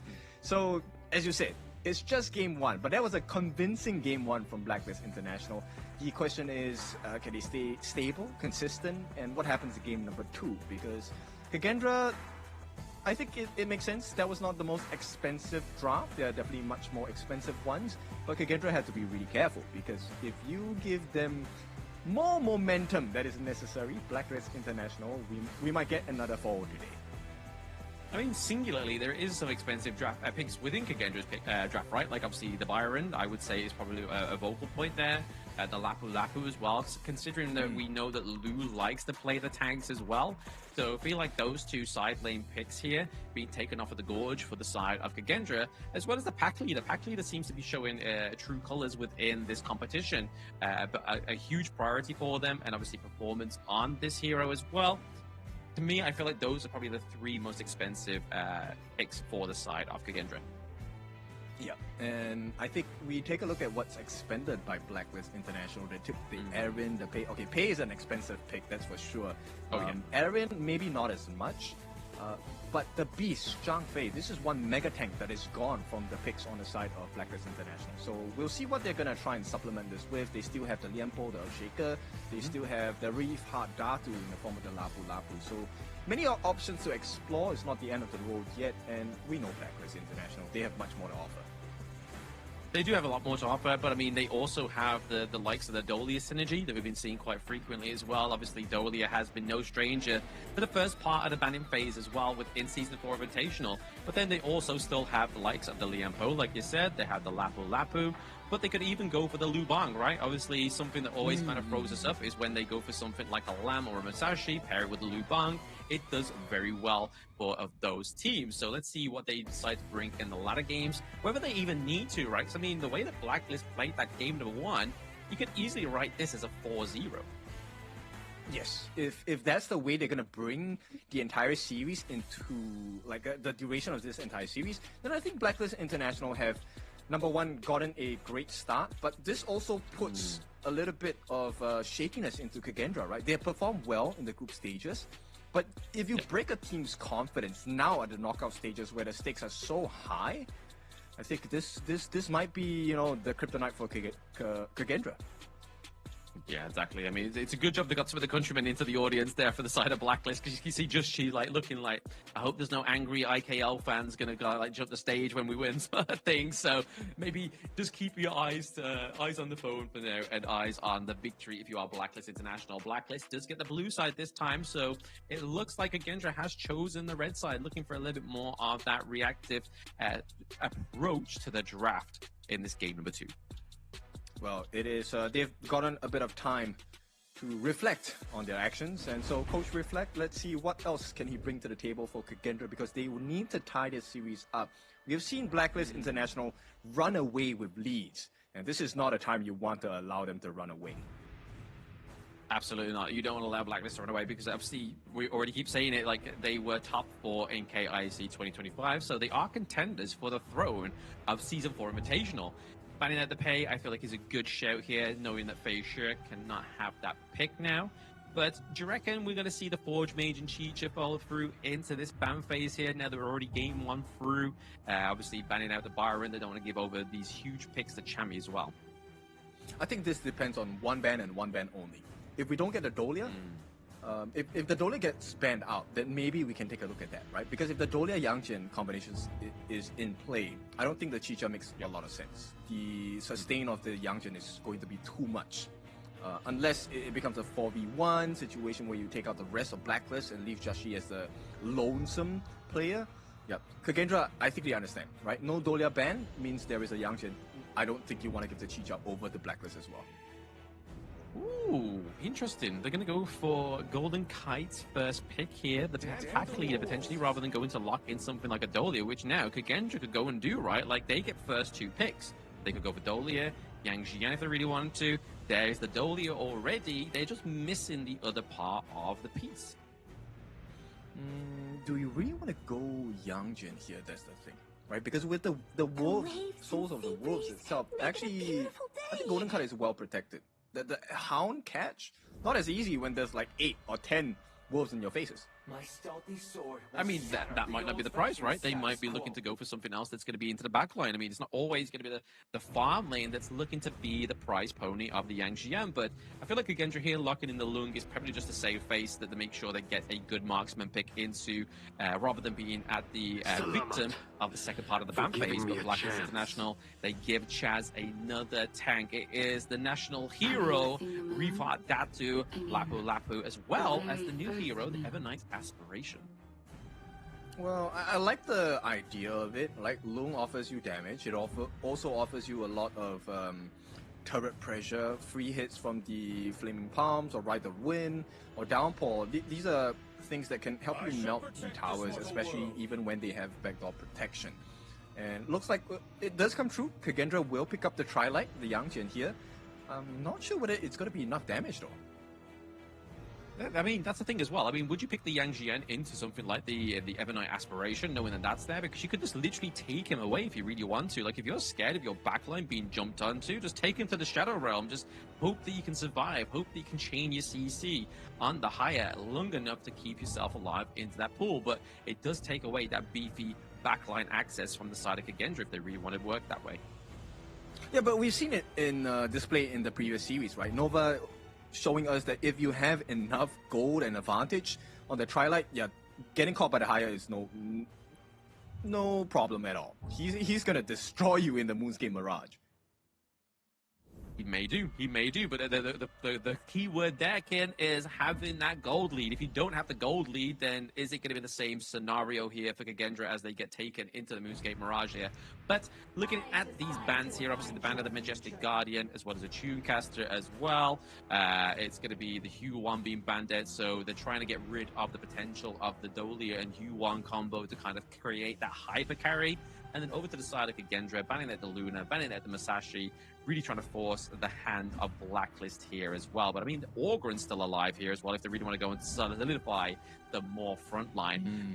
But it looks like it could be the Agudo, just to have that enhanced early game once again for Just She. I like it, right? And then we'll explore what this itemization is for the side of Jashi on the Wall Rider, Agudo, right? Some junglers like to go for the Sparkforge Dagger first. Some junglers like to go for the Deep Frost Siege first instead. Both offer different benefits. One with the Lightning Strikes, extra magic damage. Deep Frost Siege gives you a different stat in a form where you're more tanky, but you deal more physical damage as well. Exactly, it depends on what kind of damage they want and how fast they get the itemization, right? But it's going to be Kagendra flashing out their draft with Mighty Conqueror here. So obviously we know great sustain, great backline access as well. So is it necessary if Facia falls that Sule can pick up the mantle and go way into the backline here also? But looking at Kagendra, they are quite late game focused once again. Yeah, and while they have a three-angle approach, one from the Lung in terms of damage, one from Trilight and Mighty Conqueror, and then you have the backline, snipes from Senko as a Celestial. Don't know whether it's going to be enough, because Blacklist International's initiation prowess is pretty strong. You have the Agudo ultimate, you have the Lapu Lapu ultimate, you also have the dive potential from the Charlotte.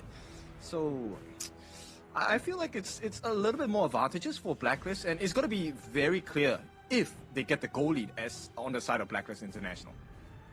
Yeah, which from game number one, we know they can do, even if they're playing behind by a few hundred gold for quite some time. Obviously, Kagendra knows how to formulate the goal lead into the early game, but just kind of fumbled a bag part way through, and no fault of their own, right? Obviously, they just weren't quite expecting that team fight potential from Blacklist International in that game number one, but in the Season 4 Invitational, you cannot underestimate your opponents, or else you are going to see yourself at that 1-0 scoreline for now. But Kagendra, game number 2, looking to neutralize that lead here, make it a 1-1.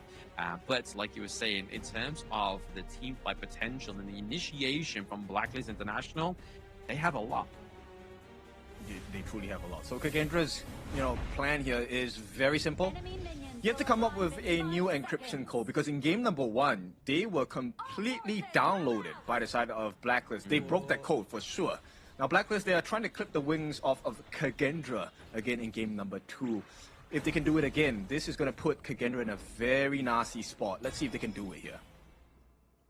Let's see if they can. Obviously, game number 2 is far under the way here as well. Obviously, we see then bot side of the map, Golden Kite taking that 2v1 potential down there as well. Obviously, using those wolves just to kind of tear away Lung into the early game. You can imagine that the damage is there as well, but Blacklist looking to help themselves to the enemy's camps, not contested as well. So they're actually been a little bit more successful with their access into the enemy team and with the intel, knowing that Feisha is down into the blue side. They're able to take 2 camps away.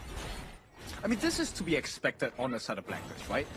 The Evernight Aspirations picked by Dragon, very fast wave clear in level 1, so that rotation was definitely expected. And the Tusk Ball take, look, Senko as a Nuwa Celestial, you don't win the early game wave clear at all, especially when Lu is not helping you in lane as well. So Kagendra, this is nothing new to them. It's now at this point, how do they recover in terms of farm against Blacklist International? Very true. I mean, you don't want to kind of overstep this 2v1 in top side of the map here as well, but you do see the Blacklist actually rotating up to try and make a priority for the Space Sprite right now. Just tease level 4, you can use the Gorge Mobilization, the Annihilation, not Annihilation Emergence comes through, but Feisha is able to get out thanks to those creation blocks there. Very nice play by Kagendra, but the pressure has been still placed in top side of the map as they secure the Space Sprite. And that's what we mean by, you know, team play. Senko coming in to save. If he had allowed Feisha to get shut down there, this would have been a horrible game. The Wall Rider for Jashi is one of the fastest jungle clear heroes in the game. And Feisha as the Yangjin does not have that kind of speed. So the fact that he got his life saved by Senko, that was a huge moment for Kagendra because they're still keeping pace. Yeah, that would have been a huge effect to his GPM onto the side of Kagendra. We've already seen from the last game, obviously, Just Chi was able to out GPM him, but obviously it is down to the hero selection. You are paying, you are meant to be farming up that quickly. Same with the Agudo as well, right? Obviously, as you say, it's one of the fastest farmed here, the jungle heroes on Honor of Kings. So you're going to look to try and basically capitalize on that. But speaking of capitalizing, he's getting that last hit on that Firebeak there for the side of Blacklist. So even though they tried to invade the jungle, they weren't able to get the prize. It's things like this, right? When you take a look at pro play, you're always wondering, okay, how do they actually get the last hit? There's like 4 different members down there making pressure, but still they get the last hit, even though it's not into the hands of Golden Kite. But like Dragon being able to take it away with a basic attack or 1 skill usage, that's really impressive, right? The difference in levels between pros, amateurs, and hopefuls. Yeah, exactly. I mean, there's always going to be levels between the skill, right? Obviously, knowing when to just drop that first skill, knowing when to just land that basic attack to claim that last hit is just kind of like makes you the difference between a good player and a great player, right? Top side of the map here, Chami just trying to put pressure onto Soleil. Looking for that teleportation down to the mid lane here, because we know it's only around about 30 seconds time when that Tyrant comes up, and Lord only knows that's going to be good into the favor of Blacklist, unless Kagendra can steal this one away. Yeah, I mean, the power spike for Blacklist is definitely in this first, I would figure first 13, 14 minutes of the game. The moment it hits towards the later part of the game, where Senko is fully farmed, Zan is fully farmed, Faces is fully farmed, Saole is fully farmed, the late game is definitely much more in favor of Kagendra. It's not a guarantee, but it's going to be a lot more difficult for Blacklist International. So they need to take as many turrets as they can. Any of these neutral objectives will definitely help their cause. Looks like the Doomsday being built here by Just Chi. He's going to go for looking to take down the health percentage damage here for the side of Kagendra. A little bit of tip attack going on around the Tyrant, but it looks like he's going to secure it by Blacklist International. Got Chami in the wing here, just trying to keep away Soleil into that team fight. And now Just Chi recuperates into the mid lane just to give over a little bit of aid to his Flash lane. Yeah, but a perfect disengage, right, from inside the Blacklist. Most teams don't really make this kind of smart move, which is they get caught out after they take the objective. But Blacklist was really clear about the direction and the angle in which they wanted to exit the fight. Kagendra had no way to really get the catch, right? Chami won. As mobile as he is on a Charlotte, this was a beautiful move to try and bait out Sauli as well. I mean, we talk about late game obviously going over to the favor of Kagendra potentially, as you said there, Kim. I mean, we're looking at over the Blacklist as well. They do have the Rose Fencer that is a late game hero, as well as Golden Kite. So it's not like Blacklist don't have late game orientation as well, right? No, definitely not. But it's, of course, a much stronger chance for KIS4, right? Because they have many more players that can do a little bit more late game damage, which is why it's so important this early part of the game for Blacklist. You definitely need to get the T2s. If you don't get the T2s here before the 15-minute mark, it's going to come back, and you have to pay some taxes for that. Going to come back and bite you in the behind, right? That's what potentially could happen to Blacklist if they aren't able to kind of monopolize on those T2s much earlier in the game than expected. But that Annihilation just there, just kind of won't hit the minions, I guess. Maybe just desperate times call for desperate measures. Yeah, I think that's a misclick right there. His thumb probably slipped because that was not an angle for any of the minions. I mean, is that your excuse? The thumb slips? Yeah, my thumb slips all the time, so. On execute? Is it when you're selecting your thumb skill? Is that when your thumb slips? Yeah. I really want to get the heals, I want to get flash, but somehow, it lands on execute. Oh no! So. Yeah, it's like that meme where people are like, oh, they're falling and they're meant to be picking something up, but then it goes all distorted and they end up on bed. That's you picking execute. It's like, I swear I picked heal, but oh no, I've got execute, my finger slipped. Yeah, tech issues, it's fine. We just make do, right? Yeah. At this point, it's a 1,000 goal lead for the start of Blacklist International, which is healthy, it's great. And of course, knowing this with the pick on Jashi, if you're new, the Wild Rider, able to take turrets for free even with backdoor protection. So Blacklist is fulfilling that win condition that we're talking about, right? This early game, 7 minutes into the game, they've taken all the T1s across the board from KIS4's map. And this is a start to a potential great end if Blacklist International can keep this up. If they can keep the momentum up, then obviously it's really looking hard here for KIS4 to try and bring this one back, right? Like you said, obviously late game, you are looking more towards KIS4 in terms of their firepower, of their potential of damage output there as well. And currently, there's not been a single bloodshed in this game number 2, so that's already kind of showing here that either KIS4 is playing very coy here and playing very sort of like away from Blacklist out of these team fights, or it's just Blacklist are just waiting for that key moment. They want to make the kills count, I think this is all making sure that they get the turrets first, right? Because the response from KIS4, it's effort, but it has not netted any result. And Blacklist needs to keep this at this exact juncture, right? They don't have any answers on KIS4. They can't force that push in the mid lane.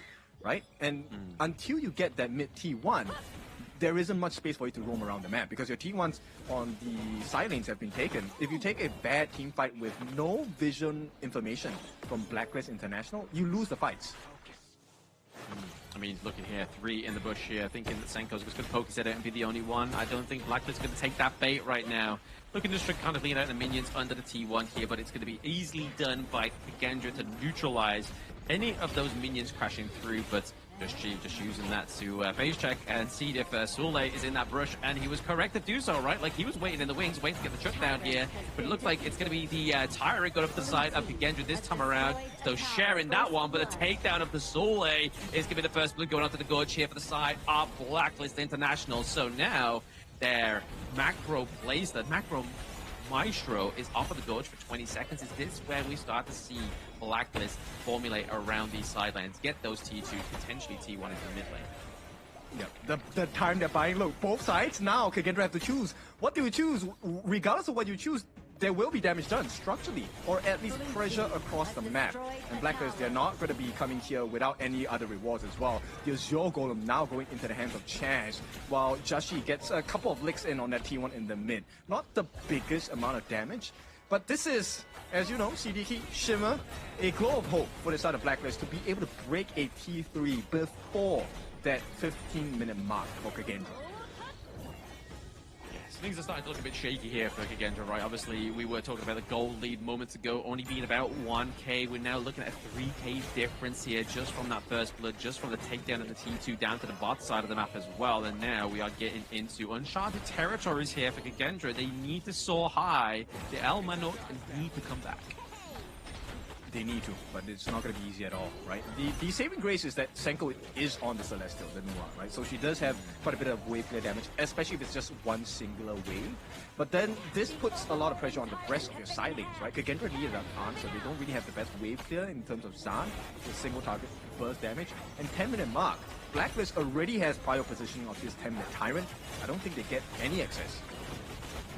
Looking for a bit of excess here. Obviously, Kagi's just trying to kind of like force out into that brush there, but it's going to ultimately go over to the side of Blacklist International Tyrant. The Shadow Tyrant that is Soleil finds himself a little bit close for call, but is able to dash over the wall thanks to the Mighty Conqueror's kit. But obviously, attention needs to be paid into these side lanes here before anything can be done for Kagendra.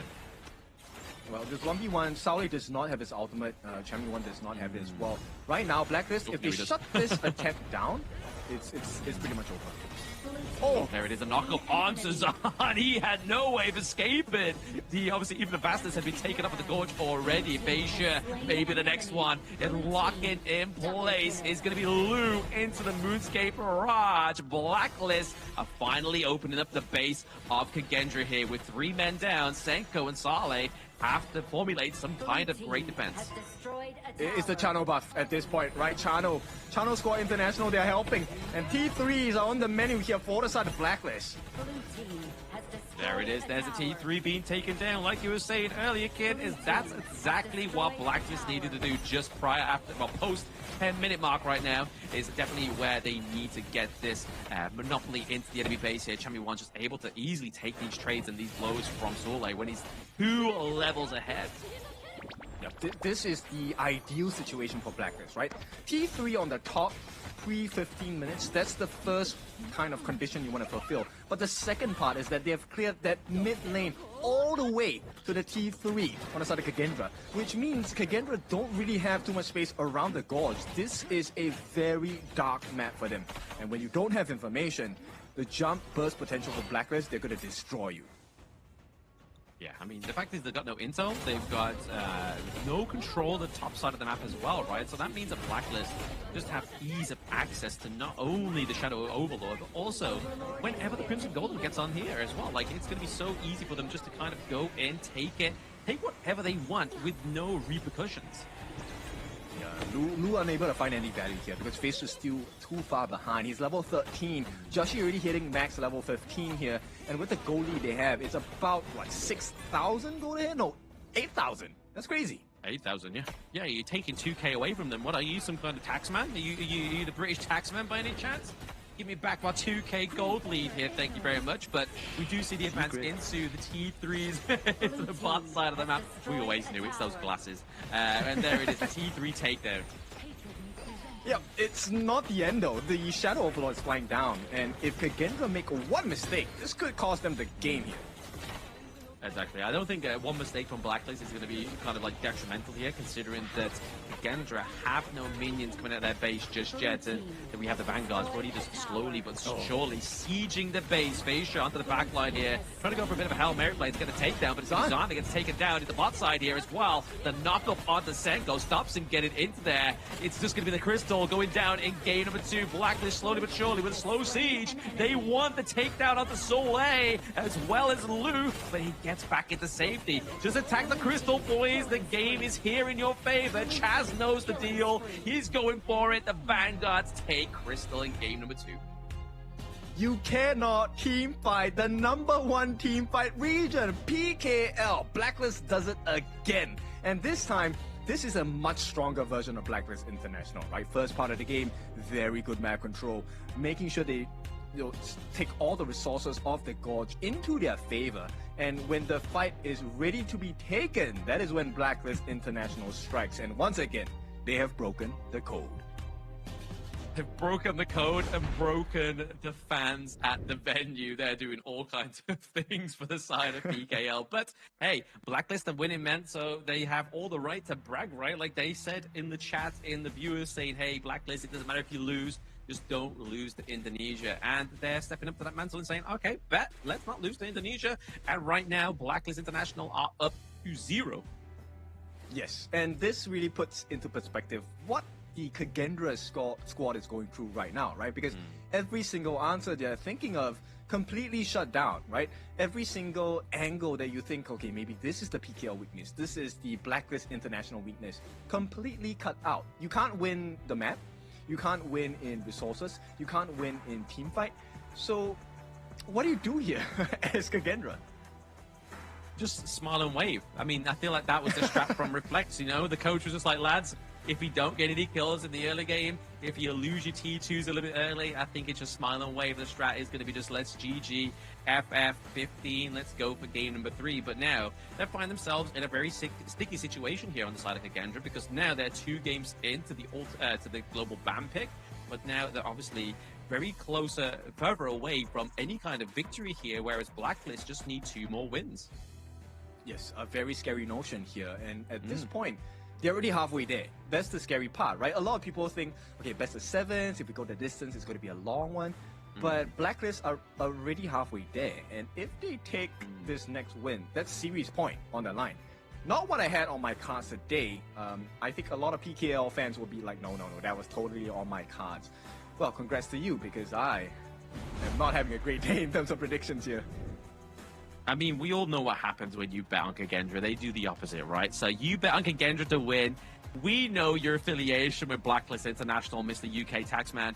You wanted them to lose in this one, but Blacklist International looking at this one. Not a single death in game number 2. That's how correct the code was for Blacklist. I'm just taking a page out of TG's book. Right? This guy has played the long con, and it's working. Taking the page of a checkbook. Yeah, well, this checkbook seems to be working for the side of Blacklist International, right? Keeping the same roster, making sure they put the right investments in the team, it has worked out. These are the same 5 boys that have gone through HOK since 2024 when it was first introduced. Now, in 2026 HOK, KIS4 is working out great.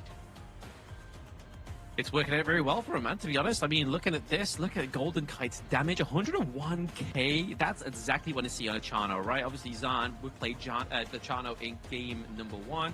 Didn't quite have that same kind of success story as we see here for Golden Kite, but I feel like it was all kind of just set up because of the great team fight potential that they had on the side of Blacklist, right? So much initiation, and then all Golden Kite really needed to do was just kind of like, whilst the team was running away, up your ultimate, run after them, basic attack, move at the same time. Very impressive. Very, very, right? And this actually starts off with the Wild Rider pick, the Agudo for Jashi. One of the things that they managed to achieve this game was the fact that when they dropped the furball down, right, Gulch mobilization, that kind of switched Kagendra's minds. That's the first part of the formula. The second formula, if you'll notice, I'm not sure whether they will show this in the highlights or not, is the fact that there were multiple times that you see Dragon on the higher, the Evernight Aspiration. He actually saved his ultimate for Saule here. And when he procced that Moonscape Mirage, it forced Saule to use all his skills, sometimes even the flash, to get out of the fight. And this means Golden Kite had all the time in the world. This twinning effect that you are asking for in the start of the game from Blacklist International, they did it all.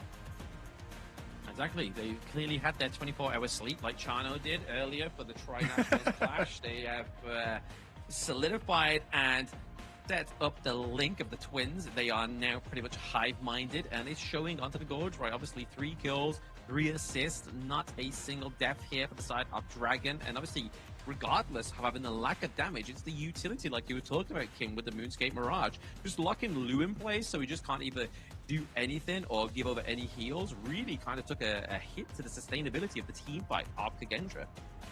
Yes, it's just too many things to deal with, right? And okay, it's a very small thing, but Golden Kite with the Wolves as well, every additional target that is available on the side of Kagendra, if you don't clear that in time, you have to stay at that lane, which was the mid lane, right? Kagendra spent so much time defending that mid wave in mid T1 that Blacklist had the opportunity, after they won a small team fight, to work the side lanes down, and suddenly you find yourselves, hey, I don't have a T3 anymore.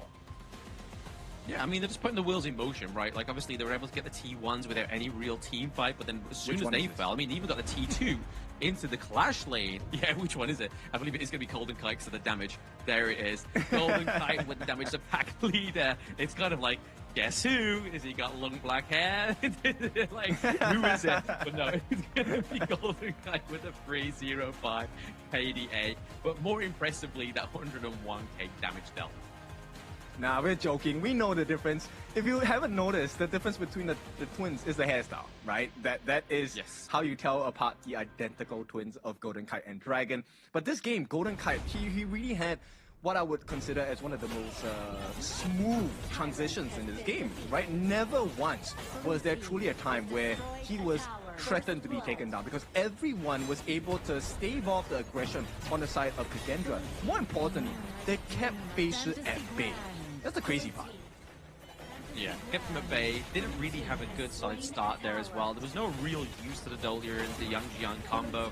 But I feel like it goes back to the point you made into the draft deck, and the fact is that you're normally using that to get the lockdown onto something like the farm lane, right? But then when you have a pack of wolves around you, if you drop the hound and he goes onto a wolf, what are you going to do? Dive onto a wolf and just get the cooldown reduction off of the first ability and then hope for the best? You're probably already in too deep at that point. Yes, and you're wasting your damage. That's the thing. You need to get your damage onto the appropriate members on the side of Blacklist International. So it looks like Kagendra, they need to hire, I don't know, some sort of security protocols here, because Blacklist has decoded them twice in a span of 2 games in this best of 7 series. If they get to decode them one more time, this is series point for the side of Blacklist International.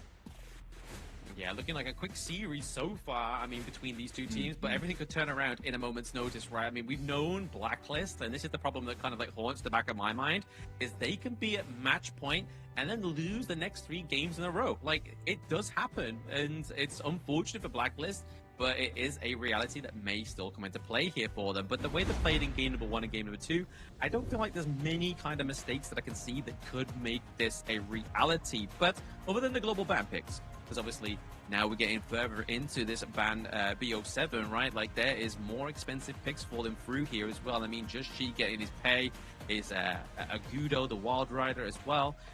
These are kind of like some of the more stable picks here for Just Chi, because he gets to have the privilege of the early game advantage. And to be honest, these picks aren't even like Just Chi's strong picks, right? These are not his special weapons. This is just base level Just Chi. And we know how strong this guy is, right? I mean, both teams from IKL, PKL, or whatever teams that come out of these regions, the goal here, yes, sideline, I want to beat my corresponding region, but everyone's goal is to beat Nova, right? They want to make sure that they can conquer MKL, and the first step to do it is to show how strong you are in the laning phase. I feel like Kagendra, they might have suffered a little bit too much confidence from that game number 1, because they used to be so aggressive, get the dive in, but they were punished so heavily by Blacklist. I hope Reflect tells them you can do that again. Yeah. Speaking of doing it again, we're going to get some support from those at home. Let's go Indo Kings. Give it your all. If you can, go for championship. Don't settle for being local kings. Hashtag Indo Pride. So there it goes. Someone took my advice and posted on social media, and now their words are on the screen, being read by your favorite British person, not King Charles, but Blam.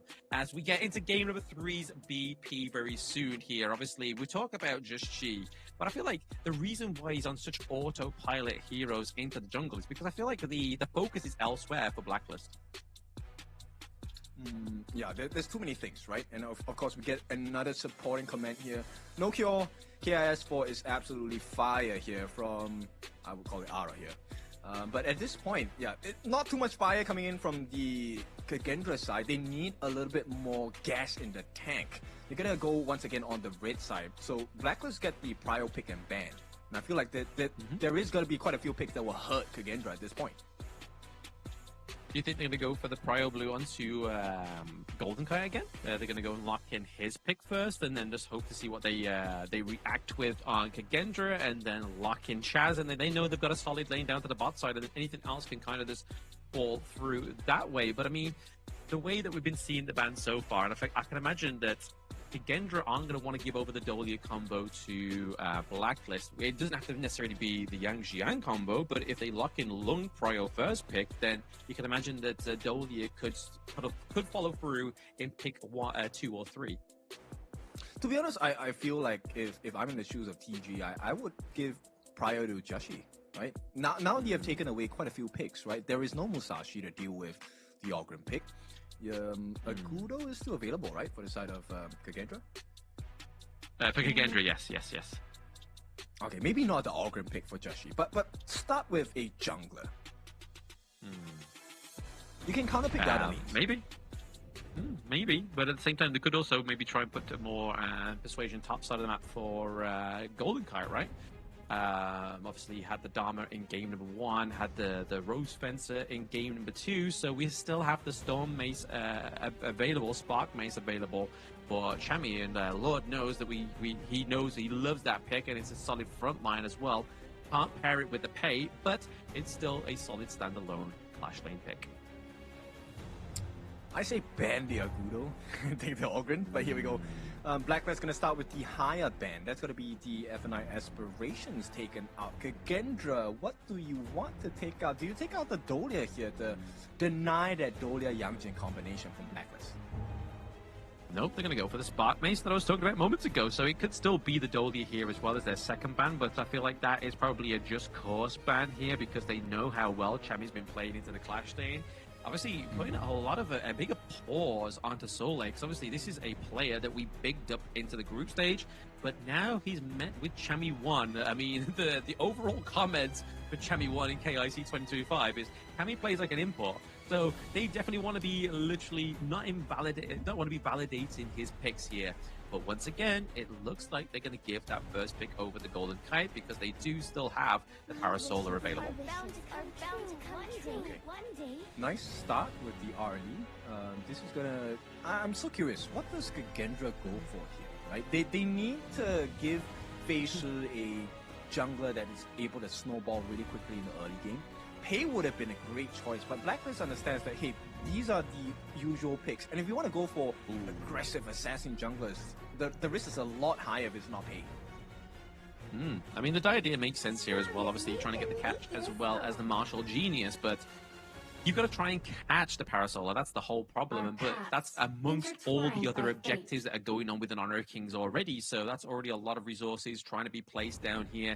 Try and get the shutdown. Did they try and lock in something like the Xiao Xiao like you was talking about in game number 1, right? Knowing that the Ali is going to come out of somewhere, but it looks like Chaz is going to get a big pick into the support role here as well. The Peacekeeper, Mutsu, as well as Dragon on the Fire Ninja. They are looking for an aggressive game here. This is going to be a poke composition coming out from Blacklist, right? I'm just curious to see what Kagendra shows at this point of time. Okay. If they really lock it in, okay, guarantee, soft guarantee, maybe not a full guarantee, soft guarantee, I think the alarm comes into play here. I was thinking exactly or maybe the the same Hano. Exactly the same thing, yeah. Lamb comes into play, or High Note into the Clash Lane, or do we see the return of the Lubang, right? They go for Lamb, Lubang, last two picks, so they get not only the counter to the Gudo, but they also get the delivery service here as well. And you can kind of see the debating that kind of delivery service with that Masashi ban as well. Yeah, because it takes a lot of attention away, right? Nice ban as the final one. No Xiao Xiao for the side of Kagendra, no Breeze Heart. That would have been a perfect answer for not just the Parasolar pick, but for Peacekeeper as well, right? Once he gets the thing inside the box. Now, let's see if our guesses are correct. But Kagendra here, okay, they're going for a little bit more control. The Silk River, I think it's a great answer against a potential Lam pick. And we'll see if that's going to be the cause here. No, it's going to be the Seafarer in the Clash Lane. Interesting. Ooh, okay, so they're going to go completely the opposite way, right? Obviously, if they want to play control here, obviously you're not going to control the Seafarer riding his boat and obviously causing these great initiations. But like you said, like there's a huge potential of poach setup here for the side of Blacklist International. But now they have the sustain of the Orgrin, and now they have even the setup of the plays here of the Seafarer with the set sail. But Kagendra are looking to go and run the Agudo into the farm lane and have Featherfoot into the jungle. Okay, I like the idea of it, but this puts a lot of pressure on Senko. If he doesn't get the catch, this game is pretty much over. And if you take a look at the composition on the side of Blacklist International, I want you to notice something. The Seafarer in the Clash Lane, he actually has decent wave clear as well. And this means Blacklist International still get to play that map control game that they're looking for in the early game. You get the initial wave clear, get the TP down, you have your ultimate to go straight back into your lane if it's necessary, or even start a team fight, of which they have so much control. You have the Ryu Engine from the Fire Ninja, you have the Cannon Blast from Peacekeeper, and then Golden Kite once again is going to be left untouched. And you're also going to have the physical damage reduction as well from the Seafarer's kit also, so that could be a problem here for these teams. But also, obviously, trying to get the Featherfoot off of the wall here with that hard CC as well, just trying to get it stunned down, locked down as well. I mean, there's a potential of a huge amount of lockdown, but I feel like here, Feisha is probably just looking to be like, okay, yes, I fumbled the smite in game number 2, but now I have the Hard Jade and Seal. Surely I can't fumble this, right? It's basically like locking down 2 smites, and 1 is a guarantee. I think this whole game is all about Senko, in my opinion, for Kagendra. If Senko plays well, I think Kagendra wins this whole thing for this particular match itself, right? Because if you take a look at the initiations, it's quite a huge risk for the side of Kagendra. You need to commit. Shaolin needs to put his body on the line if he wants to make the catch as a martial genius on the Ma Yin. Agudo, you need to throw the ultimate down for Zan to be able to get the lockdown. The only safe way of approach probably is Lu and Senko. These two. Yeah. They were set up with some huge control here. Obviously, use the pull from the Silk Weaver, and then maybe potentially just try and get the pull, the damage from the likes of the Featherfoot or the Martial Genius. But I do like the Agudo in farm lane. Farm lane Agudo is something I like to play personally. I was in a bit of a rut in ranked until I picked this hero up, and it's very oppressive, right? Like you currently go, like you don't need your support in your lane once you get to level 4, right? It's kind of like having a 2v1 at all times after level 4. Yeah, it definitely is. And then you also have, you know, the roll and the tumble for a roll, which means you get to escape out of sticky situations, right? After the rework, you don't really get stopped when you hit someone with your second skill. Yeah, it's very helpful, especially traversing the map as well. But here, speaking of traversing, it's going to be a Blacklist. Look at the traverse and take the Crimson Golem number 1 here from the side of Kagendra. I mean, this could be scary and a bit hairy here for Chaz. He's just trying to use the Cannon Blast, maybe get the lockdown onto Featherfoot here, so Feisha cannot get any damage up onto him because he's looking pretty squishy right now. But overall, a successful family trip into the enemy jungle. Again, Blacklist taking the Crimson Golem. Yeah, because how do you fight against an Ogren? Level 1, he has the instant finish here. Looks like they will go for more on the side of Blacklist. He gets his Death's Precipice as well, which means he gets the heal value. He already has taken 1 camp away from Feisha. He has a level advantage, not just yet, but this is just going to snowball into a bigger lead here. Oh, absolutely. The snowball definitely is a problem here for the side of Kagendra. I feel like maybe the saving grace could be around about the 4-minute mark if they don't get any kills, or maybe multiple kills before that point, because then obviously they can take the Tyrant, trying to neutralize any kind of lead that they did have. Also, the flash of Senko as well. I mean, that's a pretty early use of the flash. We'll still be back in time for the 4-minute mark, though. Yes, so it's going to be a bit of a difficult situation here for the side of Kagendra. This was not the ideal start that they wanted, right? Feisha as the Fade. Right now, the reason why it's so difficult is because, yes, he still has his Hardened Jade Seal, but with the risk that he might be taken out in the team fights, that's going to be a huge cause of concern. Because now, even if you land the Hardened Jade Seal, if you take a fall in the team fights, you lose that Hardened Jade Seal. It's not in your favor. Yeah, not in your favor. I mean, it's not the longest cooldown either, so it's not too bad, but it's, like you say, the opportunity that you create with that Hardened Jade Seal is something you're going to be missing for quite a few seconds, but now actually be able to secure his own Crimson Golem is going to be a little bit more of a back to basics here for Feisha, but we like it. We like to see it. Zan is actually having a bit of a fun time in his lane here, not really losing too much priority overall. He's only about 100 gold away from Golden Kite's Parasolar. I want you to take notice of the itemization on Dragon here. This is a very greedy start. He actually abandons the entire just boots and all for the cost of the first item insatiable Pome. It's not completed just yet, but I think this is a great idea, right? Over, with massive sustain, they have a slight goal lead. They can start to replay a little bit more aggressive and more risky. And for every risk that you take that is successful, Blacklist takes one more step ahead. They do take one more step ahead. They're ahead by around that's 600 gold. Let's not keep making quick maths on the spot here, but definitely in a better position than KIS4 right now. Obviously, this all seems to be snowballing from that moment that they were able to successfully take away that first Crimson Golem, right? But like, we're not really seeing KIS4 answer that call, and that's the problem here for me, is the fact that KIS4's not really reacting to the disrespect that Blacklist did in the early game. Maybe they don't feel the need to, right? I think if you're already behind by a slight amount, you also don't want to jump into the rabbit hole where you slip and slide down into 1,000, 2,000 gold deficit. Yeah, out of the frying pan into the fire is definitely maybe the reason why KIS4 hasn't quite been as reactive as I would hope they would be. But a reaction is definitely needed down to the bot side of the map here. You can see that Blacklist are looking to just clear out this minion wave into the mid lane, just to get the priority and the potential drive away of this one. But all the damage coming through here from Feishu on the Featherfoot is definitely doing a number onto Justchi.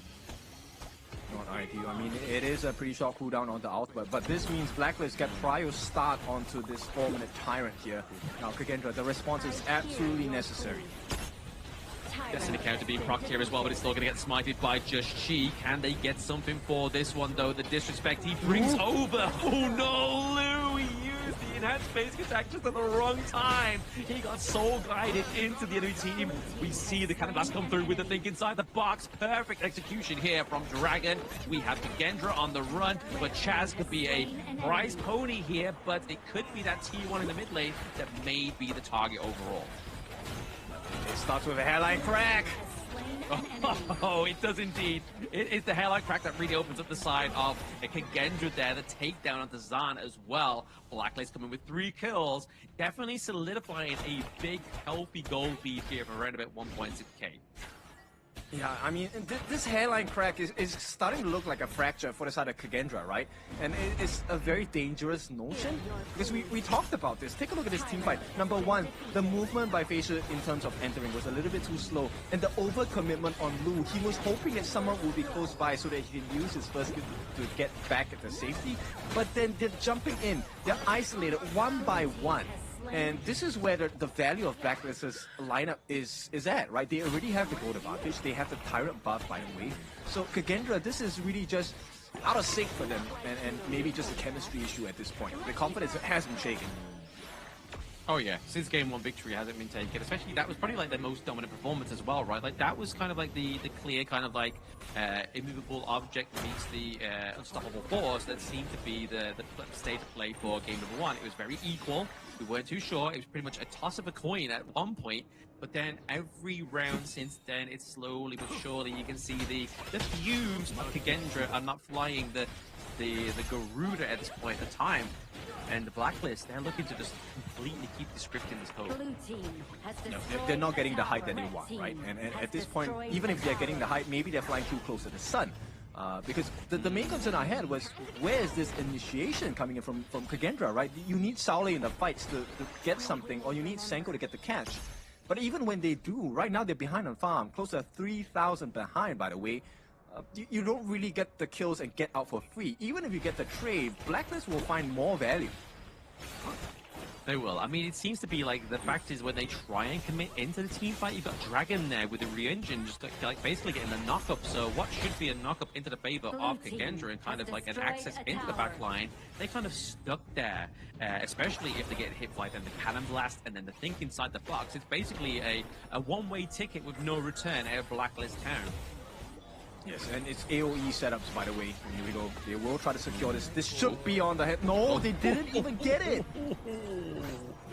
Yeah, the Harder Jade Seal is looking more like a soft copy at this point, right? It's not actually connecting or even smiting anything here. Obviously, we did see the sunset, the boat sail for the side of Blacklist nice. through there, but then if they shoot into the back line, this could be the shutdown that they're looking for. First kill goes over to KIS4. They're looking for a little bit more. Lu goes in with a bit of a swing there, but still not much more to be claimed here by the side of KIS4. But 2 kills is better than nothing here. They're looking for a little bit more. They get the shutdown on Zule. Could this be a potential comeback of KIS4 in the mid lane?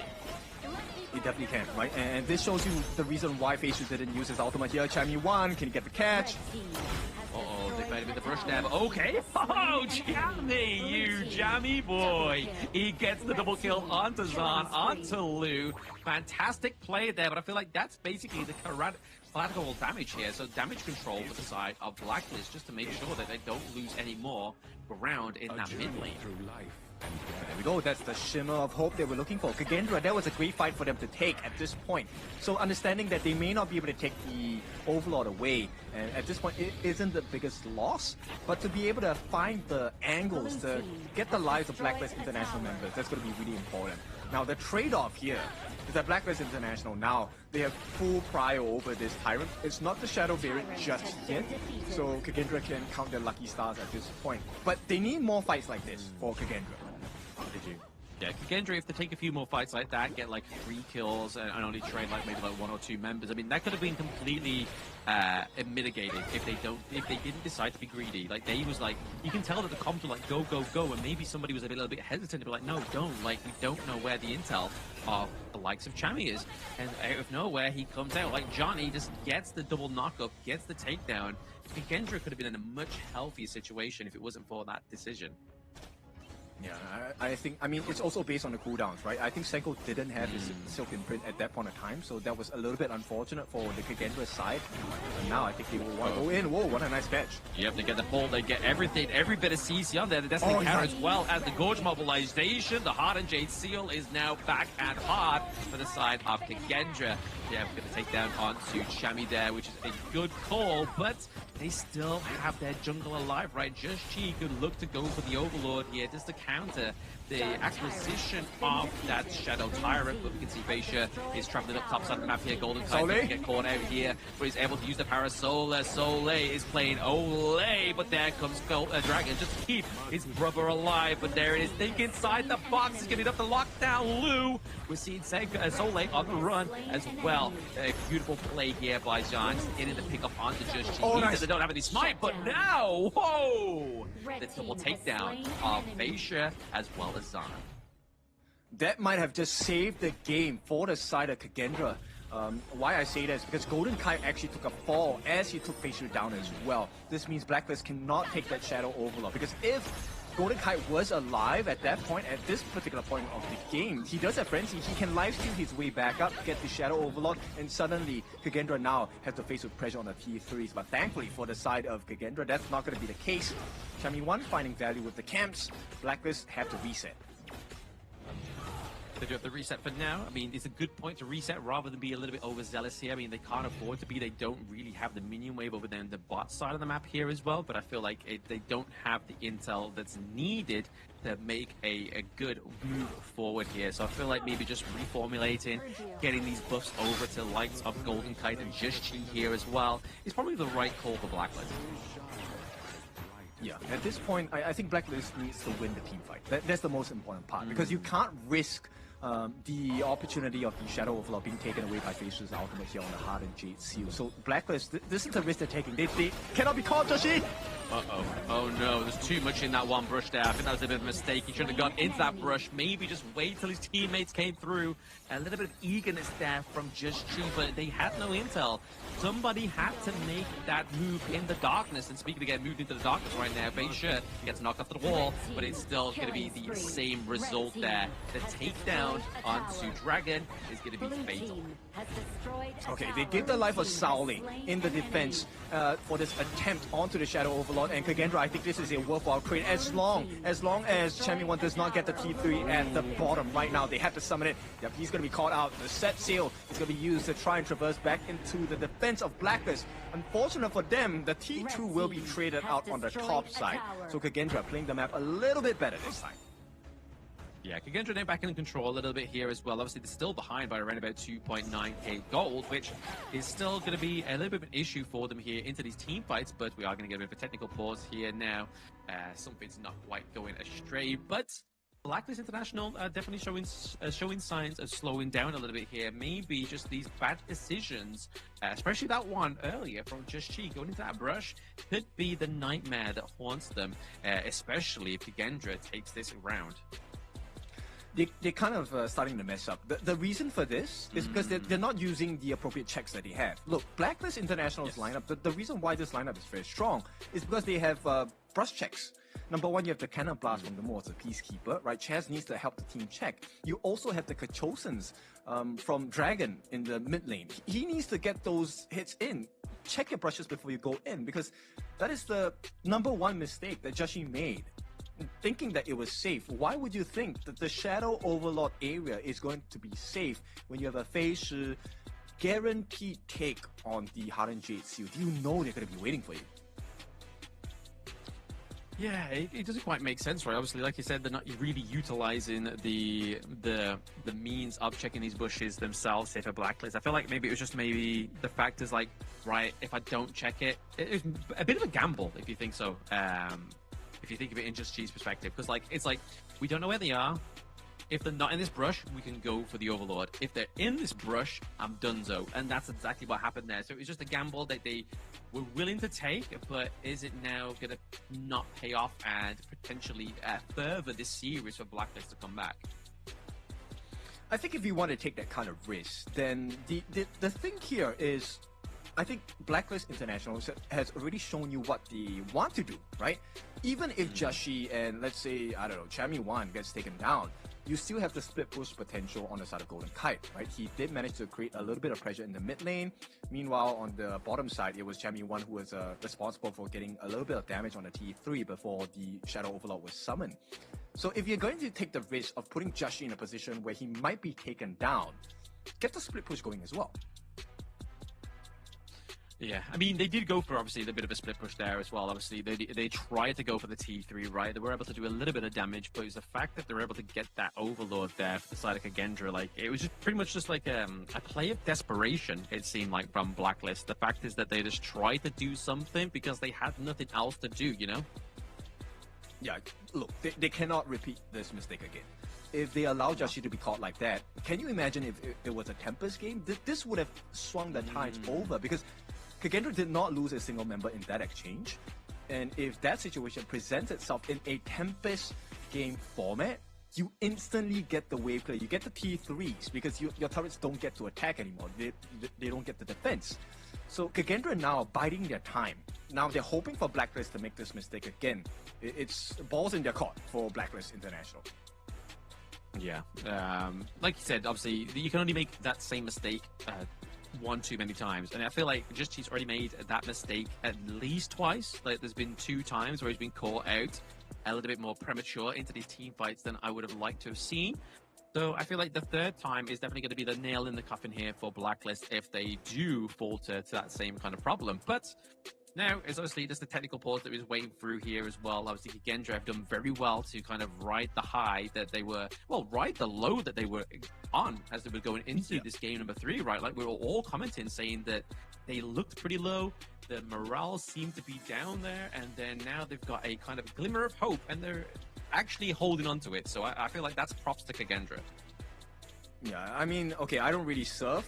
In fact, I don't know how to surf, but there are low tides, there are also going to be high tides. And maybe with this bit on time, this is the point of the game where Kagendra can shift into the high tides and surf on this momentum.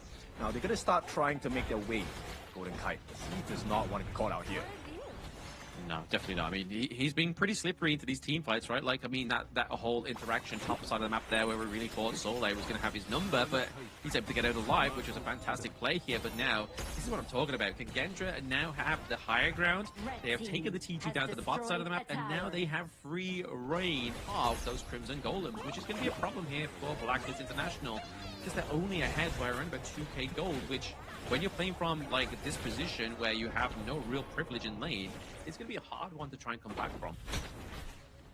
That's true, but I think the win condition for the side of Blacklist, as well as Kagendra, it's about Saoli. If Saoli does not show on the map, Blacklist cannot make a safe decision, right? Because if you know that Saoli is not there, then there is no AoE catch, unless you land Zan's ultimate on perfect ball. But here we go. Ooh. Baiting out this Tyrant here, so able to get the call potentially here onto Chaz. Soleil is just kind of like abusing and just being a little bit of a harasser into the backline here of Blacklist International, but he has been caught there. You can see where he is. The knockup's not going to quite come through. He gets out with the whatever's there, but it's going to be the bring through for Lu. But Lu is actually itemized up now that the damage coming from Just Cheat is not going to be enough to get the takedown, but now comes Dragon into Lu. It's going to be the conductor of souls. Yeah, the precipice gets pulled. The activation, the execution comes through. So sustainability here for the side of Kagendra is going to be a bit of a problem. Also, that minion wave top side of the map is going to be a bit of a problem here for the side of Kagendra as Soleil tries to commit a lot of that ult. He's used it in Get Serious. Is still waiting to be procced here by the side of Soleil. This is going to be a reset for the side of Blacklist, right? Facial, he cannot be caught here. He needs to play a little bit safer. Nice catch.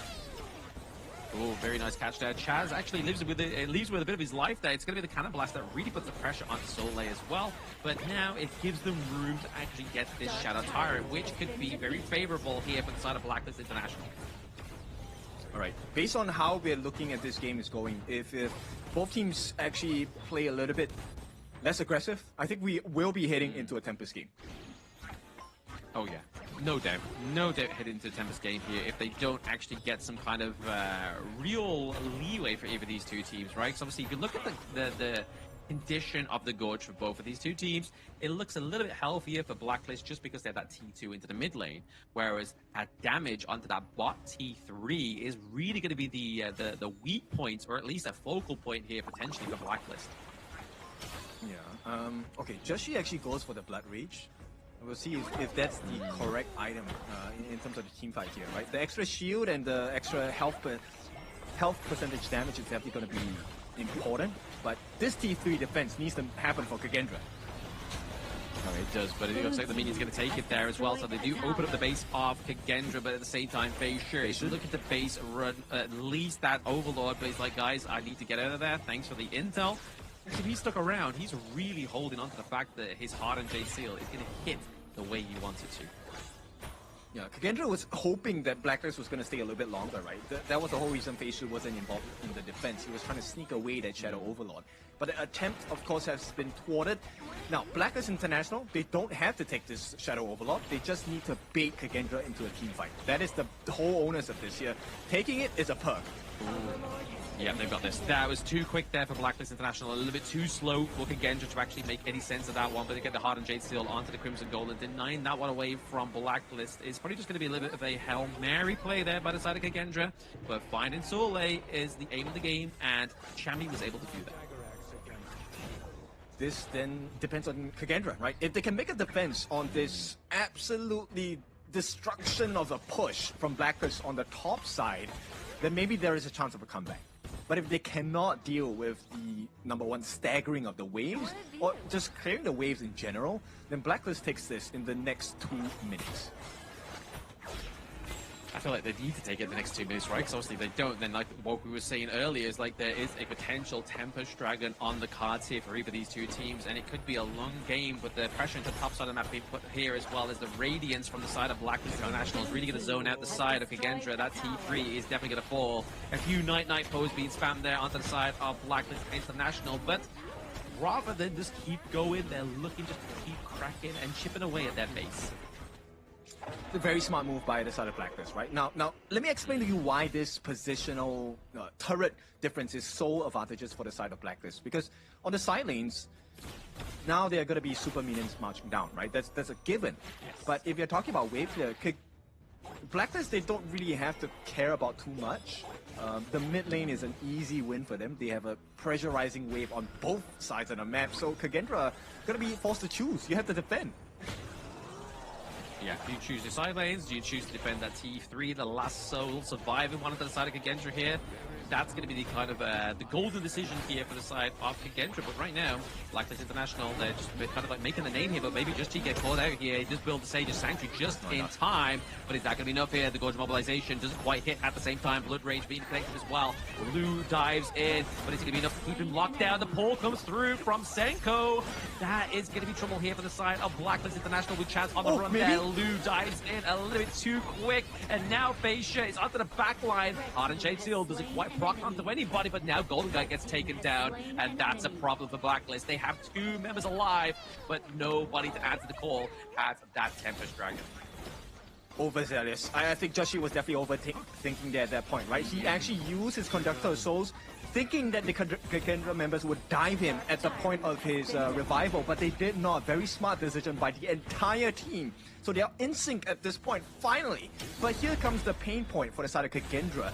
They have to defend against super minions on the top and the bottom. This movement from the side of Kagendra was really great, and Lu, for the first time, that aggression on the catch for the bit of farewell really worked towards their favor. Separating the team, Zan now has advantage against Golden Kite, especially when they have the support of Lu with the redemption for the roam item and the heals coming in. So this is now the prime point for Kagendra to mount their comeback, because if they can't do it here, there's no other way. No, exactly. With 6 seconds left onto the Tempest Dragon here for the side of Blacklist International. I mean, the goal lead at this point means absolutely diddly squat. We're 20 minutes in. Everybody should be pretty much 6-slotted in terms of their itemization. It's all going to be about locking in and interchanging those active items that have now got an increase as well, because that 20-minute mark has now been procced here onto the Gorge. But this is now anyone's game. The worst team fight, whatever happens here, whichever team comes out more battered and bruised, is going to lose this one. The main thing for me here is both Feisu and Joshi, they are only left with one Sage's Sanctuary charge. That's it. Yes. Both of them are on cooldown right now. So if you're able to take out either one of these junglers, that gives you an immense amount of advantage in terms of the win percentage ratio here. Exactly. It's all going to be pretty much eyes on the prize here, and I feel like Just Chi is always kind of like out of line here onto the Ogryn. I feel like it seems to be a bit of a staple thing here. Whenever it goes onto the Ogryn, big mistakes happen. So it's never kind of like a big pick that I'm really hoping for here. Obviously, pressure being put down to the bot side of the map here with that minion wave come through. Feisha is now away from the team fight, so can really a 4v3 here really take place? And the pressure still surmises in here as they take a look to try and take away the Azure Golem, not quite getting it there, but they're probably looking for Soleil, right? Like, they're just like, hey guys, he's not anywhere near us, he's more likely going to be near you guys with They this don't want the Dragon reset. Style.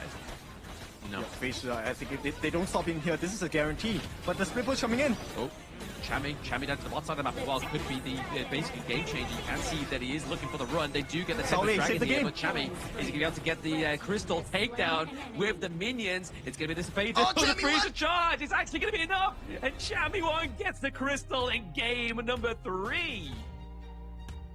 This one is a Blacklist International staple. I don't care who does it, whether it's going to be Joshi, whether it's going to be Chami 1. We'll take the team fight for you, but we're going to take your crystal. Beautiful work. Wow. Like I said, like, it's all down to the activation items at that point, and that frigid charge was enough. And look at that, we see that Auto Loss is very proud of that one, being one of the BKL representatives there, as well as one of the talents, but very well played there. They knew Blacklist that they could not take the team fight because so many times Just Chi was just getting caught out left, right, and center, just thanks to Senko on that Silk Weaver, as well as just sort of like the Gorge mobilization from the Wild Rider as well. This was all enough to lock him into place and just pull him into the enemy team, and then the damage was just too much at that point. Yeah, this is the risk you're taking when it's a Tempest Dragon attempt, especially when you have 2 broken T3s in your base, right? And the fact that they picked up the Seafarer, one of the strengths of that is when the set sail essentially is a free TP, right? And yeah, look, he even used the Frigid Charge on the side of Sauli to try and freeze the minions, but too bad. You don't care about the minions as long as they stay alive. Chami 1 is just going to get those swings on his anchor, and what a play from Chami 1, but entirely on the side of Blacklist, Hive Mind. They knew exactly what was going to happen there. Exactly. I feel like the whole point of this series has been like high risk, high reward plays, just like that one. Because obviously, we've seen it time and time again where the high risk, high reward plays haven't quite come through with that game number 3, where Just Chi fell short one too many times for my liking. But then Chami was just like, let me take the high rolling bet. Let me see if I can actually bring the rate of interest back onto Blacklist. And the answer was yes. Like, they lost the Tempest Dragon. They knew that it was either do this and basically take game 3, or do it, fail, we go again. But luckily for Blacklist International and the boys there, they take a 3-0 here. That means they're almost at game point, potentially a 4-0 for the boys of Blacklist. And to add on to that benefit, it's a Seafarer pick. Now, that is not exactly the most meta pick at this current patch of the tournament at this point. But to be able to net a win of a not so expensive draft, this definitely works in the favor of Blacklist International. And of course, the amount of control that they have, this is what makes this draft so scary. There's so much crowd control. And Kagendra took a huge risk here because if you take a look at their lineup, they're not very tanky. Yeah, I mean, look at that. They're completely opposite of last game. Like, no deaths in last game. And then this time around, it's just like death center. It's like 2 for Chami, 4 for Just She, which is obviously the obvious catch out here for the side of Blacklist. And then Chaz, Golden Kite, and Dragon all with 3 deaths there as well. But I mean, it's not like it's a different story onto the side of Kagendra. Other than Senko really fell under the radar. So going there, he only had 1 death. Shows the positioning of this mid lane player is actually like second to none. Yep. This game to me was a bit of a nail biter because Kagendra at that point, right before the Tempest take, Facial was kind of clearing the lanes, and I'm like, why is Facial showing his face? Is that the bait to tell Blacklist that they should get the Tempest Dragon started so that they can start working down on the Tempest Dragon, and Facial can come in for the free steal because they know that he's not going to be there. Yeah. It seemed that way. It definitely seemed that way towards the end. Like, they're just kind of just making sure that it was just there to be a bit of a scapegoat in a way. Just kind of like, hey guys, look, I am here. I'm close by. Do you fancy trying to go for it and kind of like contest my Heart and Jade Steel? The choice is yours. But if we look at the gold bar here as well, obviously we're seeing that Blacklist for all of that game had a huge lead. And when it mattered the least, that's when he went to the favor of Kagendra, because obviously they started to pick up a few kills here and there. But at that point, everyone was pretty much 6-slotted. But let's look at these head-to-heads, man. Like, there was some fantastic work done by both Clash laners this game. Very much so, right? And of course, Chami 1, the value provided right at the end was just so spectacular because he made it in a point where he was not in a position to be caught by Saule's skills. He actually stood just out of range. So even if Saule was trying to get the skill usages, he, number one, couldn't clear the minions in time, and Chami 1 is left untouched. Now on the other side of the jungle, I feel like FaZe recovered very well in this game. But unfortunately, Blacklist didn't care about the team fights in this game. It was more of, okay, can we buy time for our Clash laner to do some work across the map? Exactly. It does seem to be like the focal point was pretty much at that point in time for the Clash lane. So anybody that could kind of just try and get any kind of lead elsewhere rather than looking for that team fight, because we saw the last few team fights in this Game of 3, they were definitely heavily centered around Kagendra. Like, Kagendra was pulling apart Blacklist in those team fights. As soon as Soleil got the lockdown onto Golden Kites, and Chaz was really trying to just do like a 360 no-scope with his cannon blast, hoping that it landed onto somebody. And even Lou, the mistake he made in the early game when he overzealously committed with that enhanced basic attack, wasn't a problem for him when he got into the late game, because his damage, I mean, his defense was just too much for Blacklist to take down now. They just needed Lou, or Lou needed the team to be more in sync with his catches. I think that was just the biggest difference maker for Kagendra in the early game. Like you just said, his catches in the later parts of the game when he was tanky, it was great. And here we go, this is the MVP, the guy that really set the motion going for the team on the side of Blacklist with that set sail into the victory, sunset victory here. Chami 1, 2, 2, and 3, the macro plays across the map. On the side of Blacklist International came down to the wire, especially with Tempest Dragon on the bucket list. Yeah, out of a stale packet of bread, he was a slice in the middle that was the freshest. Because obviously, if it wasn't for Chami, we'd probably still be in this game number 3, right? Like, let's not kind of like play coy about it. Like, this could have gone on for another Tempest Dragon at least. Just depending on, obviously, looking at the condition of Kagendra's base, but it was Chami's kind of decision to like, right guys, let's kind of just, we've created an opportunity for us like moments ago to push that bot side of the map. So I'm going to go try and take that golden opportunity, and it's paid off here. But if we look at the highlights here, obviously early game was definitely going into Blacklist's favor. Like, Kagendra just weren't having the team fights that they needed, but I feel like it's all down to the fact that they just weren't quite scaled to the point where they could take a team fight from Blacklist. But now he started to formulate around this 8-minute mark, 9-minute mark, where they started to get some higher ground for themselves. It's already very difficult because, number one, they were playing with a goal lead on the side of Blacklist International. And the secondary benefit they had was they had a lot of crowd control. So in order to win a team fight, not only do you have to be over-level against the likes of Blacklist International, you needed to have the control and the numbers advantage. And that was not really achieved until the later part of the game. You can see here, even though they found very nice team fights towards the end, this is where, look, you have to understand what is the intention of this exchange. And it was very clear, at least from our eyes, right? The moment you see the set sail, Blacklist don't care about this fight, they want the base. Yeah. Yeah, exactly. Beautiful there by the side of Blacklist as they use their active items to get that little bit of that moment of clarity, that moment of euphoria for the boys. As you can see on stage, very happy with that victory because it was taking a while, and obviously Kendra here looking quite frustrated with themselves. And I can imagine Soleil there trying to be the staunch defender of that crystal and not actually defended successfully. Probably bears a big weight on him going into this next game. Definitely, and this is prime now for a full decode, right? They might be able to break the code here with a 4-0. Once again, not on my cards, and I'm sorry to all IKL fans because I voted for Kagendra on this one.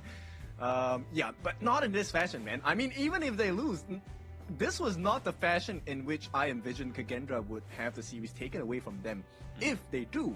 So, IKL fans, you know, you have the hope with me. We can turn this around. Exactly. They've got to hope to see if they can turn it around, right? Obviously, that's going to be a devastating 4-0 to be left out of competition here for Kagendra after a great performance in the group stage.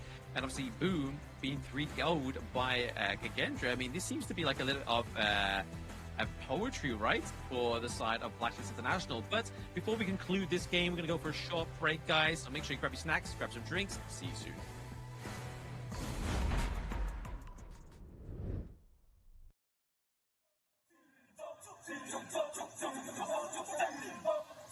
Kings Invitational Series, let's go!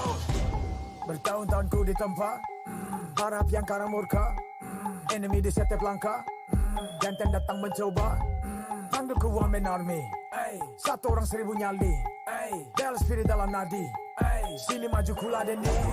Langkah sudah jauh, mereka pikirku mau mundur dan buang sau. Kehormatan yang utama di puncakku pertama, berdiri hantam balik semua yang halangi arah. Pikir-pikir lagi kalau kau mau halangi, genderang perang sebab bunyi sini hadapi old school tank mentally. Dia takkan berhenti, bukan insan imitasi. Coba kau lihat sapu cara bermain agak lain dengan strategi yang saya desain. Aku lemah mastermind di balik kekacauan. Satu punchline sapu ku mundur semua lawan.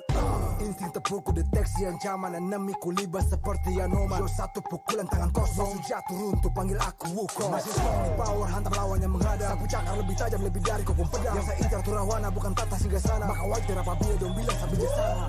Siapa yang berani mendekat kemari, sayang kesana atau kau yang kesini. Jutaan kalian pun saya terakan lari, seranganku cepat sulit kau hindari. Dominasi, ku kendali, berotasi, ke tiap sisi ku ambil alih. Saatnya kita untuk eksekusi. For my party, push, push, push, push, push, push. Everybody move, move, move, move, move, move, yeah, move, move. Saat datang dengan mode brutal, kendalikan setiap titik vital. Damage magic, serang mental fisik, 1000 taktik, kau kalah cerdik. Mau coba jatuhkan sama mana bisa, siasatmu sudah saya analisa. Terdapat selak, gerak, geriku sulit tu dilabrak. Game over, hancurkan semua tawa. Kombinasi skill dan power, teleportasi ala enoku yang eloke. Kau tahu ku tak bisa redam, bulat tekadku yang takkan padam. Tu kehormatan yang tak bisa dibeli, saat saya genggam dan harap kembali. Adu mekanik tingkat tinggi, siapa paling berani, aku paling gigi. Pedang raja yang kuhulus, tebasannya bak angin menghembus. Long life the king, akulah raja, dentuman zira, ini mental baja. Akulah hukum dalam wujud nyata, seni tempurku susah tu kau baca. Y'all better run, I've already won, nowhere to run, your time is done. Tidak bisa kau atasi, berat untuk kau hadapi, Kalau pedangku menari, kau balik kanan dan lari,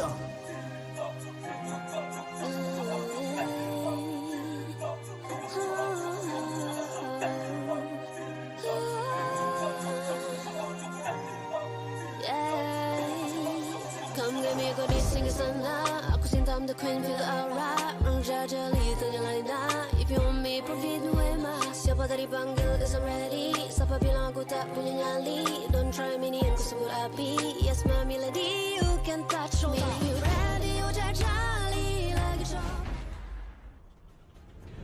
Welcome back, everybody. After that short break, we are going to be potentially heading into match points here for Blacklist International if Kagendra cannot pull themselves up by their bootstraps.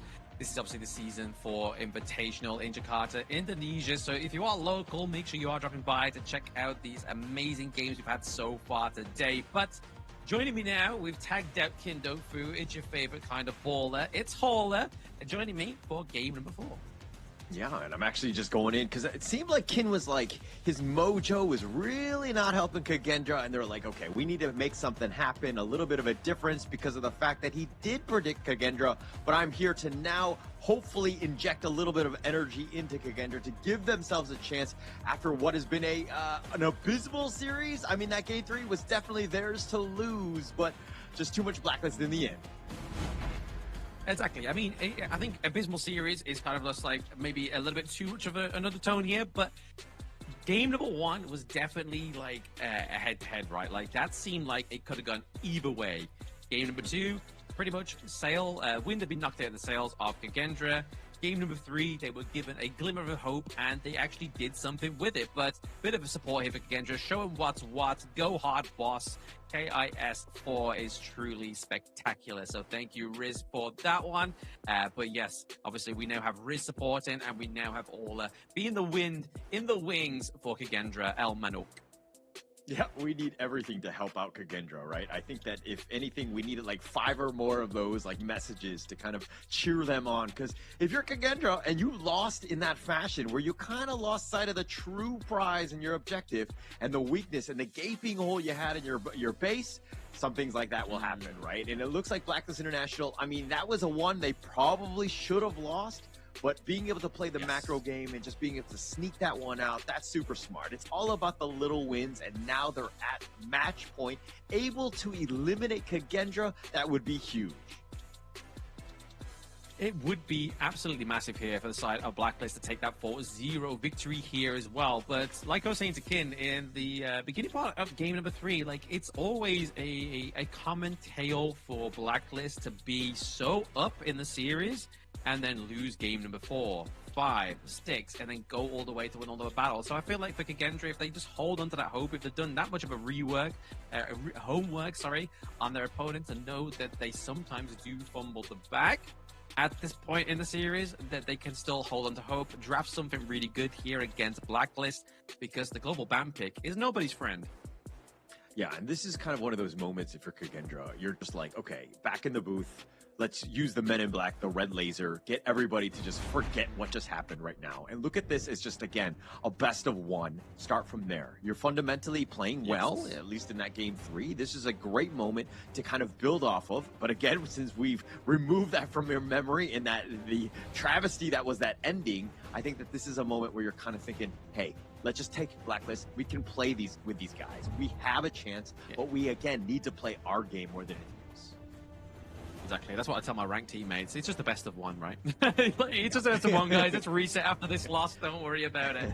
But Kagendra is still holding strong to those very big Chami 1-centric bans, man. The Byron does not want to come through into the clash lane here for the side of Blacklist International. And they take the higher away from Senko, because arguably Senko has been the man in this series, even though there's not been a clear win. But his performance on the Silk Weaver in the last game was definitely the thing that was really bringing Kagendra back into that had to get their horse back in the race. Yeah, it's giving them a chance. I think that that's the biggest thing, where people are like, when things are kind of not looking great, we need somebody to step up. We need that hero. Senku's been that guy, but now it really comes back to the other players on this team to really step up. Sale's made some decent plays as well, but they're going to go with the first pick, Chicha. Your thoughts on that one? I mean, I think it's great. I always love when Chicha comes through into the blue side, because obviously it can be flexed into 3 different roles. So it could start off to Sole, it could go to Zan, it could go to Feisha. We're not too sure what's going to happen there as well. But we all know that Blacklist love to solidify their farm lane, right? So obviously the past few games onto the blue side, they've been locking in Golden Kite's pick every time. And then their pick number 2 is always going to go for the support here. But they've gone for the same kind of strats onto the red side here. Yeah, and it looks like Jing, Zhang Fei, both of these very strong. I mean, you definitely have the Zhang Fei, the beast, living up to his name. That unbridled outburst can just be game winning at times, especially in those team fights. But now you've got the Jing. Let Fei Shi kind of just fly on this hero. Is he able to kind of outpace Just Shi on the other end? You can only hope so, right? Obviously, Fei Shi not quite having the best games of the series, right? Obviously, Zhang Jian performance wasn't quite the greatest. This time around, obviously, the Broken Mirage, Jing definitely needs to be the golden ticket to the chocolate factory, right? Like, he needs to use this to get through and actually try and get a victory for his rest of himself and the boys on Kagendra. But Blacklist are doubling down on this front line. They're going for the Peaceful Fist, the Flowborn tank into the jungle. Yeah, into the jungle to kind of just deal with the Jing, knowing that he probably can't keep on pace, and just being like just able to survive some of that onslaught, right? And just have enough time to maybe get onto the Chicha if possible. That's generally the idea when you're picking a Flowborn tank, to kind of counter that. You have the D-Ren-J, but I think that you do need another damage dealer on this Blacklist lineup. Oh, yeah. I mean, definitely something strung into the mid lane here, right? Maybe something with a bit more AoE, potentially maybe like the Lady Chen or even the likes of the Xiao Qiao, Breeze Heart as well. I feel like could definitely enhance the range. I mean, speaking of range, there's no one better than the Majestic Guardian, right? Especially with the Feathers of Judgment. That ultimate is going to be a long-range poke that you are going to need, especially when those tanks are pretty much in your face. You want to be laying waste into the back line, and that's going to be Dragon's job. Yeah, and another good reason for the Garuda, as you rightly pointed out, is also the fact that, like, he doesn't really want to stick hand in hand with everybody else, right? He's going to create a little bit of space so that he's far back as possible. Dragon has great positioning come those team fights, and just, again, spam people with that Wings of Judgment. Let the Feathers really do some damage. There's the Divine Enforcer here as well. I think that's going to be a good answer to the likes of the Flowborn tank and even the Lian Po. I mean, the Flowborn tank, the problem with the Peaceful Fist, as soon as it commits into the team fight, it's got a hard job of getting back out, and using that slow from the Divine Enforcer is going to be a problem here for Just Chi. And it looks like Blacklist International. They're going to go with that damage dealer in the Umbrosa. We've seen Chamie1 shine on this hero prior in other series. But going into this one, it's going to be very difficult in the sense of, like, hey, you got the Chicha. I mean, you've got the potential level up that you're going to get from the Divine Enforcer, the Jia. And then now you've also got the Jing, who's going to be high flying, plus the Charlottes. They have a lot of ways and access to get to that back line. So it's going to be up to Blacklist to ensure that they keep a fortified front and have that vision so they don't get jumped. Yeah, interesting Nightbloom pick here for the side of Chamie1. Obviously, the Clash Lane picks are sort of slowly dwindling here. I mean, they still had the likes of the Mighty Conqueror if they really wanted to, right? Or, I mean, that we were obviously flirting with the idea of the Lu Bang, but I feel like Lu Bang into this would be too much tank. Like you were saying, Horler, there's just not enough damage there onto the side of Blacklist International without something into the top side of the map here. But I feel like they're going to go for another kind of like macro play, right? That Nightbloom is going to be able to kind of emulate the same kind of turret takedowns as we saw in the previous games. Yeah, and also the Umbrosa, I mean, is able to kind of out-sustain. I mean, if he gets bursted on, you have that secondary life, and it kind of is a little deceptive at times, especially when you think, oh, I jump on him, I'm just going to kill him, and just move on to the other ones, but then he comes back with that secondary life, and you're like, oh, crap, I didn't expect the zombie to get back on top of me, so it becomes a little bit of a problem come those team fights.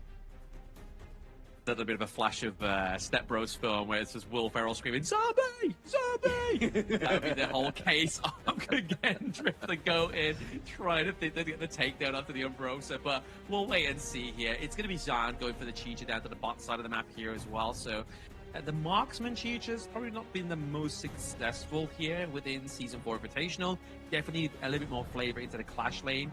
But going up against something like the Umbrosa here, that's obviously have to kind of like dive in towards you and then use those barrages of attack to just kind of whittle down your health. I don't think it would be a good matchup here for the Chicha.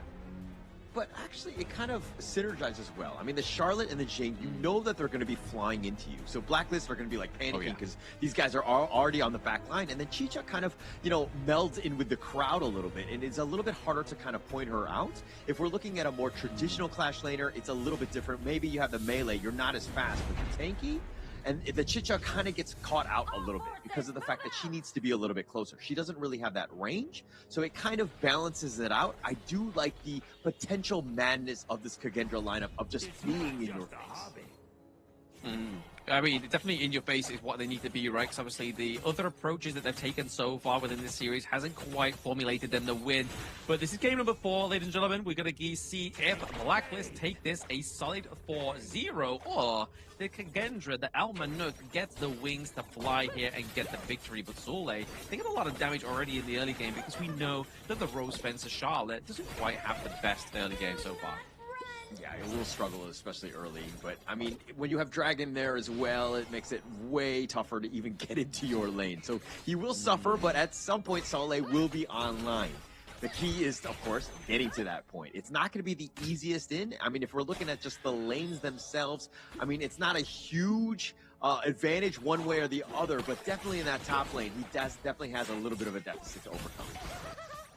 Yeah, speaking of deficit here, we do see that Jing rotates topside here as well. Yeah, Dragon had about half. He's going to give up first blood. Easy for Feishi. He's going to easily pick that one up, and the rest of Kagendra are there to help clean house just to ensure that Chamie1 didn't have any shenanigans to follow up. Yeah, I think the first blood here for Kagendra is probably the better part of the start of the game, right? Like, obviously, they've not really had the first bloods come through just so far within the series, so it's kind of already starting to show a little bit of a different color here for Kagendra. A big buddying system going on as well with the likes of Lu and Feisha. And they definitely have that potential. Like this clearing, the way that they're sharing everything and ensuring that Feishi is keeping, like, he's so fast, right? In terms of his levels, he's just doing very well in that sense. Joshi is falling a little bit behind, but it's hard to keep up with the Jing, especially with that mobility that they have. Now it looks like they take a little bit of damage here, and Joshi's in a bad spot. He's going to be focused in, but he's barely turns it around. He has the shield, and he says, Feishi, where you going? Takes him down. Blacklist International coming out on top on that one. Yeah, it's a beautiful use of that second skill of the Flowborn tank, right? Getting that knockup, but then also, obviously, with the third hit or the second hit, having that shield come through as well is pretty much a saving grace there, and was so for Just Chi. But I feel like it's also thanks to Chaz there, obviously using those burst rams just to kind of like slow the momentum and slow the pace of a Jing there. Very nice turnaround for Blacklist International, but now looking for priority down to the bottom side of the map as we're sort of edging towards that 4-minute mark. Yeah, and actually it's just all about that bait. I mean, there's a reason why they wanted that Flowborn tank into the Jing. And I mean, Feishi kind of fell into that one. I mean, also at the same time, you have the Umbrosa from Chamie1, also potential bait. So they know what the strengths of Kagendra are, which is looking to burst you down as quickly as possible. And Blacklist, they're looking to play the long sustaining team fight. If they're able to out-survive you, they can deal with you because you're on the squishier end. Yeah, that's the problem as well, right? Like, even though Kagendra has all this firepower, if they can't, like, surmise any kind of lead here, that firepower is not going to be very good against somebody that's already kind of, like, itemized, like, 3 items as a tank. Like, you're going to have to throw everything and the kitchen sink at, like, the likes of Just Chi or Chaz just to try and get a kill. Yeah, it's going to be very difficult. Those two are incredibly tanky, annoying to deal with, but Kagendra have that potential. I mean, they need to go for Golden Cut and Dragon. Those are going to be the #1 targets. So Joshi, I mean, if he stays alive, fine, but he doesn't really have as much damage as, per se, the Dragon and Golden Cut. So those are the guys that are probably going to be left for last. Yeah, they don't kind of be caught out too soon into these team fights as well, right? Especially with the D-Ranger, the Magistrate, being on that on-hit build, right? Like, he's definitely going to do a lot of damage towards the latter part of the game, and he has the green light, which is obviously that solid front line from the Flowborn tank and from the Earthshaker as well, that is able to kind of have a leeway and free roam into these team fights just by spamming that basic attack button. But Kagendra actually able to get the Tyrant here, may be able to turn the tides at a such stalemate with the gold lead. Yeah, Blacklist International didn't want any of that. They didn't even try to contest. They understood that, hey, I mean, if everyone's going to be grouping around the Tyrant, we have space elsewhere. Let Chamie1 just kind of do his thing. We don't have to sacrifice everything, you know, and sell the farm, try to go for that Tyrant to go all in. This is not that moment. We need to stay consistent. We're able to out-farm them even with that Tyrant buff. Yeah. Blacklist is kind of like tending the crops, right? Like, they just don't want to kind of like bite the face off to spite the nose, you know? Like, they just want to kind of make sure they're able to gain these resources to make sure that they have a good kind of like mid to late game. So I think that's what they're kind of like building up for here. Because I don't feel like at the early game that either of these two teams has any real potential here. But Liu using the unbridled leg first, that's actually not the tremor really smash. doing Chaz much has here to for flash first. away. It's going to take a couple shots on this one. The Universal Law is going to do a little bit of damage. They find Golden Kite, and now they're going to turn it into a bottom T1. Kagendra with the play, but Blacklist are trading for the Overlord here. Yeah, trade for the Overlord, potential go for the T1 into the top side of the map there. Chami's still working away at that one like a roll well worker, but at the same time, it's giving those Wings of Judgment that just really drive away Senko into any kind of means of trying to come back here, but the T2 takedown as well. Kagendra really trying to open up the bot side of the map here of Blacklist.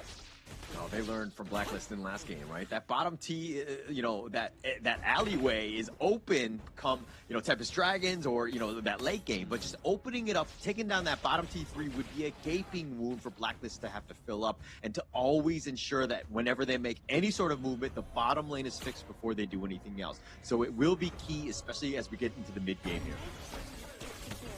Yeah, that pressure that's already been created here by Kagendra is going to be a bit of a problem. I mean, it'd be more so of a problem if we saw Kagendra having actually a more sizable lead here, but it's still looking at a rate of great about like a few hundred gold, which when you're a Jing, when you're only about like 700 gold ahead of a flowboard tank, it's probably, you need to make sure it's a bit more of a lead than that to actually formulate that win.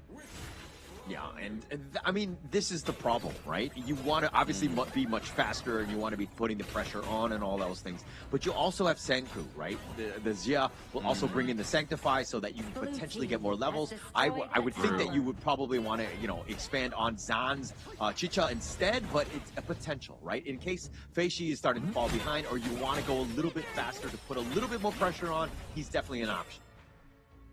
Yeah, exactly. I mean, he's definitely got those two ball pits to actually put his hands into, right? Depending on where that centrification is going to go. And either option would be fantastic here for Kagendra as they're playing the game and definitely having a bit of a lead here so far. And definitely looking like it's Blacklist game to lose here.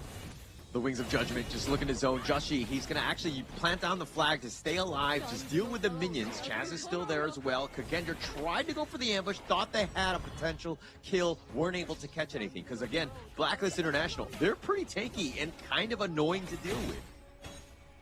They are tanky, but I mean, it's not stopping Kagendra actually getting any of these kind of macro plays, right? Like, they're still putting in the work, they're still putting the pressure onto Blacklist, and you can see that Chami's just always constantly out of these team fights with the Night Bloom. So really, the zombie we were alluding to into the draft here being a problem for Kagendra hasn't really come out of the grave yet.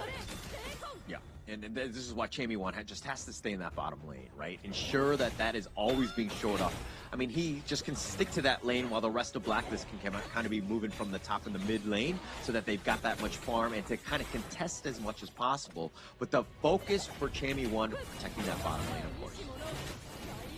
Yeah, look at this. Keep protecting the bot side of the map here. It's going to be Sule just keeping any kind of real advantage that Kagendra have down to the bot side, especially on they that decided to go in Feishi, just going for that mirror domain, finding Golden Kite, doing a decent amount. He's at half-life. He's going to be dashing out, and Soleil's going to be taking out a lot of that damage from the front line, and he gets gone on. The Tremor Smash is potentially looking to go. They find Zan in a bad spot. He's going to be picked off. Golden Kite just barely staying alive, and they find Soleil as well, and Chami won. This is why he's an absolute monster on the Umbrosa, as the damage that he's got, taking them all down from the back. Yeah, Zan slowly falling here as well, potentially the mid lane falling as well, but more action going on. Just being a bit of a bait here. Yeah, well, Joshi baited himself, I think, a little too close to the sun as that tower was taking him down. Plus, they had Senku and Feishi there. They take him down very easily. So, Joshi, a little bit of a misplay. His positioning was just off on that one. I don't know. I think it's method to the madness, you know? Like, hey, I'm going to lose my life, but you still get the T1 into the mid lane, so they can't really push that. That would be my justification to my ranked teammates, anyway. Well, unfortunately, I would report you, okay? Let's be honest. Like, you could have just taken the T1 and stayed alive. You had no reason to suicide and continue on with that approach. But nonetheless, we're still fine. Blacklist International is still in the driver's seat, but they could have had a much bigger lead, again, if Justy were just able to survive. But it looked cool, okay? Like, you don't look back at your teammates. You look like you just go in, you die, you're like Bruce Willis in Armageddon, right? Like, that's the whole point that he was going for onto the side of Blacklist International.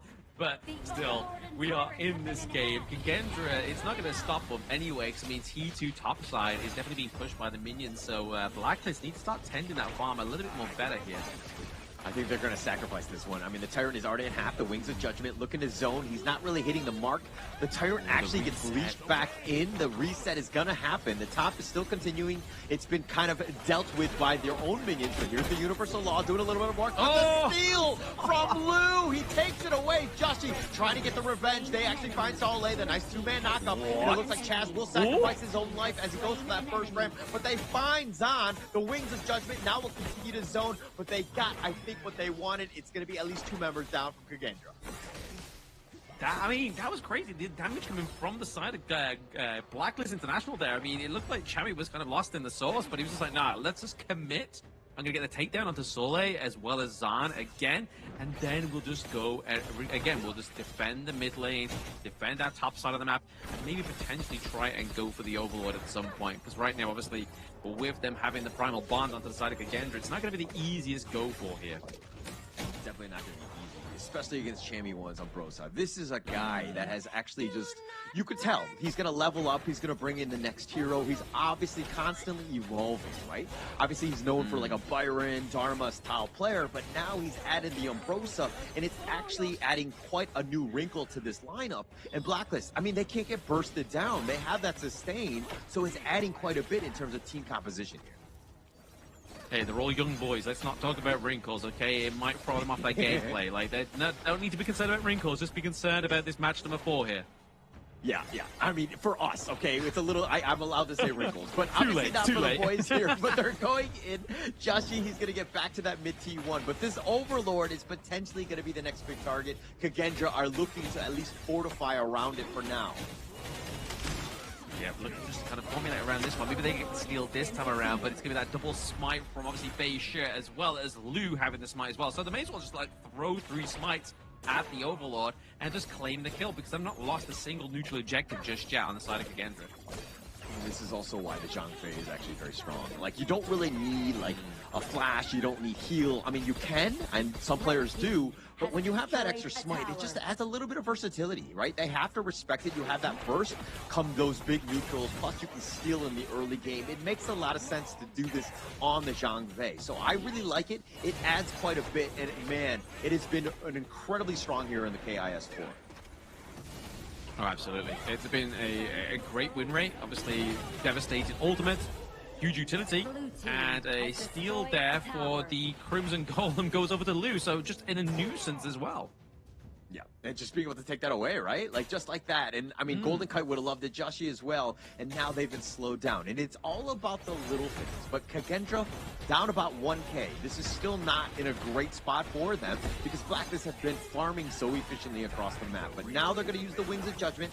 Again, just trying to keep this T1 alive, and they will yet again, because their wave clear is pretty real. Denko's a proper troublemaker for these tanks onto the side of Blacklist though. Like, you see him drop them circles down, the damage reduction coming through. It's just so crazy, the actual damage reduction and how much it melts down the side of Blacklist International. Like, they've got to make sure they try and get Senko down, because I feel like he's been untouched this entire game. Yeah, he's so far back, though. His positioning, understanding exactly how Gia should be played. He just needs to cycle his spells. As long as he's staying alive and casting those spells, and they zone quite a bit, it's super annoying for Blacklist to kind of get onto him. They have to find a way to get there, and not really too many other heroes have that mobility to make the jump onto that backline. Speaking of jumps, obviously we got the burst from over the wall here from Chaz, just trying to scare away the Rose Fence's Soleil, but they're looking to contest this Tyrant. They've not really had the biggest break here by Blacklist International, but Bei Shi. Right. Yeah, they actually go in. Joshi actually has to use the Blood Rage. He will be kind of just backing off. Sorry, with those shields, I mean. The Tyrant is actually about half. Nice little burst ram. He wants to kind of go, but where's the rest of them? Chaz is all by himself with that Universal Law. He goes down, and the Tyrant was picked up by Bei Shi. That was a disaster for Blacklist. Yeah, I mean, it really looked like he could potentially be in the steal there for the side of Blacklist International, but it's just to the detriment of Kagendra having so much smite potential in this game number 4. I mean, they're really pulling out all the punches, man. Like, they need to make sure that Just Chi is kind of like contested in this jungle, especially after his kind of like game 1, game 2 performance. They know they have to put this brother down. Yeah. And I mean, Joshi is the type where sometimes when he gets caught out in some of the games, especially in game 3, he did kind of suffer. He was kind of like too far out, probably sacrificing his life for not really too much, even dying early in this game. So he needs to just kind of like tone it down just a bit. Obviously, you want a jungler who's always aggressive and always, you know, again, being that front liner, but you kind of need to find a little bit of a balance. You need to rein it in just a bit. Yeah, speaking of balance, I mean, this is definitely going to be the off-balance of Blacklist here, as obviously we see Kagendra's minions pushing bot side and top side of the map here as well. They need to surmount some kind of ultimate defense here from Blacklist, or they're going to lose these T3s. Yeah, and they're trying to go for this one. Nice Tremor Smash on it too, but where's the follow-up? The Umbrella Outburst is going to be used by Lu, and now they turn it around. Chaz is looking a little bit low on this one. He dodges the Universal Law. Joshi's there as well. They're going to be backing off. They weren't able to get any sort of catch. No catch at all, which is unfortunate for the side of Blacklist, right? I mean, to be honest, you could feel like Chaz maybe was going for the goal of just getting rid of that Unbridled Outburst, right? Expecting that they were going to think, oh, Blue's going to pop this down, everyone's going to run into this little, like, bottleneck into their jungle, and then we're going to get a huge Unbridled Outburst. But unfortunate for the side of Kagendra, didn't quite come through, but they were able to get the Shadow Overlord. So nonetheless, I feel like they come out of this one as champions, you know? Yeah, definitely coming out as champions, but the net worth says a different story. It is tied, right? I mean, it feels like Kagendra are definitely winning. They're taking all the big neutrals as well, but the way that Blacklist International are just kind of moving around the map, taking resources, it doesn't seem like Kagendra are doing a great job of really choking them out and taking away, again, the resources. I mean, it just goes to my point here as well. Obviously, I said earlier, is Senko actually being contested? He hasn't. Is 0-0-4? He knows his positioning. I mean, I'm not shocked because of how he played the Silk Weaver in the previous game. He was untouched then, and in this going into this next game, he's not untouched. He's completely untouched here. He's literally like unlovable, but in a good way for Kagendra. That's exactly how you want to play it. That's what you want on your team. Always ensuring that he stays alive, and he's not really at risk. And again, Blacklist, if we're looking at the draft, one weakness is, again, they don't really have a great initiator. Everything, like the Leon pull from Chaz, is kind of like a secondary one. You don't want to be letting him start things off, especially since you've got that Unbridled Outburst there. Justy's trying to be that guy, but again, he's really not doing too much. And now they decide to go. Senku goes a little bit golden. The Tremor Smash is not really going to connect. Senku gets a little bit low on this one, but it looks like they find Feishi. Senku finally falls in the end. They get the nice little burst ram and the control on his Saleh. They're looking for him. They're trying to chase him down, but they don't have the control. And now Dragon flashing away. Saleh looking to be strong, tries to go for Golden Kite, tries to go, but he actually gets picked off. And now with the Vanguard in the top lane, I think that's going to be it. But Justy falls. They got 3 members from Kagendra. Beautiful play there from Chubby. He was waiting in that brush for some time. He was waiting for the prime moment. Obviously, use the spike mail to get that damage reduction, damage reflection onto the mirror, the mirror mirage here, Jing Fei Shi, and it was enough to get the takedown. And obviously, Senko finally met his maker as well after using that Splendor as well. This could definitely be what Blacklist needed to get themselves back onto the gorge here, because looking at their base, it's in a dire situation here if they aren't able to get some kind of comeback here. Looks like with that Rings of Judgment just took his own. The Umbrella Outburst and the steal! Oh, no! The push away! Feishi gets it with the smite over the wall. He was just barely there in time. Really well played by Lu. I mean, that was a masterclass by Kagendra. It was pretty much like Blacklist was given that on a platter, but then out of nowhere, Feishi comes through. He's like, actually, denied. That's mine. No credit for you, Blacklist International. And they completely just took the wind out of their sails here. I mean, this could definitely be the kind of like, let's just like wait till next game. But I feel like this has to be the final frontier for Blacklist International, right? Like, the Tempest Dragon is up again in 50 seconds time. Do they go for a Hail Mary macro play? Does Kagendra outplay them in their own book? Or do they actually contest it this time? I mean, they can't go for the Hail Mary play. Kagendra have way too many teams up. I mean, they have all 3. It's going to be tough to make any sort of play. If anything, they have to contest or get some sort of pickoff that will open up the door so they have a little bit of space. Right now, fighting 5 versus 5 is not easy for Blacklist. No, not easy at all, right? Especially when they're kind of like fully stacked, right? We're getting 20 minutes in almost, so you can imagine all itemization is pretty much on the board here. And looking, obviously, to see how much like Sage's Sanctuary is actually being procced here from either of these two teams. I suppose that's going to be like the calling card here. Yeah, and Chammy won. I mean, he's got Final Frenzy, he's got Sage's Angel, he's got everything right now. Like, he could die many a times right now. He's going to be definitely a problem. And so Kagendra, the same way, they have their own Sage's Sanctuary. So it's going to come back to the reses as the Tempest Dragon is now up. Yeah, Chammy just try to focus that top side of the map there. Just try to put some pressure on. Try to get Sule away from that one. But to be honest, for the side of Kagendra, they don't need Sule. They just need Feisha. They need Lu to try and get that steal. Yeah, they need to protect the top lane. They cannot have the same mistake that they made in Game 3. They cannot be caught off. And now Chammy 1 is being chased by Soleil. The Tempest Dragon, look at Chammy 1 continuing to go. Soleil has hit that late game, and on this Charlotte, it is a bit scary. He's kind of like a melee farm laner in that sense that he does have the net worth to really do some damage. Oh, absolutely. The net worth, the goal, the play style as well. Sol has it all.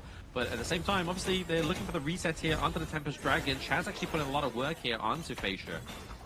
Yeah, doing a decent amount, but with that Sage's Sanctuary, they know that they're not going to fully commit. Justy, on the other hand, does need to be careful. And now here's Soleil, finding Chammy 1 in the mid lane yet again. Everything on a knife's edge. Who's going to make the first mistake? We see the Feisha as obviously Oh, they find him! Oh, they find Soleil! Oh, Chammy 1 and Golden Kite, they had enough burst. And Soleil thought he was going to be fine with the mobility and the dashes, and now this is a huge opening for Blacklist International. Chammy 1 goes right to the top lane. Again, it's all about that pressure, opening up an avenue of attack. The Tempest Dragon isn't the end-all, be-all, but Golden Kite now being focused. It looks like he's going to be falling down. That's going to be Sage's Sanctuary, but the turnaround, Zod is somehow still alive. Nice tremor smash. Sage's Sanctuary using the return, but they've already gotten Golden Kite. The double kill by Feishi. Chammy 1 in the top lane doing Chammy 1 things by continuing his split push, playing the macro game. Here's the Sage's Sanctuary for Justy. That one's been popped, and it looks like he's going to be picked off as well. And now with 3 members down, Chaz is still somehow alive. He's going to be back in the fountain, but now Chammy 1 was only able to take the top T3. The Tempest Dragon's open for Kagendra. But look how beautiful that was, though. Like, obviously, they had no minion wave in the mid, bot side, or even top side to actually make a big capital on that big team fight. I mean, yes, they now get the Tempest Dragon here. It's going to be a heck of a defense here for the side of Blacklist International. But Chammy really running down that top side of the map here is going to create... It's going to be a slim opportunity for them now as we get into pretty much the end game of this... Honor of Kings game, but it could spell still some kind of hope for Blacklist.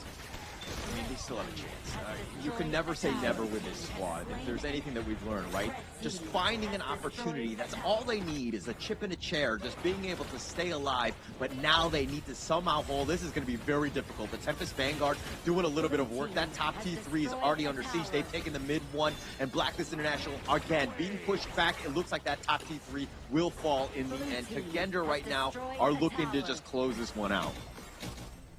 It's got to be not overzealous, right? Obviously, Kagendra of old will literally just take a fight and like literally whiff it here, but at the same time, Blacklist are going to hold on for another 30 seconds. That's a lifetime. It is definitely a lifetime, but now the Universal Law used in return with the Wings of Judgment to kind of go, but now Justy, he's in a bad spot. He was being focused, but he's tanking enough. They have a nice little bit of control. Chammy 1 needs to be a bit careful. Soleil is looking to go for this one. Golden Kite needs to stay alive. His positioning needs to be key, and it looks like Kagendra are not really willing to overcommit. They're going to slow siege. They're going to poke and prod. And now Blacklist International, they need to make them pay. Again, another Wings of Judgment. They're not able to find the right targets. They deal with the Vanguard. The Crystal is taking a little bit of shots. And now the final frenzy. Chammy 1 still staying alive. Justy's there. Oh, nice little tremor smash on the 2. They're going to look to turn with that burst drive. They go for the Crystal. And it looks like Kagendra will take game number 4. And they say, not just yet, Blacklist. Oh my gosh, what a game number 4 that was. Literally, I was on the edge of my stool here, completely uncomfortable, but loving the action. Like, honestly, like, after we saw the takedown of that last wave of the Tempest, I was thought, oh, this is it. Like, the boys and Blacklist, they got a bit of breathing room, but then you just see another wave come through. It's just like, all right, guys. Yeah, I think it's pretty much like, let's just go for game number 5 and let's see what happens. But it's definitely becoming a bit of a reality here where Blacklist love to be in the leading stride at 3-0 and then drop the ball like they did in that game number 4 there, which is unfortunate, but I feel like it's all down to Kagendra's draft. It went very well. Like, if you're going to draft a very tank-orientated team comp, you want to get that damage reduction, you want to get that burst damage, and just melt them down. Yeah, and I think that, I mean, obviously hindsight is 2020, right? But I think towards the end, when you saw that Jamie won, instead of being in that fight with a Tempest Dragon, he was trying to split push, kind of repeat what happened in Game 3. I felt like if he was there with the Tempest Dragon, it would have been much tougher because they needed his damage to get to those backlines and to get those kills and to just kind of stay alive, right? To contest the Tempest Dragon. Once, again, the rest of the squad was dead and they took down the Tempest Dragon, it was pretty much all she wrote because those Tempest Vanguards too strong in the end. Exactly. I mean, I think from Chammy's point of view, it's either do that and fail or not do it and then think, what could have come of it, you know? So I feel like that's what he did in game number 3. Obviously, it worked. Game number 4, they were trailing behind by so much that it just wasn't the case there. And obviously, I feel like that just due to the fact that Senko played very well in that one, as well as Facia, it was, I mean, I don't think there was actually a bad member on the side of Kagendra. They all performed very well. They all perform well. I mean, they had to, right? I mean, it's an elimination game. Yeah. You're like, hey, if we lose this, we're out, right? This is going to be a problem, right? We're on the home, so we're in Indonesia right now. We have to step up for our home crowd. We need to get on that win column, and they started. Again, we were talking about the fact that this is a best of 1. They won that game. Now they have to do it yet again. Not the easiest thing to do, especially against Blacklist, but now they have momentum. They do have the momentum, exactly. This is the momentum they were looking for probably from since game 1, and it was very hard for them to come back. But look at that, like Sole, even though he has not like the most desired KDA, it's the utility he gave to his team, and it's a setup for Facia that really showed that performance. But more impressively as well is not only Senko with the 1 death, knowing how much utility and so much impact he had on this game before, is also the fact that Lou only died, like Lou didn't die a single time, and he was always into the pit of these tyrants, into the overlords, stealing them with Facia, but still didn't die once.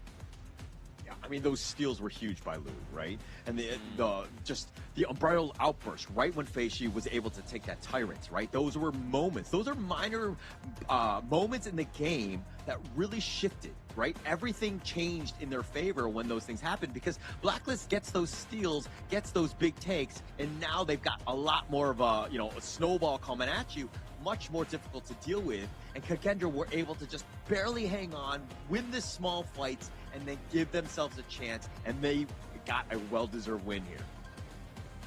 They did get a well-deserved win here, so Kagendra actually going forward into this best of 7, and it's obviously now at the behest of Blacklist. They have to bring themselves back up to where they were, right? Like, they were confident going into this one, maybe not as confident after game number 1 and number 2, but game number 3, they definitely, obviously, confidence took a little bit of a shock there because obviously Kagendra almost won that one and they played very well. But just look at this goal graph. I feel like this is completely different to every other game we've had in the series. The goal graph kind of looks like, I don't know, a Richter scale. Like, there seems like an earthquake going on like the upside of the world and the downside of the world. It looks crazy. But looking at this, it just shows you what kind of match we just witnessed.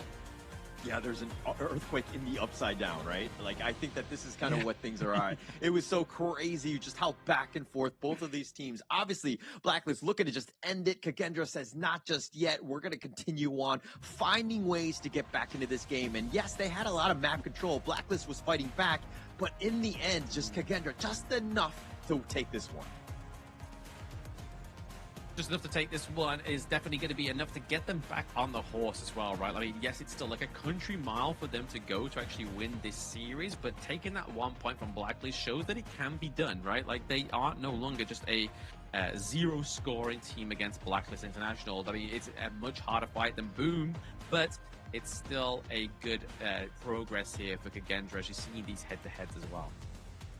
And it's looking like, I mean, they were very close. I mean, everything that we're talking about. Senku, for me, look at that 240,000 damage potentially. I mean, he was just doing so much work. Again, you kept pointing him out. It's like, he's not dying. He's not dying. It's because he's so far back and he was able to just stay alive. And that was the biggest thing. And him also with Zahn able to do just enough. He was able to stay alive at moments, key moments, finding the right targets. He too was doing a lot of damage as well.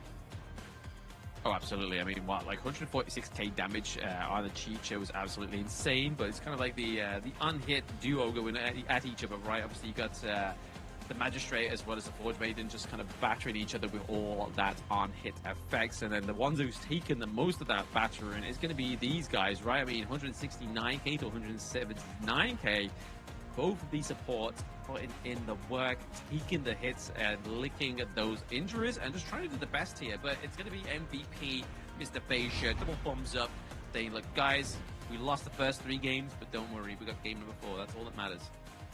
All that matters here. I mean, he's 5-2-3, took a lot of damage, 116,000, but he dealt 179,000, so he was always there. His impact to just being able to jump in, and Blacklist International, again, when you see a Jing flying at you, they struggled because they had no way to really catch him and to slow him down. Oh, exactly. I mean, even if they have 2 tanks, right? I mean, even if you go in with a burst ram, which normally kind of like a bit of a pace slower here for the side of Blacklist International, from the Earthshaker, Liempo, it's generally a good thing. But when you're trying to like aim it at something that can switch places with its Mirage, it's kind of like, well, I tried, lads, but it moved. Yeah, it happens, unfortunately. But here are the moments. These are big ones right around that Tyrant where KIS4 got the better of Blacklist. I mean, they took a good number of big neutrals away and made it very difficult for really Blacklist to kind of take any sort of fight. Their team fight was far superior and why they were able to kind of stay around in this game. But in the end, it was just about those small wins. These Tyrant, this steal the Umbrella offers with Fascia, boom! What a beautiful steal by Fascia. Yeah, I mean, this is the utility of the Zhang Fei, right? We was talking about it in the draft that this is one of the most high-priced ponies and picks into the support role. But nonetheless, just overall, the impact that this hero has in terms of tank ability, also utility with the ultimate, is absolutely insane. And it's a reason why some of these teams literally either drafted pretty early within the best of 7 or look to go for it a bit later on in the series. And that's exactly what KIS4 did here. But still, there is plenty of wins to be had here if KIS4 are looking to win the series, whereas Blacklist, they just need to get one more singular point. Yeah, one more. But that's the thing, right? This is why Kin was like, okay, Caller, get in there, cast, because I don't feel like him, himself being on the desk is going to give him enough mojo, KIS4 that is, to really help out, because he did predict KIS4 on the win. But I'm here now, and you can see I injected a little bit of energy into KIS4. It seems like they're playing the way that we had seen them in the groups, which was far superior and just kind of a dominating style. They're back to it. They played very well in that one. He just shows that Kin's a bit of a bad juju, you know? Like, he's just like, hey, guys, I'm on the broadcast. It's currently going 3-0. If I stick around, it's going to be 4-0. And they're just like, yeah, no, get him off. Like, everybody in the GBK arena, they had pitchforks. They were about to fling some BCs onto the stage if Kim was staying for this game number 4. So we got rid of him. We got Hauler, and then we obviously sprinkled a bit of good luck for the guys on KIS4 here. But we are slowly but surely elevated, or at least declining in those heroes as well. I mean, for both teams, we're looking at 20 heroes that cannot be played, and then you add the bans on top of that, you're looking at 25 heroes apiece. Yeah, and actually going into that one, I kind of looked at the Blacklist lineup, and I was like, actually, the draft is pretty decent. It has, I mean, the team fight is what you're looking for. Obviously, the execution and the things that, some of the mistakes that they made really made them pay in the end. But they had a chance. Yeah. That was one where, again, Chammy 1 could have looked to carry with that Umbrosa, and they would have had a great time. But it seemed like they just didn't really utilize their heroes to the maximum, and they paid with their lives. But again, they're still in the driver's seat in the series. They're up 3-1. They're up 3-1, and KIS4 takes the blue side again. We see that Blacklist actually chooses the red after taking that defeat there. So maybe cooking up something for the red side here. Obviously, they do like locking in their farm lane duo historically, but tank-wise right now, obviously, there's not much really left here for Blacklist International in terms of support tanks. They've had the Liempo, they've had the Lapu Lapu, they've had the Zhang Fei. And now it's kind of like, well, where do we go from here? Do we go and try and lock in something like the Dolia? Do we try and go for a Diadea draft of some sort? I think it's all down to Blacklist to see what they go for. Yeah, it's going to open things up. I mean, Chaz has potentials like the Moats as well. He's a maestro on that one. The Dolia as well has had a lot of success, but the Dolia is the type where you need a draft around it, right? So it looks like the other drafts have been more of the counter picks and not really just like a Dolia special and like the Yangxian and like kind of comboing it with it. So if they have one, obviously that's something that they can kind of pull out, but it looks like they're going to save it, but now is the perfect time. I mean, it's game 5. I mean, the Chicha being taken off here is probably the best thing that Kendra can do, so it doesn't go over to the likes of Chemi into the clash lane. But did they take away the Byron this time? I mean, if they do take away the Byron, oh no, they're going to take away the Martial Genius. They're taking away the Mayin here. So if they give over the Byron to the side of Blacklist, because obviously Kendra's already used it, do they then lock something like the Lubang down into the support role and then give over the Lamb to Just Chi? Now that we don't obviously have the Agudo, they're looking a little bit less blessed in the counter department for the Lamb. Yeah, but I mean, I'm not a huge fan of the Liu Bang. I just think overall it has. I mean, if you have like a high flying assassin style that needs the secondary jump, makes sense. But I just don't really like its overall. I think that it needs to be like a really specialty in terms of like the draft composition. But it looks like Kendra are going to go with a War Saint, the Guan Yu, to really set things up. This could be annoying, especially if it's the back line.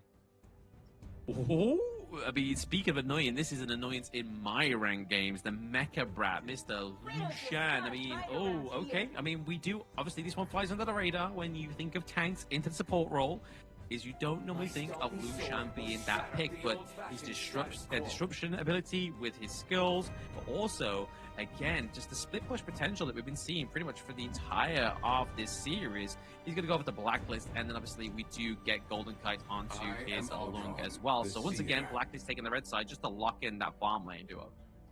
So this Liu Shan is all about the Bigatron's Ormson, like back at KIC, where it completely was a tower disruptor, and they would just slow roll every single lane because they had such a hard time to deal with. It is super annoying, even ranked games, of course. But on the pro level, with these guys piloting it, especially like a player like Chaz, it's going to be annoying to deal with. And Kagendra understanding that, they're going to go with the Ogren of Lady Jeanne to kind of create some of those pillars that will make it very difficult for this Mecha Brat to really get onto those towers.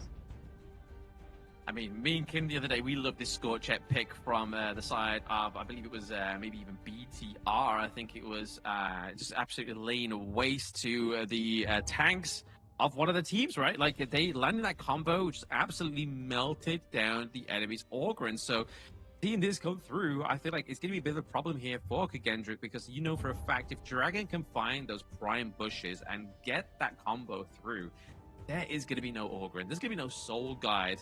There's going to be no soul onto the side of Kagendra. Same time, though, Scorchet is so static, right? If you see Soleil like rocking around, going for that proper angle from the back, and he's stuck with the Blazing Brilliant, I mean, he's going to be pretty predictable in terms of where he's going to be, right? But you need to be a bit careful. That could be to the detriment of the hero. He likes to stand still and just kind of unload on people, but now it looks like they're going to go with the Featherfoot, the Fade, and Joshi. He says, I'm angry. Let me carry this game and this series to a victory. Ooh, the Woodland Ranger coming through to be potentially the counter here for the Lung, obviously using that those protective winds to cancel any of that physical damage coming through from the Flaming Palms here. Could be potential upset for that 1v1 potential down to the bot side of the map, and obviously, thanks to Woodland Ranger's first skill, kind of outranges and pokes the Lung, and does a lot of damage in the early game as well, so it'll be interesting to see if Kagendra's Zion can actually pilot this one to perfection. And it looks like Blacklist International are taking a little bit of a leaf out of Nova Esports, but they're going for the white anchor, they're going for Arta into the clash lane. So double tank, they push forward and just soaking a lot of that damage, and then just lay a waste with the likes of the Scorchet, or even if Just T can be successful with the Featherfoot and steal away these neutral objectives. I love it how the meta is evolving. I mean, you were talking about the fact that this is, straight out of Nova, but now Chami 1 piloting the Ata, it makes a lot of sense here, especially when you see the War Saint that wants to go for the backline. If you're able to ghost ship him away and then kind of create that barrier, or, isolate him from the rest of the team where he wants to raise your cavalry, your entire lineup into the hearts of the Kagendra lineup, I mean, it's going to have a tough time, right? So this is a great counter pick. They were looking for this one for the last pick. Yeah, I mean, the last time we saw horses on a boat was on Noah's Ark, right? So maybe this time around, it's not going to be to bring him to safety, but to shipwreck the War Saint on his horse and completely put him in his tracks. But Blacklist actually reaching into the hero pool here to bring in something a little bit more spicier, and obviously like a little bit of a love letter to Nova Esports, like you were saying there, and also a love letter to Ormson from the side of BTR and the KIC 2025. So let's see if they can pilot this one to victory, but I feel like there could be potential upset here as well. Because I mean, if you look at Kagendra's draft, it's not like a oh, this is a little bit of a weird one. You've got obviously a huge pick into the top side of the map here, Guan Yu looking to kind of get the access onto the back line of Blacklist International. You've got the Soul Guy, you've got Cascada as well, so plenty of big picks here as well. And Lu, more importantly, they'll get to tank into the support role, so there's still an impressive Earthshaker that can come through here for Kagendra. And if we're looking at this lineups, I mean, the Kagendra one right there, it's looking very strong, right? They're loaded for bear. They want to go. Obviously, they have to win or else they're eliminated. On the other hand, I mean, a little unconventional, right? The Ata, we haven't seen Chamie 1 on it. The Liu Shan hasn't seen this with the Chaz as well. So these are two heroes that they're kind of playing. Dare I say, they might be playing on the weaker end, understanding that the next game is going to be the end-all, be-all for the series. But Blacklist can still pull this off with this lineup. I just thought of a good synergy as well here, obviously, with the Lushan and the Scorchet here. So Mecha Brat and Scorchet, obviously, you use that first skill to obviously go in with a bit of increased movement speed and obviously get that knock-up. And as soon as you get that knock-up, if you can land that combo from Scorchet, it's going to make it a lot easier for Dragon on the side of Blacklist to actually land that combo successfully and run down these tanks or even some of these squishier heroes. Yeah, you're going to have a tough time. And then plus you have the Ata with that ghost shift. Where are they going to go? If you're able to just block off Kagendra from retreating, and then you have the Blazing Brilliance with the Chaos Cinder on top of that, that's like an insta-win in terms of this team fight, right? Yes, a lot of burst damage coming through, and if you don't realize too early, it's a little bit too late, and you're back to the crystal, waiting to respawn and help your teammates, which could be, obviously, it is a massive issue if you are Kagendra, and you're looking to stay in this best of 7, where it's Blacklist, they can kind of almost kick their legs up ever so slightly, knowing that if they play this one well, it's a done deal, you know? Yeah. And I think that, I mean, going with this draft, the Blacklist one definitely has a lot of play. I mean, you can never really count out Joshi when he's playing like an assassin-style jungler. The Fade is definitely one of those type moments where when they get to that late game, he could go for all of the big steals, could be super annoying to deal with. Oh, massively. If just she can pilot it like Feisha did, then it's guaranteed kind of like a guaranteed annoyance here for the side of Kagendra. But I feel like Chaz could also be a massive annoyance here as well, having forced a flash out. Yeah, he actually flashed. He's gonna stay alive though, but that was a pretty big commitment by Kagendra because they were fishing. They were waiting patiently in the wings, but it looks like Chaz just too tanky, and the rest of Blacklist were there to kind of just help out and support his brother. Support is exactly what he needs, right? Obviously, you don't want to kind of leave him lay waste, especially as we sort of get into the crucial parts of this early game of Honor of Kings here. Like, they want to make sure that Chaz is alive. That means that Golden Kai can stay alive, but he has Infinite Bastards as well, so he still has that little bit of a safety net. But oh my goodness, the Oak Bolt from Woodland Ranger, man, it just hurts so much. It hurts so much. And Lou looking for round 2, and Golden Kite with the push away. Chaz finally joins up. The tower is getting some shots in as well, and he's going to have to plant the flag just to stay alive and keep on being that tanky boy that he is. I have to give props over to Golden Kite, right? You can see what the pressure was there. Oh my gosh. Oh, run down. First blood. That's what I'm talking about. Scorch with that combo is huge. Soul Guide is pretty much just like a tour guide at that right. I mean, but he got it on Fei Shi of all things. Like, that was like the perfect play by Dragon. And then just slow down Augurin. That's your win condition. And, you know, again, further accelerating Joshi's farm. And that was just a big, huge win early for Blacklist already. Oh, massive. Taking that off of the Gorge for a few seconds, especially as the lead up to the Tyrant and the Overlord in about 20 seconds, is definitely going to be a bit of a blunder here for the side of Kagendra, but you can't imagine that Fei Shi is going to catch it more than once with that play, right? So got to be careful that they've used it now. And there it is. The Blazing Brilliance just to kind of be used to clear out the minion wave to gain priority back into this mid lane. Yeah, if anything, you know that Kagendra are going to really not like Hello Kitty by the end of this game. That's going to be super annoying for the crew on this game as well. But now it looks like the Tyrant is going to be looking to be taken away. They actually get the pick off, but the Tyrant has been going the way of Kagendra. Nice two-man stun by Lou, and here comes the reinforcements. They want to go for this one, especially with Soleil prowling around on the wings. Nice little burst ram, but here comes Chammy1 looking to turn this around onto Soleil. He gets knocked up. The Blazing Brilliance, just not enough damage. Soleil wheelies on his way out. Man, even with the Hardened Jade Steel, I said it to Kagendra, so it's only fair that I say it's a Blacklist International. That Hardened Jade Steel is looking like soft toffee here for the side of Blacklist International, right? Like, the fact is that you lost that neutral objective when you had that bad boy in your back pocket. That's, you need to work on your time in there. Yeah. And, I mean, unfortunate. Not really the right play. Obviously, Joshi, you should never be giving those things up, ever, right? I think that's the thing. You smite, you seal, you gotta time it properly.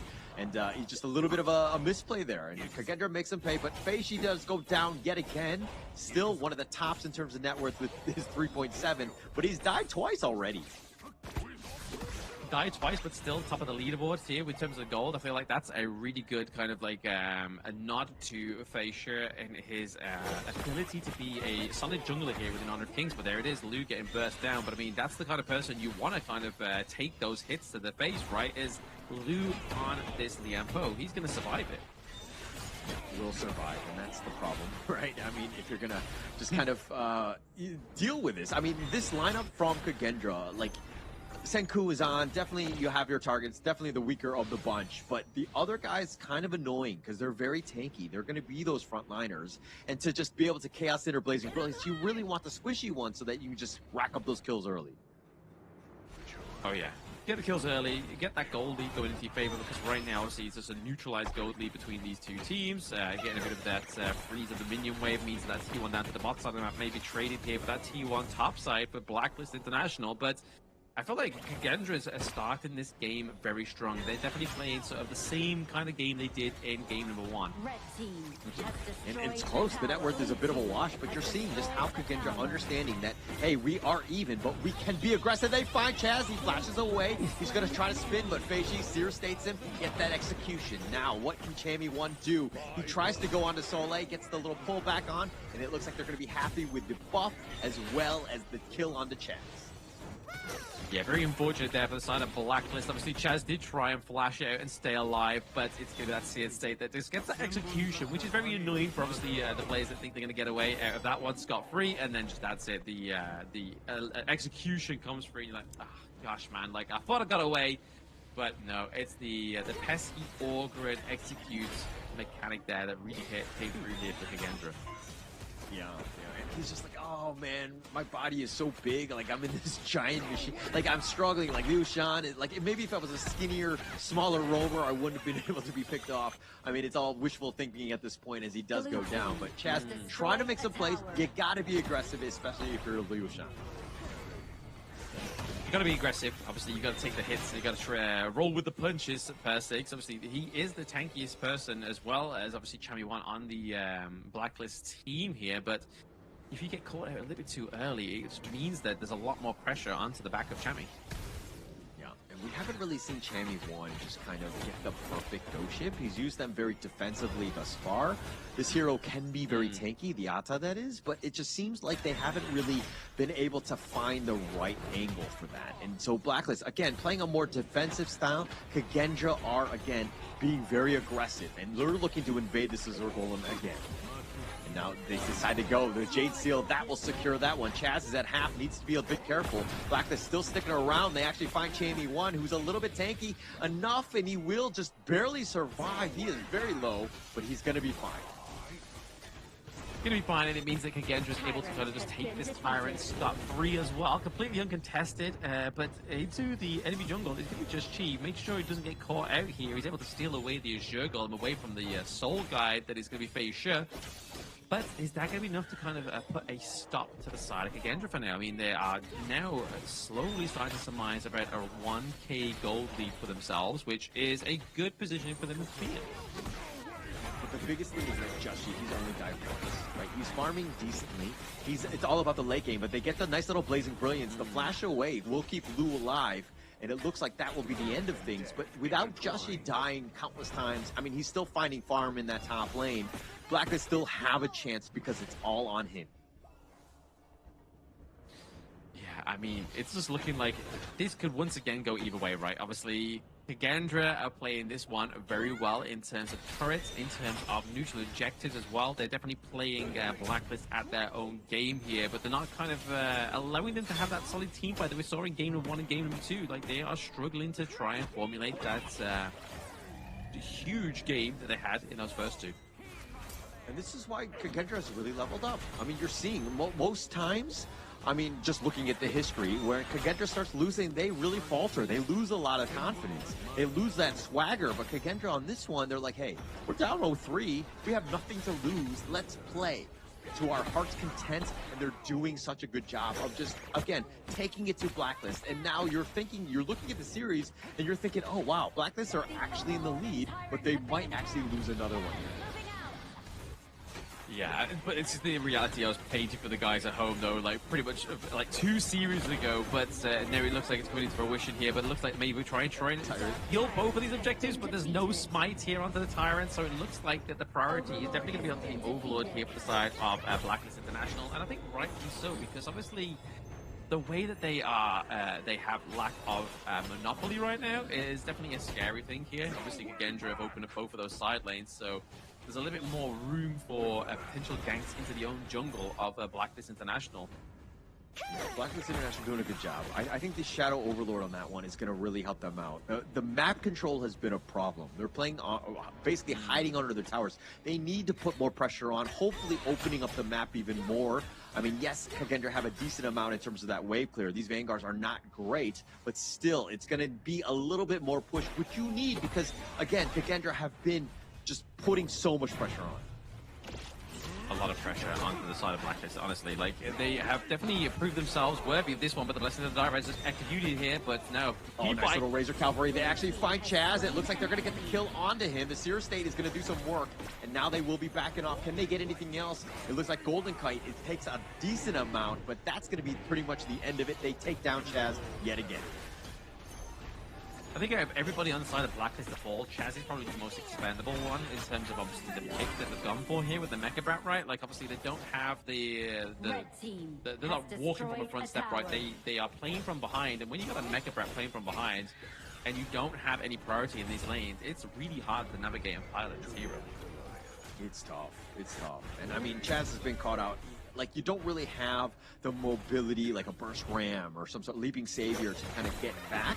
You're just kind of running it. Now the Blazing Brilliance, not enough. Lou has to expend the flash, though. He will stay alive. Good attempt by Blacklist. You expended some of those common skills, and now what can they turn? Nice little cool ship. They actually find Senku. He goes golden, though, but now the Tremor Smash in return. Lou somehow survives, and he will just be backing off, and they completely dodged everything that Blacklist threw at them, and they stayed alive. Yeah, man, Lou literally getting there with a miracle, man. Like, he was, like, getting burst down, but I feel like this is probably the potential of Blacklist getting into the latter part of the game, right? Obviously, you saw the damage that Golden Kite was doing in that last team fight. I feel like that's maybe what they're riding on here. Chaz is going to obviously get some intel onto Sule here, making sure that he's not going to sort of be the prime victim for just Cheese takedown. But now, again, we're seeing that team fight sort of formulate. Maybe they're getting a bit of a second wind here for Blacklist. Maybe if they're able to just find the right approach, but like with the way Lou is just kind of up in front, he is not the real target. But now Chammy 1 deciding to potentially go. They're not able to find any sort of catch. There are just too many guys that are annoying to deal with. Feishi is very tanky as well, so those are really not the target that Blacklist is looking for. No, I'm not looking for them just yet. Obviously, there's still plenty to be played for here into this team fight. One wrong move, especially when you got something like Lou on the Liam Po, right? Obviously, you think you could go in. The big disruptor that's going to be that the ultimate, the Trevor Smash here from the side of Gendra could really kind of like basically put a blunder here, but to make it a blunder, it's going to be just Chi maybe getting caught out. He is able to parkour over the wall, so he needs to be a little bit more safer.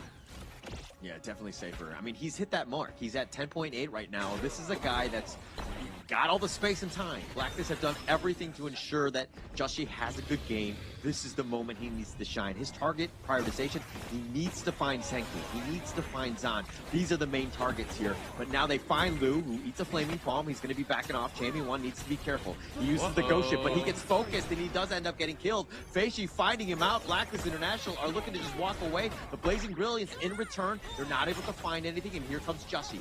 I think they still want to fight 4 versus 5. This might not be the greatest choice.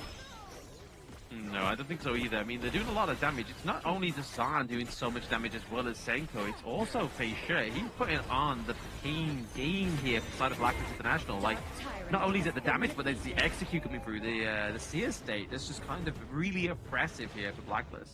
Red team. Yeah, it felt like once Chammy1 went down, there's really no reason to continue fighting. I mean, it's a numbers game. No. If you're outnumbered, you really shouldn't be fighting. And Blacklist, they stuck around. I felt like that was the time to kind of go for space, push elsewhere, and just kind of take advantage. Because you're really not going to contest. But they, again, stuck around a little too long for me. Exactly. Too close for comfort there for the side of Blacklist, and there again we just saw Lu take away the Crimson Golem away from Just Chi. That's not what you want to be seeing. That's a big taunt from the side of Kagendra. So now I feel like they're just trying to get in the heads of Blacklist International because they're slowly formulating that gold lead and holding on to it, and they're just always taking away these like minor camps like the Azure Golem, like the Crimson. Yeah, it seems like the after effects of just being like, oh, why didn't we close out the game last game, you know? And you're kind of starting to feel the after effects of this, where Blacklist are like, okay, wow, we're in a bad spot. This is when 10 teams truly get tested. The Gendra have done a great job of getting themselves back into the series, and they have a great opportunity in this one. They do have a great opportunity. They can still obviously come back in this one here as well, but I mean, Kagendra definitely looking like the favorite within this one. It's going to take a huge upset to kind of curtail Kagendra's progress in this game number 5, which you don't mean if you Blacklist. He's in a bad spot. The Blazing Brilliance is enough with that ghost ship. He's like, where are you going to go? They lock him in. And now Saleh is on the run. Golden Kite tried to infinite passes. Oh no, it looks like he's just going to continue on T2 forward. in the mid lane. They want to go for the Overlord instead. They get the nice little knockup on the Lu. He's going to use that Magma Slam to kind of just zone them away potentially. But here we go. The nice little win. The Roland is on point. They get the pick off on the Senku. And that's going to be a huge opener as 2 members are down. Kagendra, they take the Overlord as well. To be fair, even though Kagendra was losing that fight, they was able to get the T2 into the mid lane here, but now this is the time for Blacklist to pay back those respects, right? Obviously taking the T1 down into the mid lane, maybe potentially even the T2 top side here as well, but they have the Shadow Overlord, like you said, Hauler. So things are slowly starting to look up here for the side of Blacklist International, and maybe the key into these team fights is getting the takedown of Fei Shi first. I hope we get to see a highlight on that one, because Feishi's like Path of Passing had just run out, and then Chammy1 had that ghost ship, and Feishi's like, oh crap, I'm stuck. I'm on the wrong side of this boat. And so he got caught out there because he was up in front, and just really well played by Blacklist. And it's all about those 2 kills. Now they've opened up this game even more. Blacklist in the driver's seat now. Yeah, looking to be ahead with the Benjamins as well, right? Obviously, gold favor is going up for the side of Blacklist International. Fei Shi as well as Soleil look at the rotate top side here just to make sure that Just Chi doesn't quite get that push that he wants here, and maybe potential takedown, right? So we could potentially see a takedown of a jungler, and then obviously in 20 seconds time you see the Tyrant come online, which could be scary pickup here for either of these 2 teams. Yeah, but it looks like the Tyrant in the top lane. That's going to create a little bit of space. Chaz finally hitting some towers, was able to do some work on that bottom T3, and now we're entering, dare I say, the late game as the high ground is now open. And I like the positioning where they've taken this this bot side T3 as well, right? So obviously it's on the opposite side of the neutral objective, which will be the Tyrant, if they do get to that point, which they have 2 times in the series. So this could definitely pay dividends here for Blacklist, but Sule. Joshi, all the heroic charge. They've got a lot of control on him. He gets on top of the ledge. And here come the reinforcements with Chammy1. Nice ghost ship with the Path of Passing negating most of that. And now it looks like they've got Dragon there. The damage is real. And they find Fei Shi, and that's going to open things up even more. They actually find yet another. They find Zan out left in no man's land. And Blacklist International looking to close out this game and this series. Yeah, with 30 seconds left on Fascia as well as Zahn here, it's definitely going to be a bit of a brutal blow here to the side of Kagendra. It's now Blacklist's attempt to try and go for these T3s. Oh, Champion One actually tried to flash forward, trying to get somebody caught out now, but here's the crystal. It's getting gone on, and they have the damage, and Blacklist International will move on. There we go. You get your first Filipino representatives going through into the next part of the knockout stage. And obviously, it wasn't the easiest victory for them, especially after taking such a dominant 3-0. They were looking a little bit in murky waters after that game number 4. Game number 5 wasn't quite as good as we expected, but they were just waiting for that right moment. They were waiting for Fascia to be a little bit too confident with those engages.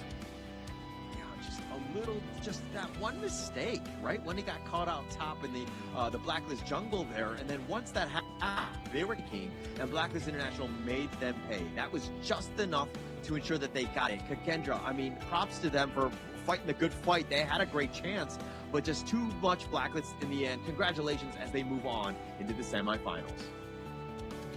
Exactly, they break the code once more, and for the second season invitational, they look to punch their ticket further into the competition. Maybe this time, they actually get to go all the way to the grand finals, but it'll be obviously their opponent waiting for them on the other side of the bracket to see if they will let them get through to that point this time around. But they've done it again, and honestly, Kagendra don't get to have the PH Gatekeeper title, unfortunately, in Season 4 Invitational. Yeah, and it looks like Blacklist International, again, congrats to them. They show why they're SEA's elite here. Despite our early shakiness, Blacklist International showed why they're the SEA's elite against a rejuvenated Kagendra who really did play well, at least in the KIS. I mean, yes, they only took one game off, but this is a team that we've seen largely improve, and I want to see more of them, and we will in the IKL. Exactly. I mean, the next step, obviously, is for Blacklist. It's going to be the ultimate test, right? It's the team that everybody wants to beat, and the team that's beaten Blacklist already is Nova Esports. So they go through into the semifinals to take on Nova to hopefully try and topple them this time around. Obviously, they didn't face each other in KIC. They faced each other for the first time in Season 4, but that was the group stage. And knockout stage, Blacklist has definitely been better, but can still be even greater. Yeah, you know Blacklist just won, and they're like, wait, who we play next? Nova? Wait, what? Wait, did we do this right? Like, do we want to do this? Like, oh no, this is bad. But they have them in Nova. Obviously, it's anyone's game, and they have that potential. But Nova Esports, but again, congratulations to Blacklist for now. Pats on the back. Let's see how they do moving forward, though. Exactly. I mean, definitely worth it for the PKL fans. Obviously, we saw in the audience as well, right? They did them proud there. Didn't quite win in the Tri-Nationals clash. Unfortunately, maybe tomorrow they will win their time within the Tri-Nationals clash showdown. But Blacklist International do secure themselves into the semifinals. But it was a long drawn 5 games out of a best of 7. Could have easily been that 4th match without having to have that blemish on them. But Kagendra wanted it for their pride. But let's look at those post-game analytics here. Soleil on this Guan Yu was quite a bit of a driving force, but wasn't quite as deadly as he needed to be. He did obviously die lack of deaths here, but there was just no real kind of like oppression from this Guan Yu. I mean, they only died 6 times, and you're thinking, oh, wow, we actually lost this game. But Feishi, the times that he died twice, it was critical and back-breaking, right? Once Blacklist was able to find him, isolate him, get that ghost ship on with Dragon's blazing brilliance, it was pretty much, burning him to a crisp, and that was a bit of a rough one. So Kagendra, if anything, they're going to watch that game and see the mistakes that they made, but they had an opportunity. They were in the lead. That was their game to lose, and unfortunately for them, they do.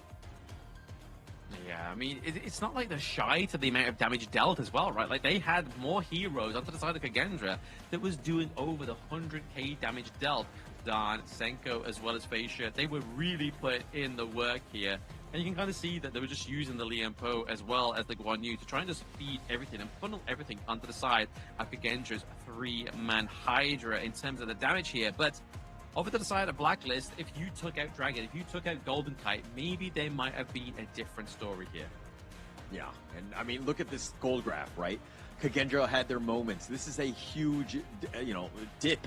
Like, just Blacklist, just finding Feishi in the end, and that's where things just kind of crumbled at that point. But that's how quickly things can turn, right? In the Honor of Kings. Like, you just find your moments. You find who the big baddie bully is on that enemy team. You take him out, and this is what happens. You still have that chance. They still had the chance, but unfortunately they fluffed it this time around. And this is the brutal thing of a single elimination bracket as well, is the fact that Kagendra doesn't have the means of climbing back up from the lower brackets. They have literally said, see you later, we're out of the competition. But before they do leave, obviously we're looking at the head-to-heads here. Chamiwan got up against, obviously, Soleil here. It was kind of like the prize of head-to-head. And honestly, Soleil did actually roll with the punches, but actually brought some flavor as well, especially his Rose Fencer match as well. But then obviously looking at another big star highlight is obviously the Just Chi against Feishi head-to-head. Yeah, Feishi was doing way better, right? Just having a great time on the Augur and thought things were looking to go very rosy and all that, but Justy in the end was able to kind of get the better of him. Just enough damage, and especially with Dragon as well, who's going to be seen here, just the ability to do those, to get those kills. There were very few kills in this game, 6 only onto Kagendra's side, but Blacklist was able to just take him down 4 times. Like, that's a guy who was understanding who needed to die, and Dragon had a great game here. Yeah, this is the utility of the score check, right? Especially if they build either get Orgrin or any other kind of tank here. As soon as that tank's locked in with that first part of that combo, and then you just use your blazing brilliance, it completely melts them down. And we saw that time and time again. And it's the thing that scares me the most in rank matches. When I see a score check locked in, I'm like checking every brush from a very safe distance. That I don't want to get hit by that. But one of the most underwhelming picks, I feel like, towards the first part of the game was definitely the Mecha Brat here. Obviously, it did kind of shine towards the end, especially with that Psycho and that Whirlwind. That last team fight really put the pressure on there. But again, I think it's just Chaz wanting to go on a tank hero so he can actually get the intel for his team. But MVP is going to be none other than Mr. Dragon here on the score chat. Yeah, just, I mean, 4-0-1, his ability to find Feishi and burn him down was the main reason why this team was able to win. Overcome that last hurdle, that raid boss to deal with, and he found the right target on the Angela. His Chaos Cinders were on point as well, so he just did just enough, and Dragon, well-deserved MVP here. Exactly, yeah. 4-0-1, not dropping a single life there, and just absolutely just obliterating, like you said there, Hauler, just popping down that ultimate and make it, well, that ultimate and that combo to make sure that they were able to secure those points. And even the first blood went over the Dragon as well, right? And it was the lockdown of Feishi that really kind of like, really should have hoped to get that Tyrant online for Blacklist, but that really showed here that the resilience of Kagendra is real. Like, they died prior to that 4-minute mark, but it didn't stop Feishi coming back into the fold and just pushing forward and claiming that first neutral objective and just showing them that, hey, you can knock me down once, but I'm going to get back up time and time again. Yeah. Unfortunately for Feishi, he can't get up anymore at this point because the rest of Kagendra are eliminated, and you're seeing exactly why in these highlights here. Just enough. The team fight from Blacklist, this is a squad that wants to brawl, and if they're going to bring it, they're going to find those right moments, and they love it. Once they took down Feishi, it's pretty much all she wrote, and they're looking to just run it down the rest of them because they can't really fight. They had all their eggs in the Auburn basket, and they paid with their lives once Feishi got caught out. Yeah, I'd say if your egg delivery man looks like a soul guide, you may want to just kind of like shake that few eggs out of that one and put it into another, because if you have a team like Blacklist, they are going to run you down with that score chat, but making you into an omelet. But there we go. That is obviously the final match of the day, and this is your up-to-date bracket where we see Blacklist go against Nova, and obviously that's not going to be until 2 days' time, because we have that DMT going against Nongshim Red Force, and as well as BTR versus Boom, hopefully to get a second Filipino representative into the semi-finals. But it's no small feat, especially the performance that BTR have shown so far. And there we go. I'm like Nostradamus. Here's tomorrow's matches as well. whoa, you predicted the future, man. But I mean, going into this one, Dominator, the #1 team in that group, Group B, they actually selected Nongshim. They feel like Nongshim are reeling, definitely the weakest thus far, at least in that group. So they went directly for them. On the other end, Bigatron versus Boom Esports. Can Boom Esports come back? I mean, the whole IKL, PKL rivalry is real, and we saw it, at least for today, PKL prevails, but how much as we go in the future parts of this bracket here at the KIS? Exactly. It's going to be a lot harder for Boom Esports. Obviously, they weren't one of the top teams within the KIC 2025. They kind of like fell a little bit short after the first part of the knockout stage. So still a lot to learn, and especially after their last match against Kagendra, and seeing how Kagendra was dominated by none other than Dominator Esports, makes me feel like that even if Boom is successful going up against BTR, who was the top team of their respective group, it's going to be very difficult for them to come out on top of this one. Actually, no, BTR being the second place of Group A, and then obviously they played like they were the top of their group, but it's going to be difficult nonetheless for Boom. Yeah. It's not going to be easy. I think every single game from here on out is going to be a bit of a banger, right? I think that there's going to be no easy layups on that sense. All the teams are definitely going to want to be playing it to the very end, because again, it's a single best of 7 that could be just potentially eliminated. You might have a hard time. So again, a lot of good games. We're going to be bringing games into tomorrow. So I'm going to be super excited because we have the next 3 days of just the KIS ahead of us, and there's going to be some amazing games. Oh, absolutely. I mean, not just that, we have obviously the Honor of Kings Women's Series. Then we have the next part of the semi-finals for that one. So if you're a fan of the Women's Series, I have got up against BTR. Will be first up tomorrow, then the Tri-National Clash. But it's been Blam, it's been Hola. We're going to throw it over to Mara to finish off the day. So thank you once of all, guys. See you soon. Chami, you were amazing this run, and you gotta tell me more about that sweep. The game 3, when you got the back door around Kagendra, what was going through the comms? What were you telling your team? I think that time I was just focusing on how to hit the Nexus or the Crystal. The Crystal. I think my teammates is like focusing on calling in the Tempest, so I was just focusing on my own thing. Yeah. Wow. Okay, that was an amazing run. That made things so exciting. A lot of people were cheering for that. Now, Joshji, we had an observation. During the group stage, both Blacklist International and Boom Esports were not that consistent. It was up and down. What happened coming in here in the knockout stage? Everything seems to have changed. Even your aura has changed. Tell us what happened. Ayun, madam, parang nag-ano kasi din kami. Siguro dahil din sa jogging namin kagabi. Tapos, ayun, ngayon mas na-refresh yung utak namin, tsaka yung body din namin. Kaya mas nakapaglaro kami na maayos. So what they did was, last night, they went jogging to refresh their mind and release some tension from their body. And today, they were able to focus. So that helped. So I guess you guys have to jog every day now, on the way to the semifinals. Yeah, but it was an amazing run for you guys. But I remember back in the group stage, Nova beat you guys 3-0, and you're going to go up against them once again. What do you think? Because Waypit said that they are going to beat you down. Any comments about that? I think Nova needs to remember what happened in the practice, and we'll try to do our best to bring that practice into the tournament. What happened? What happened? Secret. It's something for the players. And let's see if that gets repeated here on the stage. Now, Joshji, for sure a lot of Filipino fans are so happy right now because you have made it to the semifinals. What would you like to say to everybody? Ayun guys, thank you sa pag-support sa amin, and hopefully supportahan nyo pa din kami sa upcoming games namin, especially sa against Nova sa semis. And ayun, gagawin namin yung best namin para manalo.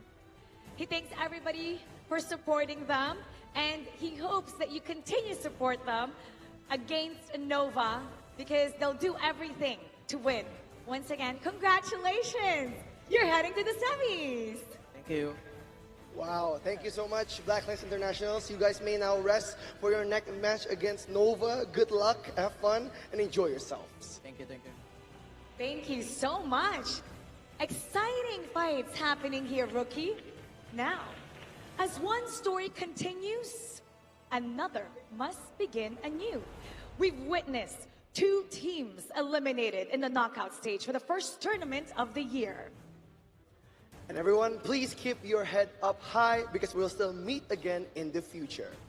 Now the brutal matches will continue tomorrow on the other side of the bracket. In front of the home crowd, the Philippines will go against Indonesia in another round of their reignited rivalry.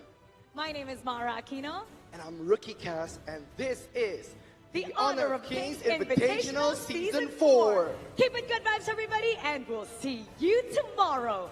This is our game.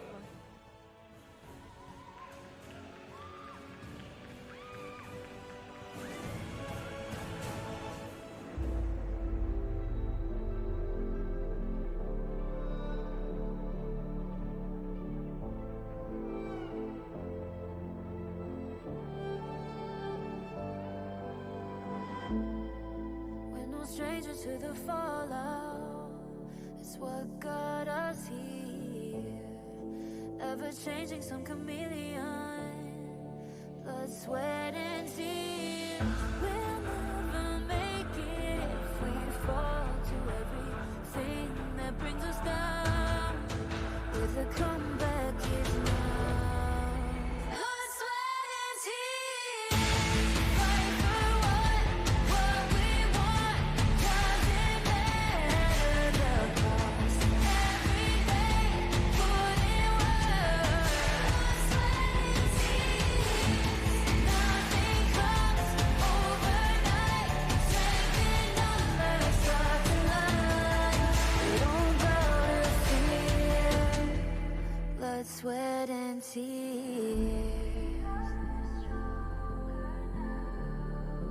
Blood, sweat, and tears.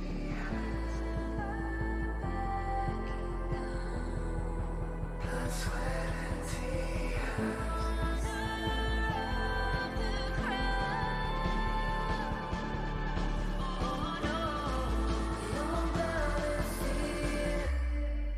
Blood, sweat, and tears. Fight for what we want. Doesn't matter the cost. Every day, put in work. Nothing comes overnight. Strength in numbers.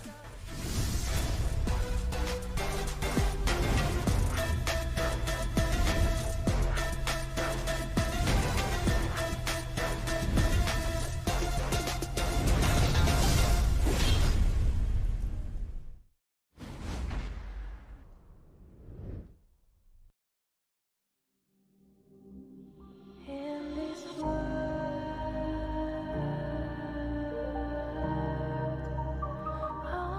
ones in this